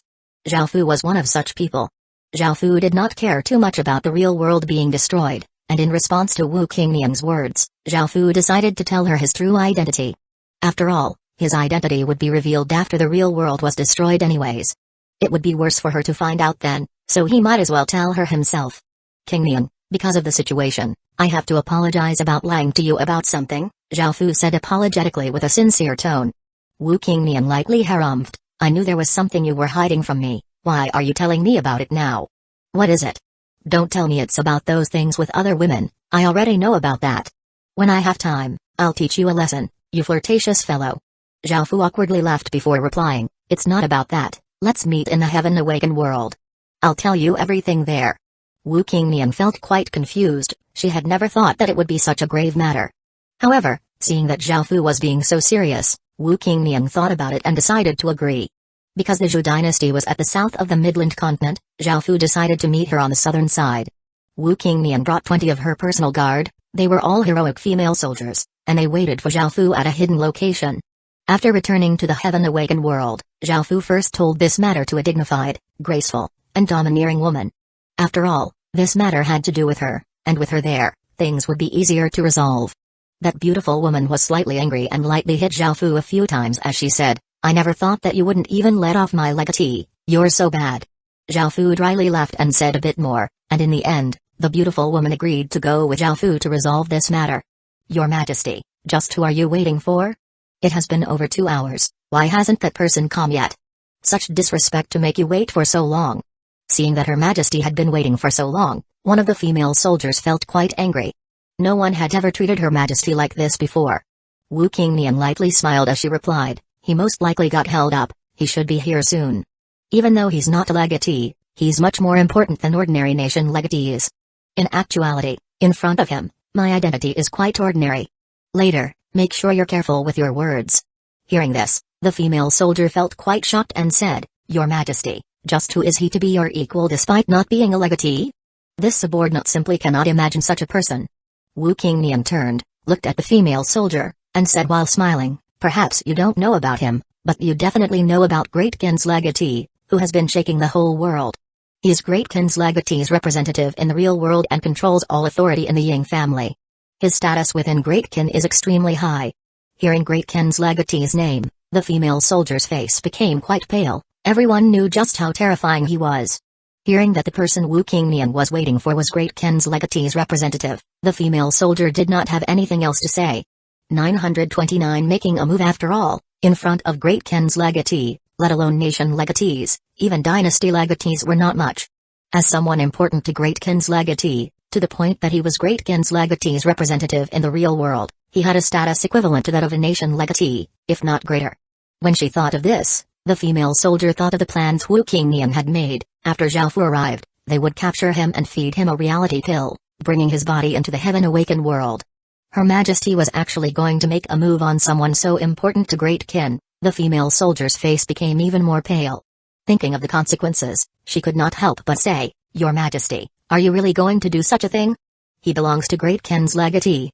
Wu Qingnian nodded seriously and harumphed in dissatisfaction, Otherwise, he'll never leave with me. I don't know why he's so loyal to Great Qin's legatee. I can give him everything that Great Qin's legatee gives him. However, if he's not willing to come, we can only do this. With how savage and cruel Great Qin's legatee is, Zhao Fu will die at his hands sooner or later. After all, Zhao Fu possesses King's fate. Zhao Fu's outcome will be quite horrible if he stays with Great Qin's legatee. Moreover, Great Qin has finished unifying the northern side of the Midland continent. After solidifying its foundation, it will start to make a move against other directions. No one will be able to stop them, so I've already made preparations to relocate. The Zhou dynasty is but an ant in front of Great Qin's legatee, and he can crush it easily. I heard Great Qin's legatee is incredibly lascivious. I won't become a plaything for him to release his lust on. It'd be better for me to die. As such, I've made all preparations already. Even if Zhao Fu's unwilling to leave, we'll take him by force. Afterwards, we'll head to the southern continent and hide there for a while. The Midland continent is no longer safe. After the heavenly domain boundary disappears, we can expand to other places and not worry about Great Qin's legatee's threat anymore. Even though our strength is nothing in front of Great Qin, it is still enough to keep ourselves safe. After listening to Wu Qingnian's words, the female soldier felt much less worried.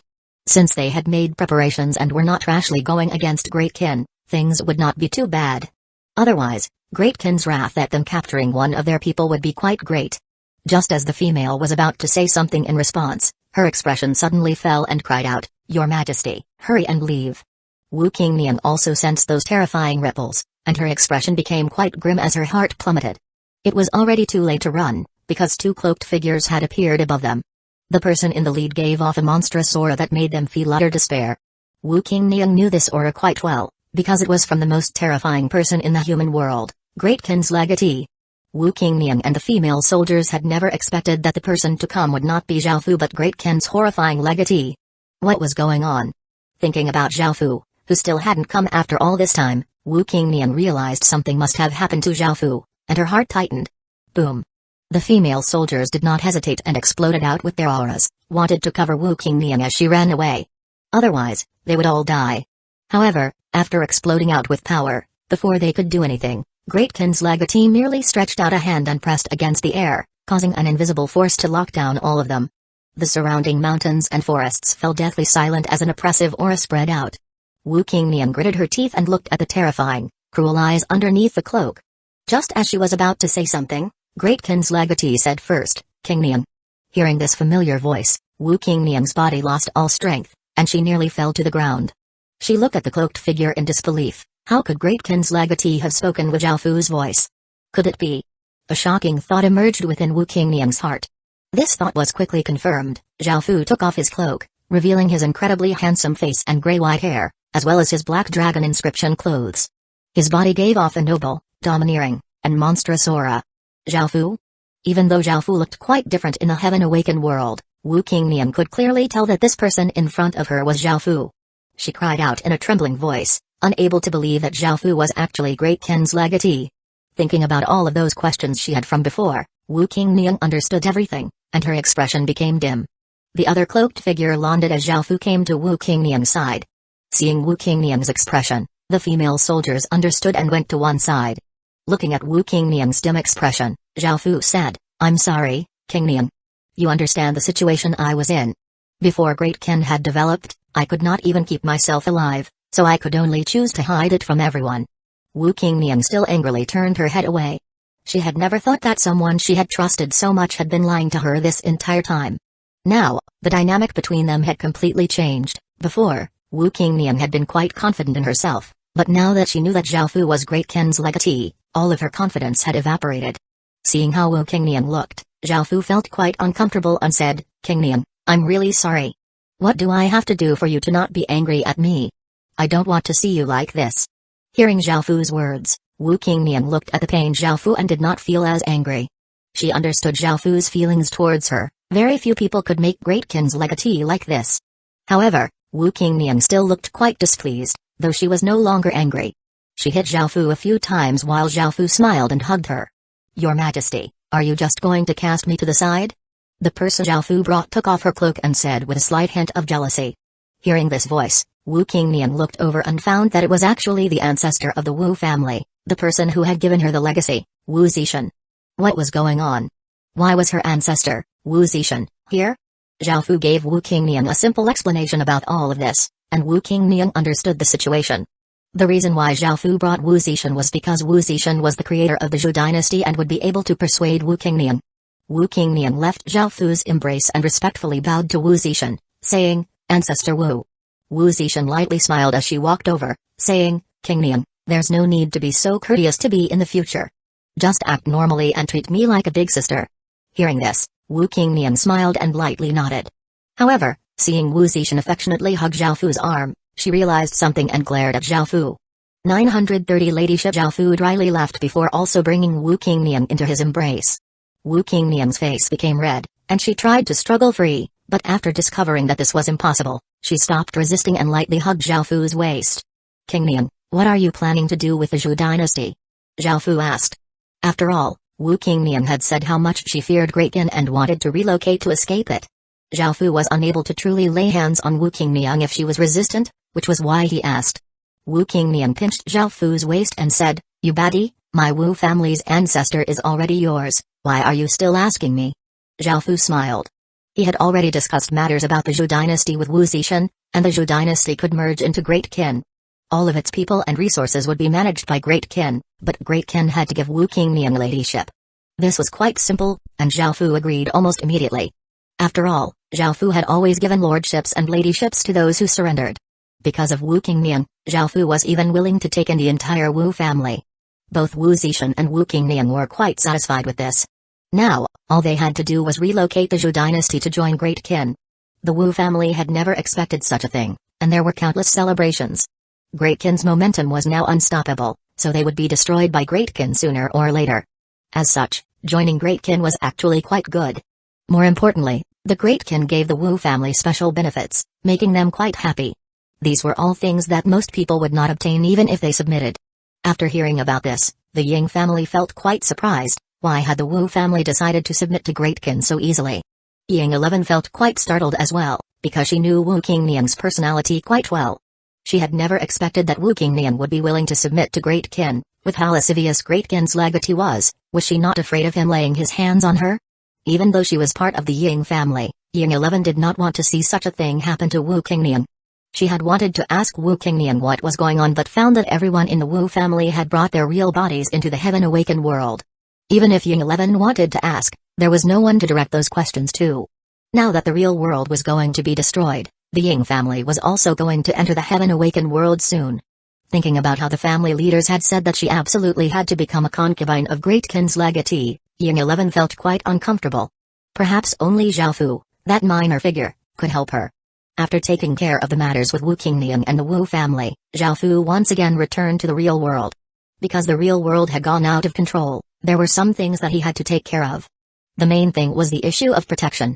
Now that the real world was going to be destroyed, countless factions wanted to join Great Qin to obtain Great Qin's protection. There were dozens of times more people than before, and these people would do anything to join Great Kin. Some were even willing to kneel in order to show their sincerity. Zhao Fu did not pay any attention to these opportunists. Right now, the only ones who Zhao Fu wanted to give protection to were some relatives and friends. Even though he did not have much of a relationship with some of them, it was not a big deal to help them out, as it was not a very big deal to him. Even though it was quite chaotic in the outside world, it was still quite safe within the Ying family. They had a lot of food, had electricity, and had the internet, and the place where they were staying was quite safe with nothing to worry about. For those people to be able to obtain Great Kin's protection, they all felt incredibly grateful to Zhao Fu. Seeing those relatives, Zhao Fu's grandpa and grandma also felt quite joyful, and hurriedly arranged a big feast. However, Zhao Fu did not attend as he did not have much interest in such things. Just as he was about to leave his grandparents' home, his uncle and auntie came to find him, looking quite embarrassed as they said, Zhao Fu, you have a great deal of authority in Great Kin, right? Zhao Fu coldly looked at them and lightly harumphed before asking, what is it? Zhao Fu did not want anything to do with his uncle and auntie anymore, and he even felt quite contemptuous towards them. If it wasn't for his grandparents, he would have kicked them out of the Ying family and made them fend for themselves. After all, their opportunistic behavior had caused Zhao Fu to no longer view them as relatives. Hearing Zhao Fu's reply, his auntie said happily, it's actually like this, we didn't know this matter was so serious. If we knew, we would have asked for your help. Can you help your cousins find some work in Great Kin? Your older cousin's village was conquered by someone, and his girlfriend said she'll only marry him if he becomes a city lord. We don't know what to do, so we thought to ask you to help him become a city lord. Please help us, we'll all be very grateful. Hearing this, Zhao Fu lightly laughed in anger. They had actually just directly asked for a city just like that, their appetite was quite big. Seeing Zhao Fu laugh, Zhao Fu's auntie felt some hope and thought that he had agreed, and she said, thank you so. However, before she could finish speaking, Zhao Fu cut her off, saying, I don't agree. If there's nothing else, I'll be leaving now. Seeing Zhao Fu refuse so easily and seem so condescending, his uncle felt quite angry and said, Zhao Fu, it's just a simple matter, why are you being like this? He's your cousin, you should help. Zhao Fu did not even bother to reply and turned to leave. Seeing this, his uncle angrily grabbed at him, wanting to teach Zhao Fu a lesson. However, without even moving, a formless energy blasted his uncle back. Now that Zhao Fu cultivated the 6 desires celestial art, his power had also been brought back into the real world. Although the energy was quite weak, it was enough to deal with ordinary people. Zhao Fu's younger cousin, who had been eavesdropping, angrily rushed out and punched at Zhao Fu. However, Zhao Fu's bodyguard quickly subdued him and pressed him against the ground.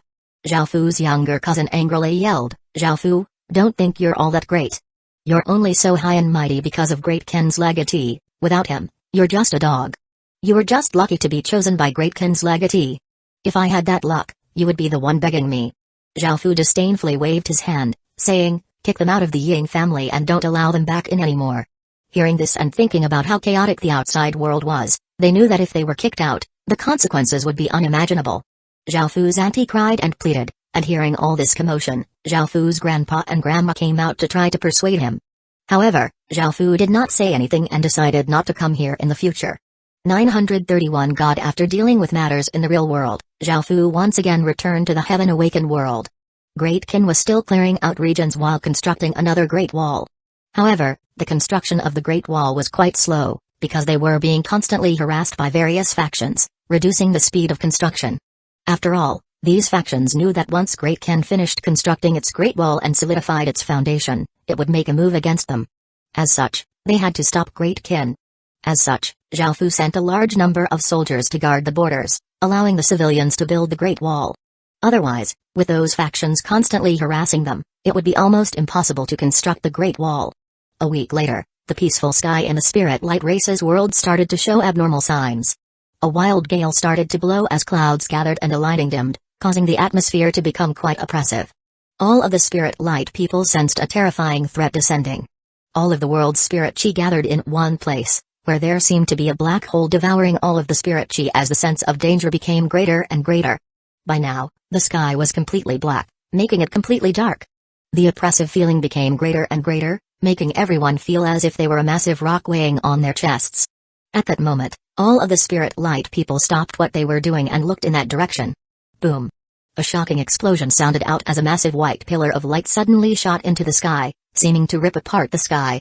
The entire world seemed to be grabbed by a large, formless hand, and all of the spirit chi madly gathered. The spirit chi around that pillar of light formed a dense fog that turned into liquid, then into crystals that floated in the sky. The sight of countless crystals floating in the air created a majestic scene, making everyone feel quite shocked. At that moment, a massive golden circle floated out of the pillar of white light. At first, it was only 2 meters wide, but it suddenly expanded out to 10,000 meters. The energy from the pillar of light was absorbed by the golden circle, and the surrounding crystals also turned into dust and were absorbed into the golden circle. Boom! A terrifying aura rushed out like a tsunami, and all of the living creatures seemed to be covered by this aura. Everyone felt as if they had fallen into a bottomless abyss, and they all looked terrified as their bodies uncontrollably trembled. Within the 10,000-meter wide golden circle, a gigantic figure slowly descended. First it was a pair of legs, followed by a waist, followed by a torso, and then followed by a head. Only then did everyone realize what the thing was. It was a 10,000-meter tall man from the spirit light race. He had a powerful-looking body, and his body gave off light like those from jewels. His appearance was quite cold, and he was half naked with 9 golden circles on his chest. This massive spirit light person seemed like a living person, but he was only a statue and did not have any signs of life. In the spirit light world, there was an ancient legend that originally, the spirit light world was completely desolate, without any life at all. One day, the spirit light primogenitor came here and used his power to change this place and created life, including the spirit light race. As time passed, the spirit light primogenitor passed away and turned into a statue. That statue possessed the mighty force of the spirit light primogenitor and would lead the spirit light people to a new peak. This statue was that primogenitor's statue, and after he completely descended, all of the spirit light people's bloodlines boiled. They all felt incredibly excited and moved, and they all knelt down towards it. They first respectfully kowtowed towards it before they all flew and ran towards it. Whoever obtained this primogenitor statue would obtain the entire spirit light world. Almost everyone in the entire world rushed towards it, wanting to take it for themselves.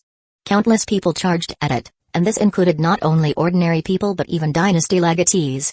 It seemed that a massive battle was about to unfold. Boom! The primogenitor statue gave off a ferocious aura, sweeping countless people back, resulting in innumerable injuries and casualties. This horrifying aura caused even the legatees to stop, and they looked at the primogenitor statue seriously.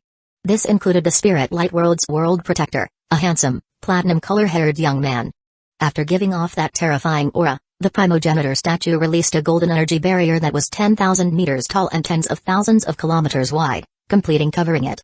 One of the world legatees, a big man, immediately rushed at the golden energy barrier. However, what surprised people was that the golden energy barrier did not stop him at all, allowing him to enter. Everyone else realized something and also turned into rays of light as they shot at the energy barrier. For most of them, the energy barrier did not put up any resistance, but some of the weaker people found that the energy barrier was incredibly tough and could not be passed through. Even though the big man had passed through the golden energy barrier first, there were still many people hot on his heels. Just as everyone was about to reach the statue, a person giving off a powerful aura blocked in front of him. He was the spirit light world's world protector, Kamen, and seeing all these people rush over, he coldly harumphed as he said, "As the spirit light world's world protector, this primogenitor statue should be mine." Those words caused everyone to feel quite dissatisfied. After all, how could they just hand over a treasure like this to someone else?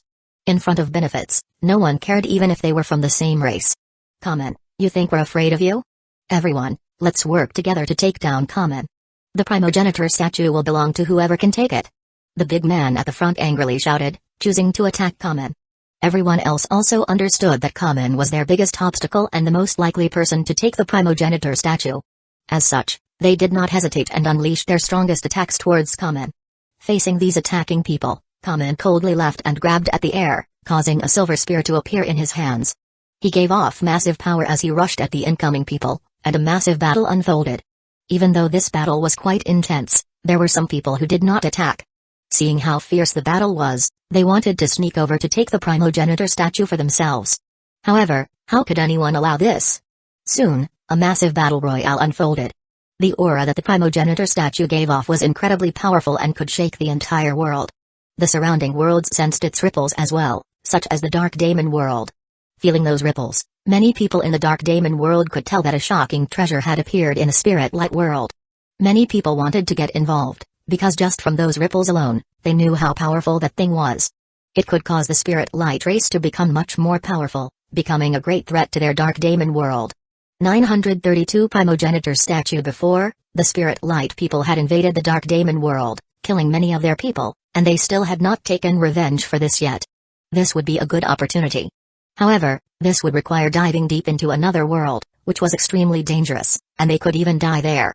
It was quite possible for the entire world to gang up on them, so many people hesitated and considered whether they had the power or not. The battle in the spirit light world was incredibly intense, and Kamen faced off against dozens of people with his spear, not at a disadvantage at all. His might was incredibly terrifying. The battle had already gone on for 5 or 6 hours, and even though Kamen was not inferior to them at all, he was unable to defeat all of them. As time dragged on, the golden energy barrier gradually became weaker. One reason was because the energy barrier was running out of power, and the other was because those outside were madly attacking it, wanting to go in and have a chance at the primogenitor statue. I can't let this drag on, I have to take the primogenitor statue as soon as possible, Kamen thought to himself. He exploded out with a ferocious aura and pointed his silver spear at the sky, loudly shouting, 10 holy dragons. Silver magic formations suddenly appeared in the sky, giving off intense silver lights. They gave off powerful auras as dragons roared. Western dragons made of light flew out of them, ferociously rushing at Kamen's attackers. There were 10 light dragons in total, and they were extremely big, around 1,000 meters in length. The attackers did not dare to be careless and also released powerful attacks to stop those light dragons. However, by now, Kamen had taken this opportunity to reach the chest of the primogenitor statue, which was where those 9 golden circles were.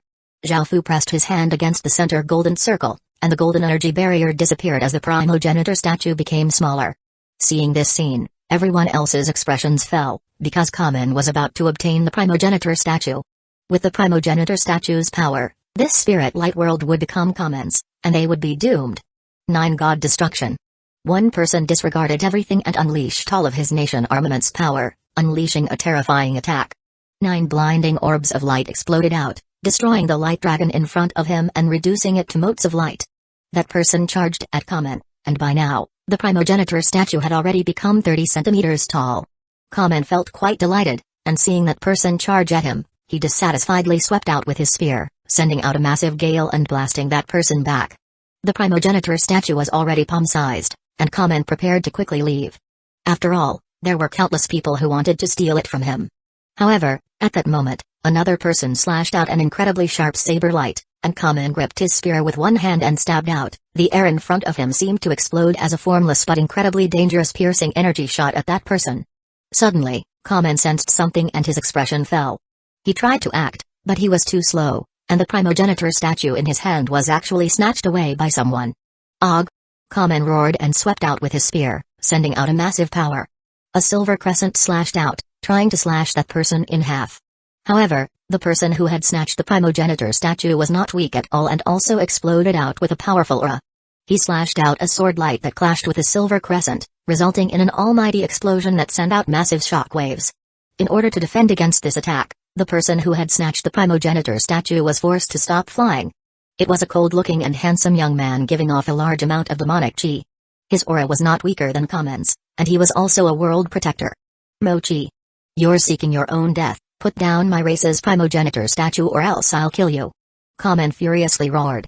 That person was the Dark Daemon world's world protector, Mochi. Facing Kamen's threats, Mochi coldly harumphed and did not reply, instead turning into a ray of light as he shot away.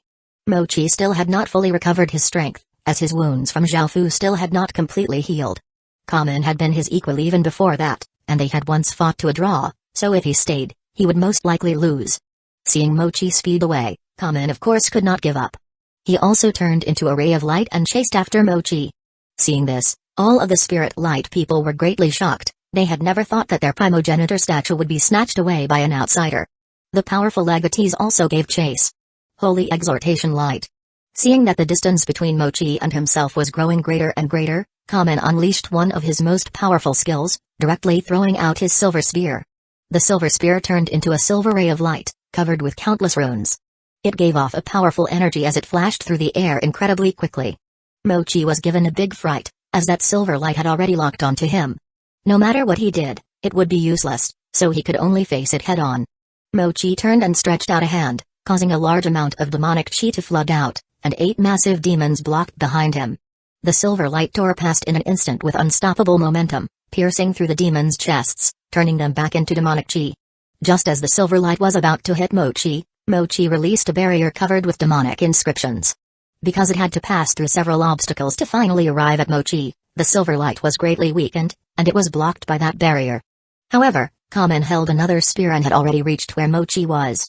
His spear brought with it explosive power as he stabbed at Mochi's chest. Mochi narrowly dodged to the side, avoiding this terrifying attack. The other legatees had also arrived, surrounding Mochi. A big man coldly harumphed, "Mochi, you really don't fear death? You dare to steal our primogenitor statue? You think our spirit light race is weak?" A long-haired mature woman said, "Mochi, as long as you hand over the primogenitor statue, we can promise to let you leave safely. You're still injured, right? Don't invite disaster to yourself." Kamen also stared at Mochi. The primogenitor statue was of utmost importance, and because he had fought with Mochi before, he knew about Mochi's strength. Even though Mochi was injured, he was not completely confident in being able to take down Mochi, so he said, "If you hand over the primogenitor statue, we'll let you leave." Mochi remained expressionless.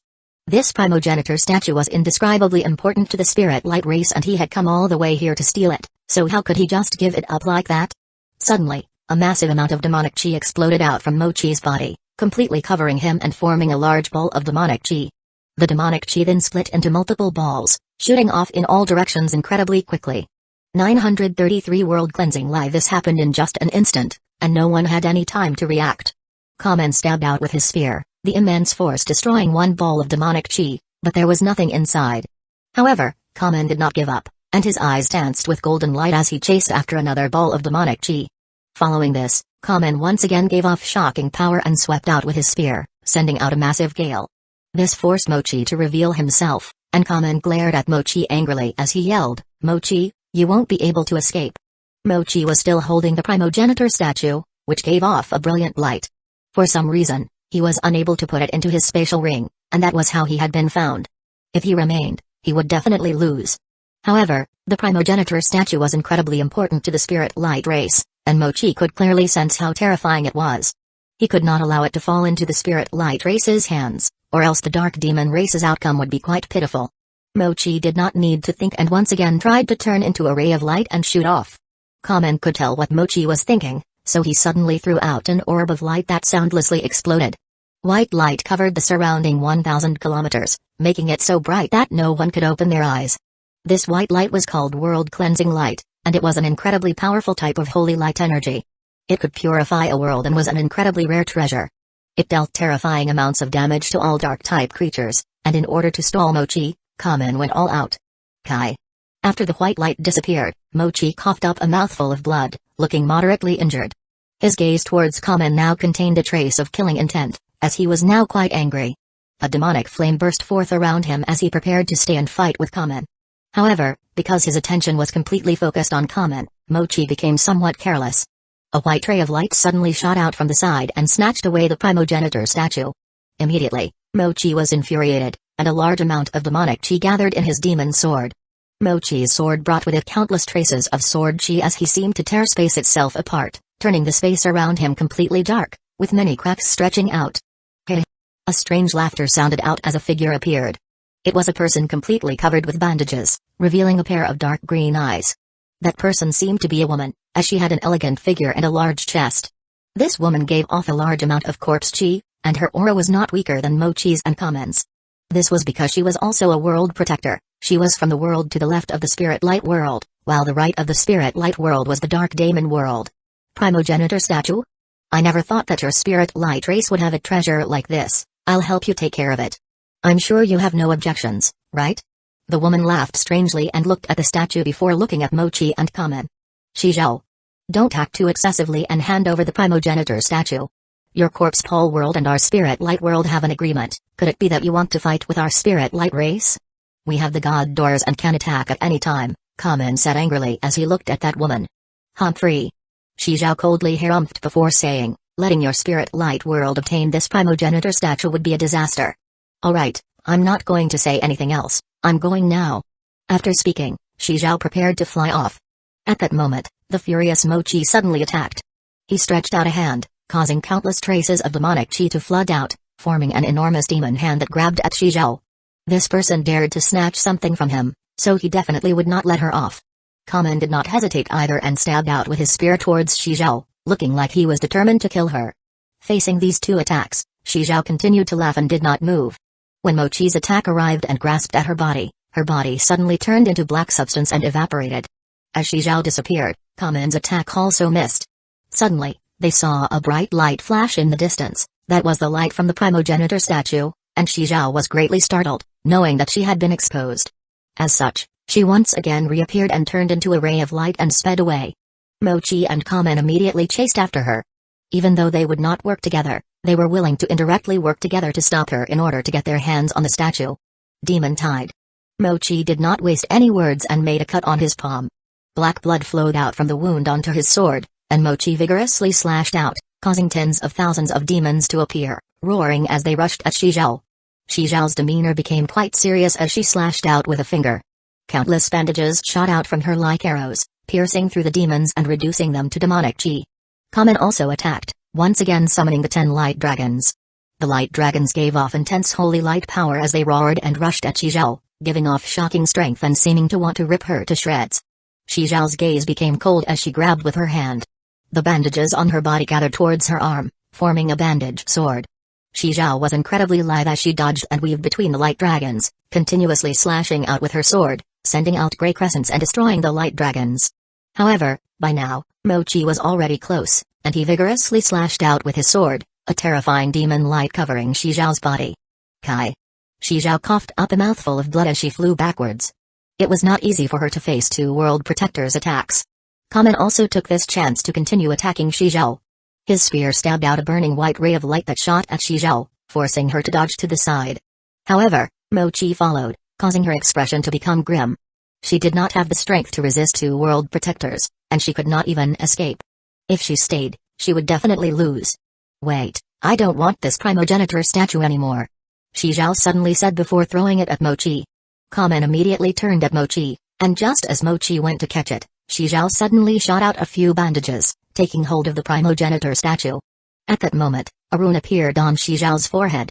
Just then, she had just been acting to make Kamen and Mochi lose focus in order to prepare her escape. This primogenitor statue was incredibly powerful, and she did not want to let it go, as it was an incredibly rare treasure. Shizhou's bandages successfully wrapped up the primogenitor statue, but just as she was about to retract them, a few black sword lights caught the bandages as a person who gave off an incredibly terrifying aura, seeming to freeze space itself, stepped out, taking hold of the primogenitor statue. This person wore a black cloak and caused the three World Protectors' expressions to become incredibly grave. This person seemed incredibly dangerous, and even with their strength, they felt a trace of fear. 934 5 World Protectors. The spirit light people in the distance also stopped because of this terrifying aura. They looked ahead with serious gazes, because they knew that if they continued onwards, their lives would be in danger.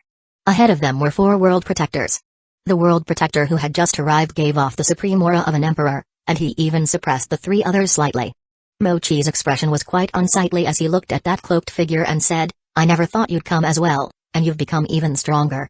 Kamen and Shizhou looked at Mochi, feeling quite surprised that Mochi knew this terrifying person.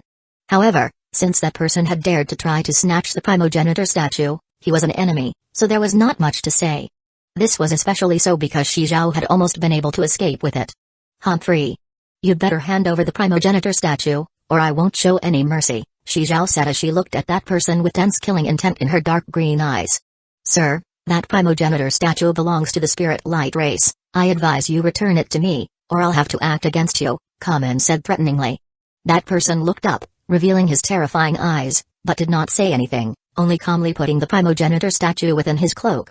When the primogenitor statue had given off ripples, Zhao Fu had not sensed it at all in the human world. However, Yi King in the dark demon world had clearly sensed that terrifying power, so Zhao Fu hadn't hesitated to come. After looking through the primogenitor statue's information, he felt quite delighted, as this was an incredibly rare treasure and was incredibly powerful. It was incredibly helpful to the spirit light race, but if it fell into anyone else's hands, it would become a deadly item that could suppress the spirit light race. As such, he could not give up on it.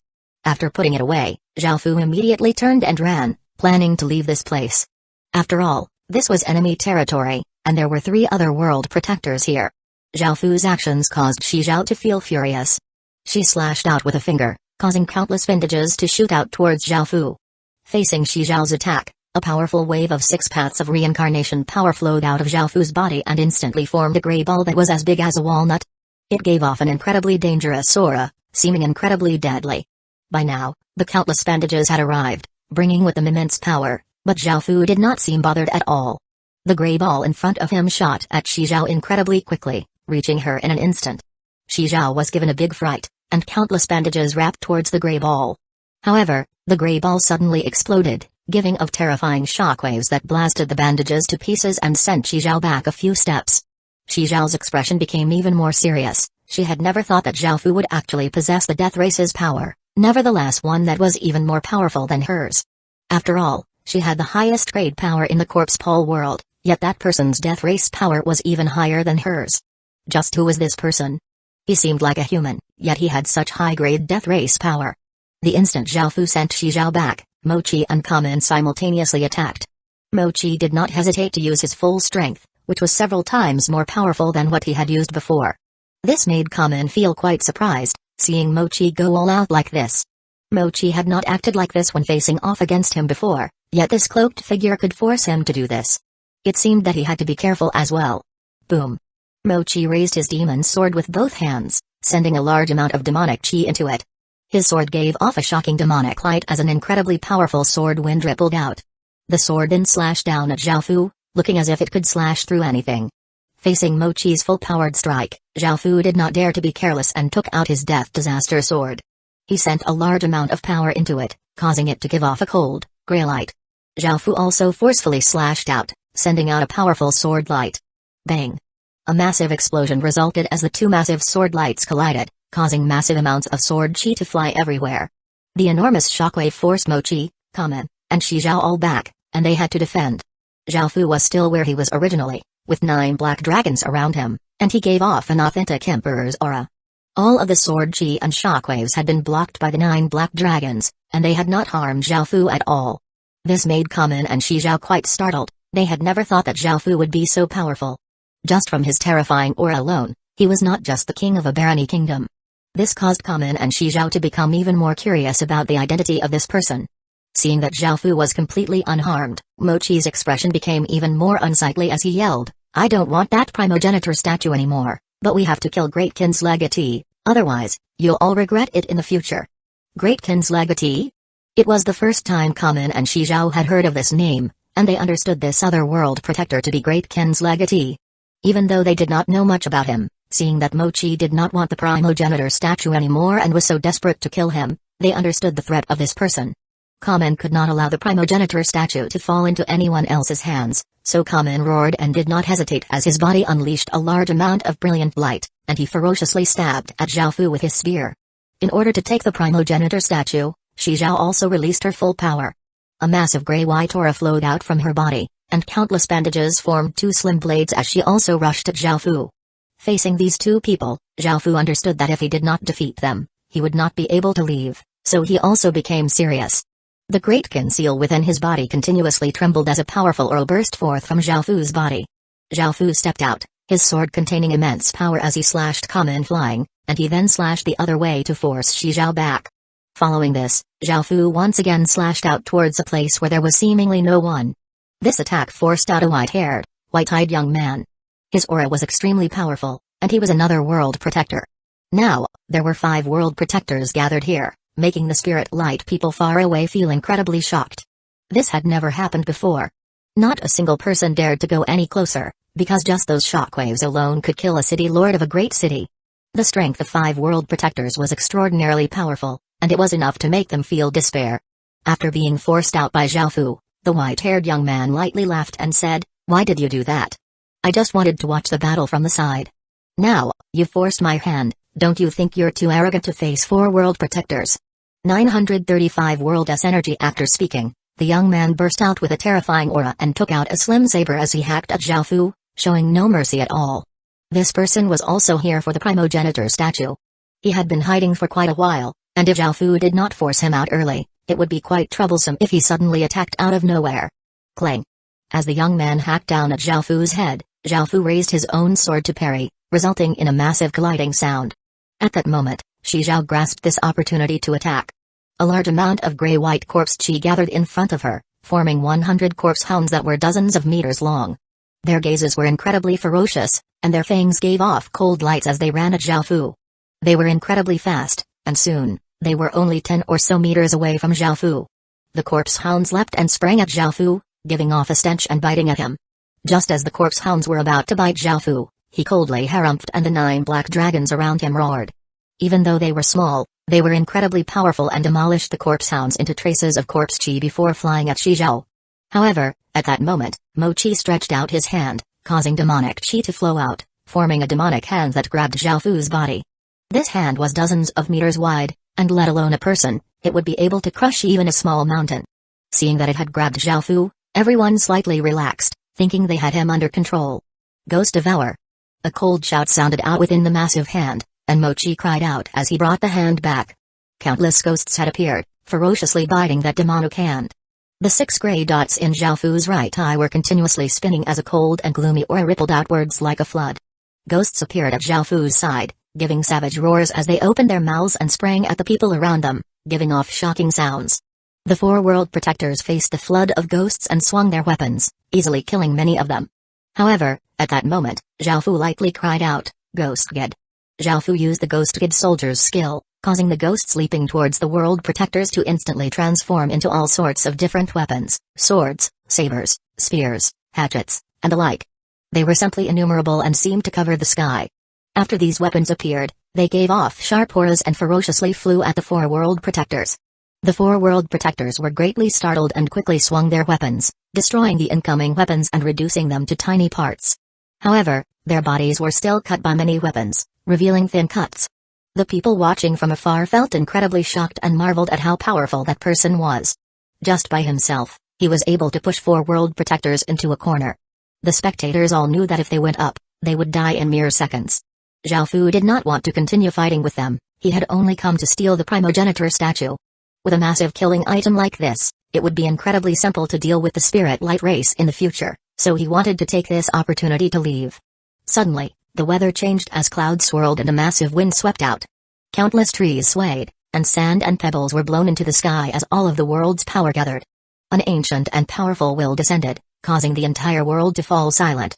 In front of this will, everyone seemed as small as ants, and they all looked at the sky in fear. Their bodies froze, unable to move even a bit. The primogenitor statue must remain. A voice sounded out in all of the spirit light world legatees' heads, making them feel quite shocked. This was actually the voice of the world's consciousness, and an unimaginably powerful wave of energy entered their bodies. Og! Cries sounded out, piercing the heavens as incredibly powerful auras burst forth. At that moment, it seemed as if the entire world had descended into chaos. Everyone who was just spectating now only had a single goal, which was to get as far away as possible. If they remained, they would die without a doubt. Even the city lords would be crushed like ants. The world's source energy was something that could destroy all life. Boom. After receiving the world's energy, Kamen looked like a brilliant divine world, and he gave off an aura that seemed to be able to suppress the entire world. He seemed like a god as he swept out with his spear, causing a massive amount of aura to fly at Zhao Fu. The instant that the world's consciousness descended, Zhao Fu had sensed that things were taking a turn for the worse. As such, he exploded out with his true strength. The great conceal continuously trembled as 9 dragon roars sounded out, and 9 black dragons that were 100 meters long flew out of Zhao Fu's body. The Ghost World Pearl also appeared on his chest, and the sealed 6 paths demon images energy were drawn into Zhao Fu's body. Immediately, an incredibly cold aura flooded outwards like a tsunami, seeming to cover all life. The entire world seemed to be filled with deathly chi, making it seem like a world of death. As someone from the death race, Shi Zhao's face became incredibly pale after sensing this aura. Her heart was filled with terror as her body trembled. How could this person have such terrifying strength? A black flame erupted around Zhao Fu's body, and his terrifying eyes gave off a shocking light. His aura became incredibly powerful, and facing Kamen's attack, Zhao Fu stretched out a hand, causing the 9 black dragons to circle around him. They formed a massive protective barrier, blocking Kamen's attack. However, 5 other spirit light legatees also arrived, giving off brilliant divine light as they also had the world's energy. The 3 other world protectors felt quite hesitant. These people who had obtained the world's energy were now more powerful than them, so they were hesitant if they still wanted to continue. However, before they could think too much, their own respective worlds gave them their own world's energy. What shocked them was that their worlds gave them only one task, which was to kill Great Kin's legatee at all costs. They could not feel any more shocked. Just what sort of person was Great Kin's legatee that their world's consciousnesses were so determined to kill him? Such a thing had never happened before, and now, they all realized how serious this matter was. This was especially so for Shizhao and that white-haired young man. Now, they understood Mochi's words. No wonder he gave up the primogenitor statue and was so bent on killing Great Kin's legatee, saying that they would regret it if they did not kill him. After all, this person was someone even their worlds wanted to kill. This meant that he had enough power to threaten their worlds. This person had to be killed, or else he might destroy their worlds in the future. 936 Disrupting World S Consciousness. The three people looked at each other and made a decision. Their three worlds started to tremble as their world's energy started to flow into their bodies, and shocking auras exploded out from them. Everyone in their worlds looked at the abnormal signs and looked incredibly serious. Even though they did not know what was happening, it was definitely something that was going to shake the world. After all, the world's energy gathering meant that there was a big problem. Those who were the most terrifying were the ones from the spirit light world. The various legatees had also obtained the world's energy, which was enough to shake the heavens. Now, the three other world protectors also exploded out with their world's energy, which would be enough to make even godly spirits feel terrified. Now, everyone in the spirit light world felt as if their minds and souls were being buffeted by a massive ocean. Their bodies continuously trembled, feeling only terror. All beasts in the spirit light world, no matter how ferocious, could only lay on the ground and whimper. The group of people who had wanted to wait to snatch the primogenitor statue were now incredibly far away, looking back in fear. This place was covered by dark clouds, which were quickly expanding out, that brought with them a terrifying aura of destruction. There were also bolts of lightning descending, with gales accompanying them.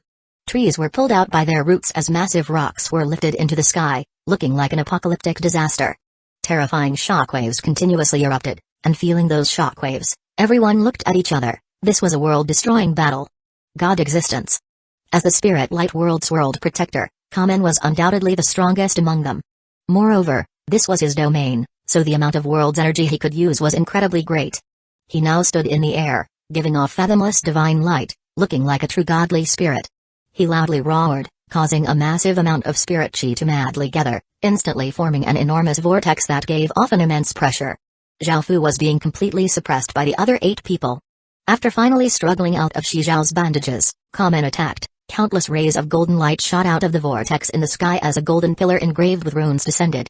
Zhaofu was unable to dodge at all and was hit by the pillar. Even though he released his protective barrier in time, the pillar smashed him towards the ground. Boom! A shocking explosion sounded out as the pillar slammed against the ground like a falling meteor. A shockwave rippled out, causing the ground in the surrounding 1,000 kilometers to cave in, and dust filled the sky.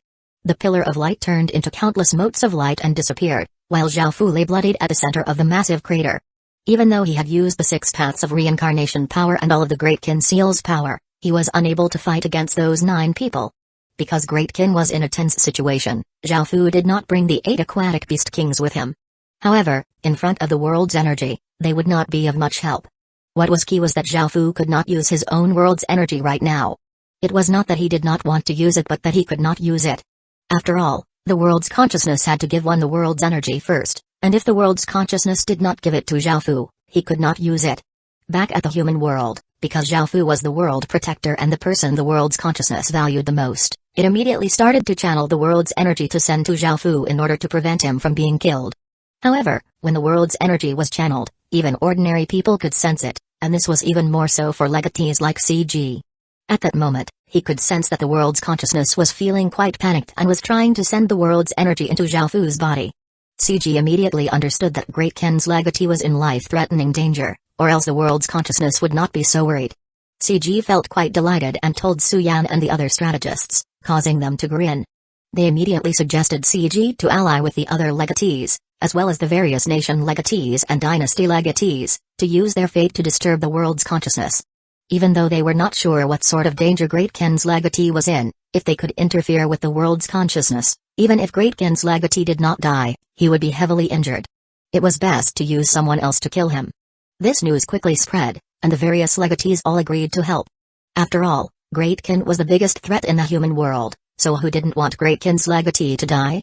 Only if Great Kin's legatee died would they have an opportunity, and this would not require them to expend a single soldier, only a bit of their fate. Apart from Tina Pendragon, Jeffrey, and Misan Ori Hano, All of the world legatees joined in. As world legatees, the 5 others had also been favored by the world's consciousness and could also use the world's source energy. With them causing disturbances, with the nation legatees and dynasty legatees, they could cause the world's consciousness to become quite chaotic. CG and the other legatees released their fates, causing fate dragons to fly into the sky and give off powerful auras. The scene was quite grand and did not look very scary, but it could cause life-threatening damage to Xiaofu. This was because the world's consciousness was a collective consciousness, and as people with a large amount of fate, with 5 world legatees, they could cause it to become quite chaotic. If the world's consciousness fell into chaos, the world's energy would be unable to enter Xiaofu's body, preventing him from using it. Back at the spirit light world, Xiaofu was covered in blood as he slashed out with his sword, sending out a large amount of deathly chi that swept towards the 9 others like a flood. Even if he handed over the primogenitor statue, they still would not let him off. Right now, they had a bigger goal, which was to kill Xiaofu. Swish. An arrow gave off an incredibly sharp aura as it whistled towards Xiaofu. The ground beneath it was torn as well, and Xiaofu flicked upwards with his sword, knocking it away, but his body was also sent back a few steps. With Xiaofu's strength, it was already quite difficult to last against 9 people who had world's energy. He was only relying on his 6 paths of reincarnation power and his Marquisate Kingdom seal. Sky Tiger.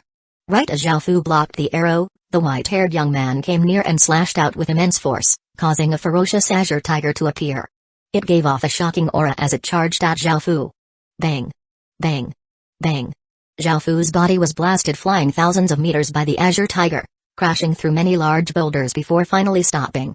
He landed on the ground and coughed up a large mouthful of blood. Everyone looked quite delighted, because Xiaofu's aura was now quite weak, and his strength was decreasing. Even without his world's energy, he had been able to defend against them for so long. This proved his strength, but he would still die at their hands. 937 terror. All of them felt quite perplexed. This person was most likely a world legatee, so why did he not have any world's energy? Could he have been abandoned by his world? However, this was good for them. It was only because he did not have any world's energy that they were able to easily suppress him. Otherwise, it would be difficult for them to win. Seeing how weak Xiaofu was, everyone did not hesitate, because now was the best time to kill him. Shi Zhao was the first to act. She had been thinking about that primogenitor statue this whole time because it was an incredibly powerful weapon against the spirit light race. Their corpse pole world was right next to the spirit light world, so she had to obtain that primogenitor statue. Even if she couldn't obtain it, she had to destroy it, as it was incredibly important to the spirit light race. Bandages shot out from the air, gathering together to form sharp drills. Shi Zhao pushed her hand forward, causing the drills to fly forwards incredibly quickly, reaching Xiaofu in an instant. If he was pierced by the drills, he would instantly become like a hornet's nest and would be dead without a doubt. Xiaofu had gotten to his feet with greatly difficulty, and facing these bandages, he mustered up the last of his strength to slash out, sending out a grey crescent that destroyed all of the bandages. Kamen coldly laughed as he sent his terrifying power into his spear. His spear gave off a large amount of spear light, almost turning into a spear of light. It no longer seemed corporeal, and its aura became incredibly monstrous, causing people's hairs to stand on end. Boom! As Xiaofu used the last of his strength to defend against Shi Zhao's attack, Kamen threw out his spear with all of his strength. The sky seemed to explode as a massive explosion rang out. The spear gave off shocking power as it descended like lightning with unstoppable momentum, instantly piercing through Xiaofu's chest and nailing him against a mountain in the distance. Xiaofu's head and arms powerlessly fell as the side of the mountain was dyed red with blood. His death disaster sword fell, and he no longer gave off any aura. He was most likely dead. Now that Xiaofu was dead, everyone let out a sigh of relief. Since he was dead, there would not be anything unexpected. After all, what could a dead person do? Shi Zhao was the first to race towards Xiaofu's corpse, because she had been waiting for an opportunity to take the primogenitor statue this whole time. That item was incredibly important to the spirit light race, so she had to obtain it. However, the spirit light people sensed Shi Zhao's goal and them immediately acted as well. The white-haired young man also shot towards Xiaofu's corpse. It was evident that he wanted the primogenitor statue as well. Mochi had promised that he would give up on the primogenitor statue as long as he could kill Xiaofu, and he stood by his word, not going to snatch it. However, he did not want the spirit light people to obtain it either. After all, the dark daemon world was right next to the spirit light world, and if the spirit light people obtained the primogenitor statue, the dark daemon world would be in great danger. Now, the spirit light side definitely had an advantage, as they had a world protector and 5 legatees. Originally, these 5 legatees did not have the strength to participate in this battle, but because of the world's energy, they wanted to try their luck. Mochi immediately engaged 3 spirit light legatees by himself, causing them to feel enraged.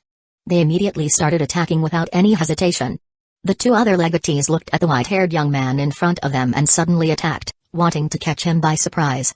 If they could force this white-haired young man away, they would have a better chance at obtaining the primogenitor statue. After all, this white-haired young man was also a world protector, and he was much more powerful than them.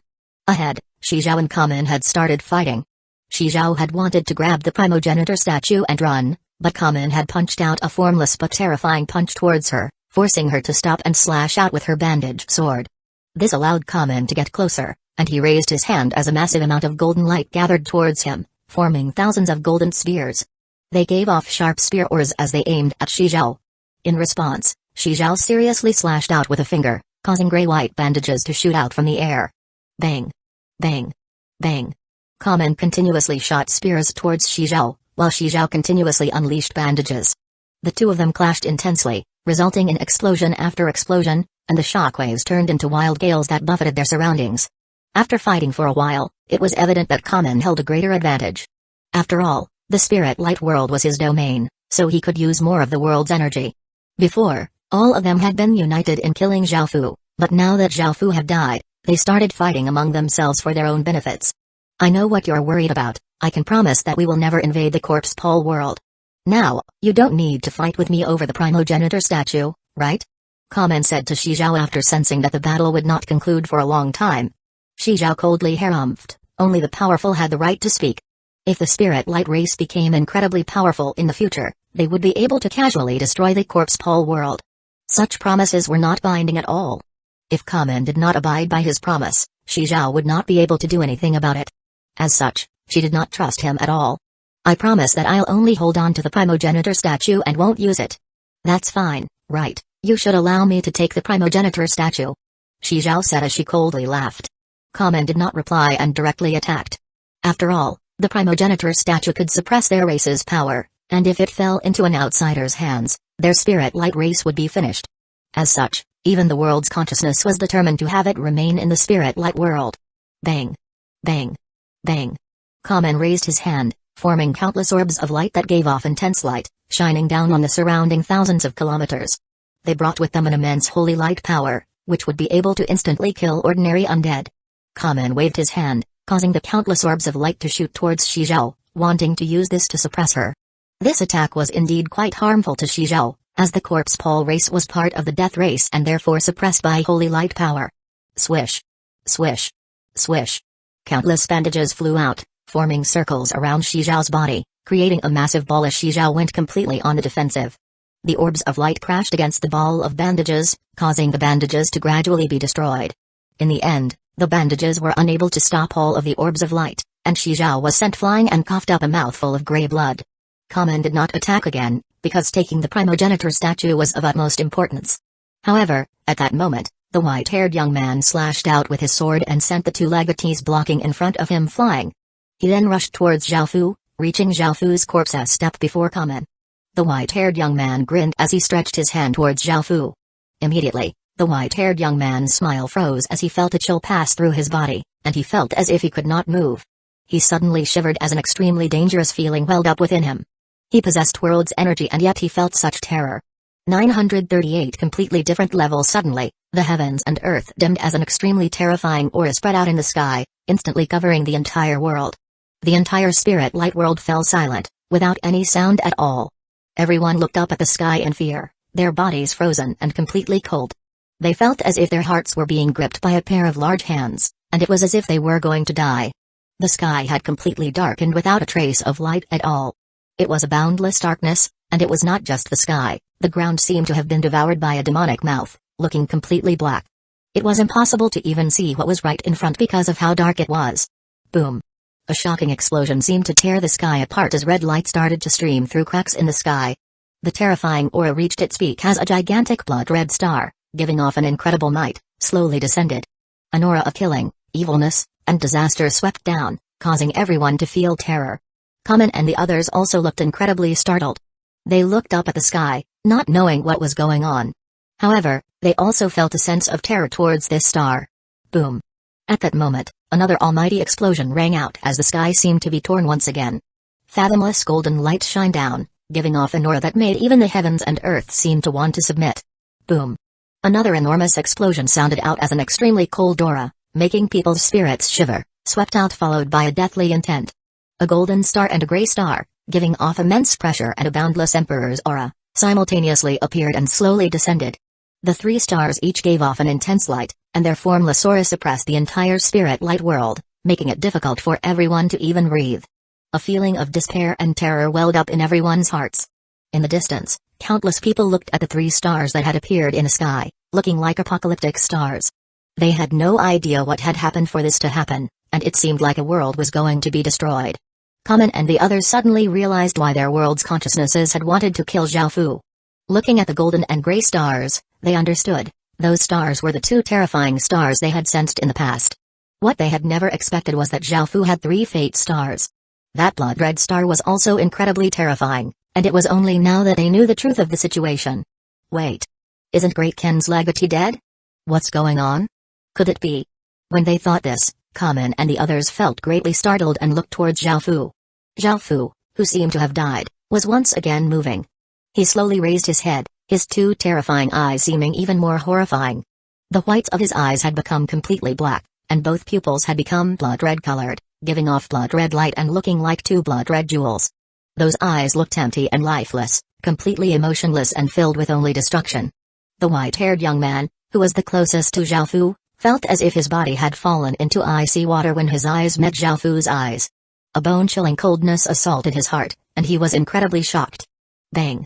Before he could do anything, a muffled explosion sounded out as the white-haired young man was hit by a formless energy, causing him to fly back thousands of meters, crashing through a mountain and destroying it. Within the rubble, the white-haired young man coughed up a large mouthful of blood, his face extremely pale. If it wasn't for his world's energy protecting him, he would have died. This shocking turn of events caused everyone to feel a chill in their hearts. Zhao Fu once again moved, gripping the silver spear lodged in his chest. He vigorously pulled it out, and his terrifying eyes turned to Kamen. Immediately, Kamen's hairs stood on end as if he was being gazed at by an incredibly terrifying beast.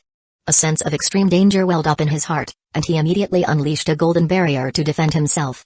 However, at that moment, Zhao Fu threw out the silver spear, which seemed to turn into a bolt of silver lightning and instantly pierced through Kamen's body, nailing him onto the ground 1,000 meters away. His barrier, which was reinforced with his world's energy, had been completely useless. Kamen's chest had been pierced. There was a large crater beneath him, but he was not dead. His aura was incredibly weak, and blood continuously leaked out of his lips, forming a wretched sight. The blood-red eyes emotionlessly turned to look at Shizhou. Shizhou felt a chill in her heart and did not hesitate to turn and run. However, in the next moment, she felt an incredibly shocking aura appear next to her. Shizhou's expression fell, and bandages shot out, forming a protective barrier around her. However, in the next second, a sharp claw giving off a world-destroying power instantly tore through the bandages, causing them to scatter.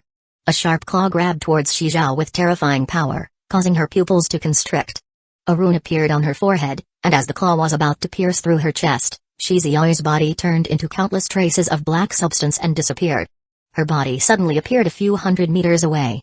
Right now, she only had a single thought, which was to run away. She did not even want the primogenitor statue anymore, because she would definitely die if she stayed. Even with world's energy, she was completely powerless. Suddenly, a figure appeared beside Shizhou, causing her to look extremely shocked. Zhao Fu, who had been a few hundred meters away, had suddenly teleported and grabbed her head. Shizhou felt as if her head had been grabbed by iron claws, and before she could move at all, she was smashed into the ground. Boom! Shizhou heavily crashed into the ground, opening up a 1,000-meter wide crater. Dust billowed into the air, and it was difficult to tell if Shizhou was dead or alive. Og! Og!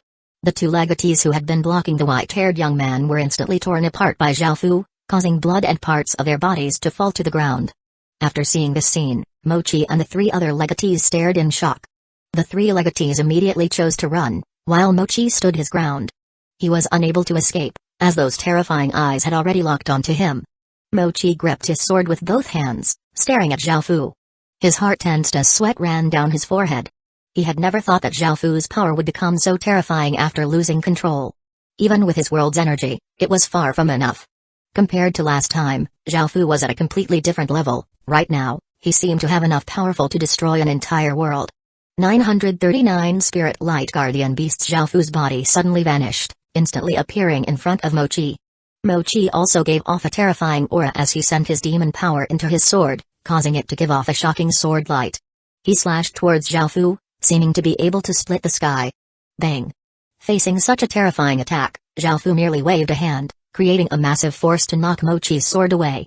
This caused Mochi to stare in shock, but before he could react, Zhaofu spun and lashed out with his foot, sending Mochi flying. He crashed onto the ground, his ribs broken. Now, only Zhaofu stood in the air, giving off an incredibly monstrous aura. Everyone else was either dead or lying on the ground with weak auras, seeming heavily injured. However, Zhaofu did not seem to plan on letting them off. Shing! Shing! Shing! Sword hum sounded out as countless blood-red motes of light gathered in front of Zhaofu, forming countless blood-red swords of light. They gave off a massive sword aura, seeming as if they could slay gods. It seemed like Kamen and the others were doomed to die, and nothing could change this situation. Boom! A massive aura exploded out from the east, shaking the heavens and the earth. A massive golden lion appeared, giving off an intense golden light and looking like a golden sun. Boom! An unimaginably powerful aura also exploded out from the west as bolts of black lightning flashed, creating a terrifying scene. A thunder beast that looked similar to a Kylan appeared within the lightning. Boom! A massive might suddenly descended from the south, causing all creatures to feel a sense of terror. Time and space seemed to be frozen as a massive blue eyeball appeared. Its gaze was extremely terrifying and seemed to be able to cause the heavens and earth to collapse. Boom! Finally, an explosion sounded out from the north. The sky was covered with a violet light as a monster with a human's head and a bird's body appeared. It had a woman's head, and the body was like that of a crane. It had violet feathers and gave off an incredibly powerful aura. The Spirit Light World's 4 guardian beasts had received commands from the world's consciousness, and they gave off terrifying auras as they descended here. Just their auras alone could cause godly spirits to tremble. The 4 guardian beasts simultaneously descended, causing the weather to become chaotic. The Spirit Light people looked up in shock, feeling like ants. It was as if they were about to die. The 4 guardian beasts gave off world-shaking auras as they stood in the sky in their respective directions, looking down on Zhaofu from above. It seemed like they had the ability to easily determine Zhaofu's life or death, and they indeed had such power. After all, they were guardian beasts of this world. As another worlder, you were able to awaken 3 terrifying stars and have unlimited potential. You should not have come here or tried to steal the Spirit Light World's primogenitor statue. Now, you will die here. The golden lion looked at Zhaofu with its golden eyes and said with a booming voice, a trace of pity and coldness in its voice. A lower grade world could actually produce a person like this. This is something that can only be seen once every 10,000 years. It's a pity that he does not belong to our Spirit Light World, or he would be able to usher in a new era for our Spirit Light World, bringing us to a new peak. Now, this person must die. He cannot be allowed to leave. The Kylan-like thunder beast looked at Zhaofu with its black eyes and said with the coarse voice of a young man, filled with killing intent. That's right, this person is from the second world to the side, and if he is allowed to live, our Spirit Light World will be destroyed by him sooner or later, and our powerful Spirit Light race will be enslaved by him. As such, this person must die, and we must destroy his spirit as well. The enormous eyeball from the south looked at Zhaofu eerily. Even though it had no mouth, it spoke with a sharp voice. No need to waste so many words, this person also has an incredibly pure sovereign bloodline. Quickly kill him and destroy his spirit so as to prevent any future troubles. Once this sort of person loses control, he will become incredibly evil. However, we need to preserve his corpse, as it is a top-tier treasure. If we eat his corpse, our strength will be able to rise to a new level. The monster with the woman's head and crane's body spoke as it licked its lips. It seemed incredibly eager to eat Zhaofu's body, and its voice was filled with cruelness.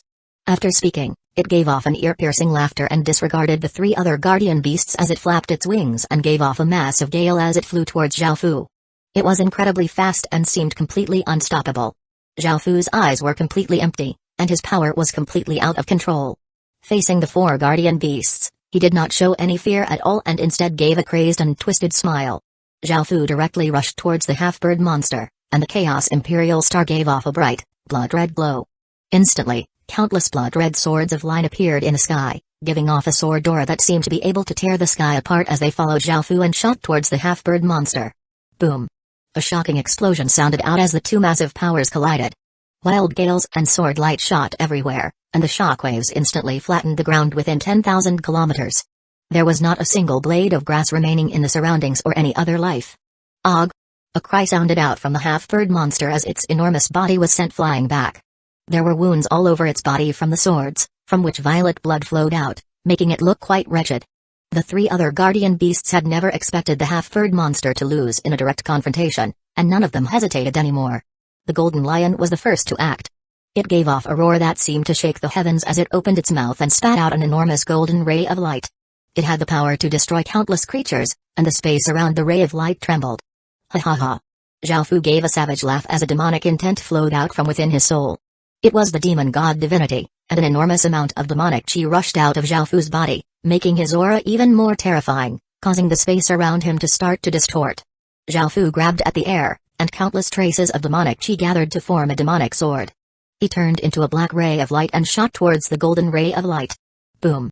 A black flash of light blitzed through the massive golden ray of light, slashing it in half, and the golden lion was dismayed to see Zhao Fu appear before it. 940 World Formation Demon Sun. Zhao Fu roared as he raised the demon sword, his eyes giving off an intense blood-red light as he looked at the enormous golden lion, his grin incredibly wicked. A ray of demonic chi rushed into the sky as all of the demonic chi in the heavens and earth madly gathered, forming a sun that gave off demonic light. It gave off a demonic might that could shake the heavens, and at the same time, Zhao Fu's sword descended. The golden lion's expression fell, and it tried to quickly dodge. However, a black sword light immediately flashed out, sending it flying tens of thousands of meters away. It then crashed onto the ground, opening up a massive crater. The ground continuously trembled, causing all of the leaves on the surrounding trees to fall. A long gash appeared on the golden lion's chest, from which a large amount of golden blood flowed out. A look of pain appeared on the golden lion's face. This injury was not light at all. Roar! The thunder beast, which had the most violent personality, furiously roared after seeing that these two guardian beasts could not deal with Zhao Fu. Its body gave off immense black lightning, making it seem as if the sky had exploded. It gave off a world-destroying aura as it rushed towards Zhao Fu. Zhao Fu did not even bother looking behind him. He stretched out a hand behind him towards the thunder beast, and the celestial emperor star gave off a mighty emperor's aura as the 5 pupils in Zhao Fu's left eye quickly spun. Clang, clang, clang. The sound of chains filled the heavens and earth as golden chains descended from the sky, rose up from the ground, and shot out from all directions. They were simply innumerable, and there were at least millions, if not tens of millions. The thunder beast was greatly startled and tried to avoid the countless golden chains, but there were simply too many of them and its body was too big. It was unable to evade them at all, and it was soon bound by countless golden chains. Zhao Fu grabbed at the air, causing the golden chains to tighten around the thunder beast. Roar! The thunder beast felt as if its bones were going to break, and it roared in agony and fury. Even more black lightning appeared around it as it madly struggled. The massive blue eye coldly stared at Zhao Fu from the side. Its pupils constricted as a massive blue flame appeared around it. The flames continuously changed, eventually forming an enormous cyclops. Roar! The cyclops gave off a terrifying aura as it tilted its head back and roared, shaking the heavens. The cyclops slapped high into the sky, gripping both hands together as it smashed them towards Zhao Fu as it fell. At that moment, Zhao Fu looked up, his terrifying eyes locked onto the falling cyclops. A cruel smile appeared on his face as the gray star in the sky gave off boundless ghostly chi. The 6 gray dots in Zhao Fu's right eye started to spin. Suddenly, 6 massive gray balls appeared around the falling cyclops. These balls were all made of countless traces of ghostly chi, and they gave off incredibly cold auras, seeming very dangerous. The cyclops was startled to see these 6 gray balls around it, but after sensing the danger, it immediately tried to dodge. Those 6 gray balls suddenly exploded, causing a massive shock wave filled with an aura of destruction to blast out. From the distance, one would see a massive gray orb of light appear in the sky, before an almighty shockwave rippled out. Countless peaks were obliterated, and innumerable trees were ripped up by their roots as many boulders were shattered. After the explosion subsided, the cyclops had disappeared, and the blue flames had dissipated, leaving behind the blue eyeball covered with wounds. How can this person be so powerful? The 4 of us aren't a match for him at all. What should we do? The half-bird monster asked loudly with a grim expression. They were the 4 guardian beasts of the spirit light world, yet they were at such a disadvantage. This was quite terrifying. No wonder the world's consciousness was determined to kill him. Leaving such a person alive would result in tragedy in the future. The spirit light world is our domain, everything here is linked to us, and we can even use most of the world's energy. It seems like we'll have to use that technique. We'll use the entire spirit light world as a formation with us as the heart of the formation to suppress this person," the Golden Lion roared. After receiving that sword strike from Zhao Fu, it realized just how powerful Zhao Fu was. If they did not do this, they would not be a match for this person, and if things turned out badly, the entire spirit light world could be destroyed by him. The three other guardian beasts did not hesitate and followed the Golden Lion's instructions, because they had all just been injured by Zhao Fu as well. "I, the guardian beast divine Golden Lion, ask all creatures of the spirit light world to heed my call. I, the guardian beast Dark Thunder Beast, ask all creatures of the spirit light world to heed my call. I, the guardian beast Holy Eye, ask all creatures of the spirit light world to heed my call. I, the guardian beast Violet Demon Bird, ask all creatures of the spirit light world to heed my call." The Dark Thunder Beast struggled free from the countless chains, and the four guardian beasts rushed into the sky, giving off terrifying aura flames as they surrounded Zhao Fu. Zhao Fu could instinctively sense the danger, but just as he was about to do something, a massive colorful ring of light appeared around the four guardian beasts, and Zhao Fu was instantly sealed by a powerful energy. This energy was not very powerful, and Zhao Fu started to struggle. If he had some time, he would be able to break free from it. However, the four guardian beasts evidently would not give him such an opportunity. After the ring of light appeared, a massive formless energy instantly covered the entire world. Whether they were mountains or lakes, or every single tree and every single blade of grass, they all gave off an aura that gathered together. An incredibly massive magic formation slowly appeared. It was a shocking formation formed using the entire spirit light world. The aura of all creatures madly gathered towards the center of the magic formation, and Zhao Fu instantly felt an even greater force sealing him. This energy was hundreds of times more powerful than the energy from before, making it so that he could not move even a bit. Seeing that Zhao Fu had been sealed and could not move even a bit, smiles appeared on the faces of the four guardian beasts, and they were able to relax. "Now, should we seal him into the depths of the spirit light world or use the formation to kill him?" the Golden Lion asked the three other guardian beasts. "Of course we kill him. Do you really dare to keep him alive? We've suppressed him for now, but what if he breaks through the seal? He's simply too great of a threat," the Dark Thunder Beast said murderously. The other two guardian beasts nodded. They could not allow Zhao Fu to live. Boom. The four guardian beasts made up their minds and decided to kill Zhao Fu. They continued to use the magic formation, causing a massive energy to blast towards Zhao Fu. Kai. Zhao Fu coughed up a mouthful of gray-black blood, the clothes on his upper body disintegrating, revealing his upper body and his face. Seeing Zhao Fu's appearance, the four guardian beasts felt quite surprised. They had never thought that he would be so young and handsome. His domineering emperor's aura was quite enchanting, but this did not change their decision to kill him. They continued to use the magic formation, and it gave off an immense might as it started to slowly spin. Within the formation, Zhao Fu felt as if he was being grinded against a giant millstone, feeling immense pain. Gray-black blood started to flow out of his upper body. "Ugh!" Zhao Fu howled in pain, with more and more blood flowing out of his body. Under the pressure of the formation, Zhao Fu's bones started to shift out of position, making him look quite wretched. However, the four guardian beasts showed no mercy and were instead delighted. The Dark Thunder Beast called out, "We're a single step away from killing him. Send all of your strength into the formation." Boom. The four guardian beasts exploded out with strength, causing the magic formation to spin even faster. Even more power was gathered from all creatures all over the world, before blasting towards Zhao Fu. "Ugh!" A scream pierced through the sky as Zhao Fu's body hung suspended in the air. He felt as if his body and soul were being slowly grinded to dust, and that pain was like a knife stabbing into his soul. At that moment, something seemed to be broken as the three massive stars in the sky exploded out with sky-toppling auras. Countless rays of light shot out as the weather became chaotic and countless creatures trembled in fear. Boom. 3 pillars of starlight simultaneously fell onto Zhao Fu's body. The four guardian beasts had never thought that this attack would not be able to kill Zhao Fu. They once again exploded out with terrifying power, desperately trying to use the formation to kill Zhao Fu. The massive formation spun incredibly quickly to the point that the eye almost could not keep up. An even more ferocious energy gathered like an ocean, blasting towards Zhao Fu. Ugh! Within the pillars of light, Zhao Fu howled even more painfully, with gray-black blood leaking out of his eyes. At that moment, Zhao Fu's eyes seemed to split down the middle. The heavens and earth suddenly fell silent, and all creatures felt as if they had been sealed by something. The four guardian beasts were terrified to find that they could no longer use the magic formation. What made them feel even more scared was that a sense of impending death descended. Boom. A sound akin to the world exploding rang out as an incredibly terrifying energy blasted out from Zhao Fu. In just an instant, the space around him collapsed and became incredibly chaotic. The natural laws fell into chaos, and countless creatures were annihilated. The 4 guardian beasts were caught up in this energy and were twisted, ripped, and suppressed by this energy. Everyone in the spirit light world fell into despair, because they felt that the world really was going to be destroyed. 941 Dao I. The ground continuously trembled as cracks appeared in the sky. A wild gale whistled as lightning bolts madly descended. Countless creatures instinctively ran for their lives, but found that there was nowhere to run to. They could only cry out in terror and despair, creating a horrifying scene. At that moment, all of the heaven and earth source energy gathered to one place, and all spirit light players were forcefully kicked out of the heaven awakened world. The massive amount of heaven and earth source energy continuously gathered, forming a hazy figure. It was difficult to see that figure's likeness, and one could not tell if it was man or female.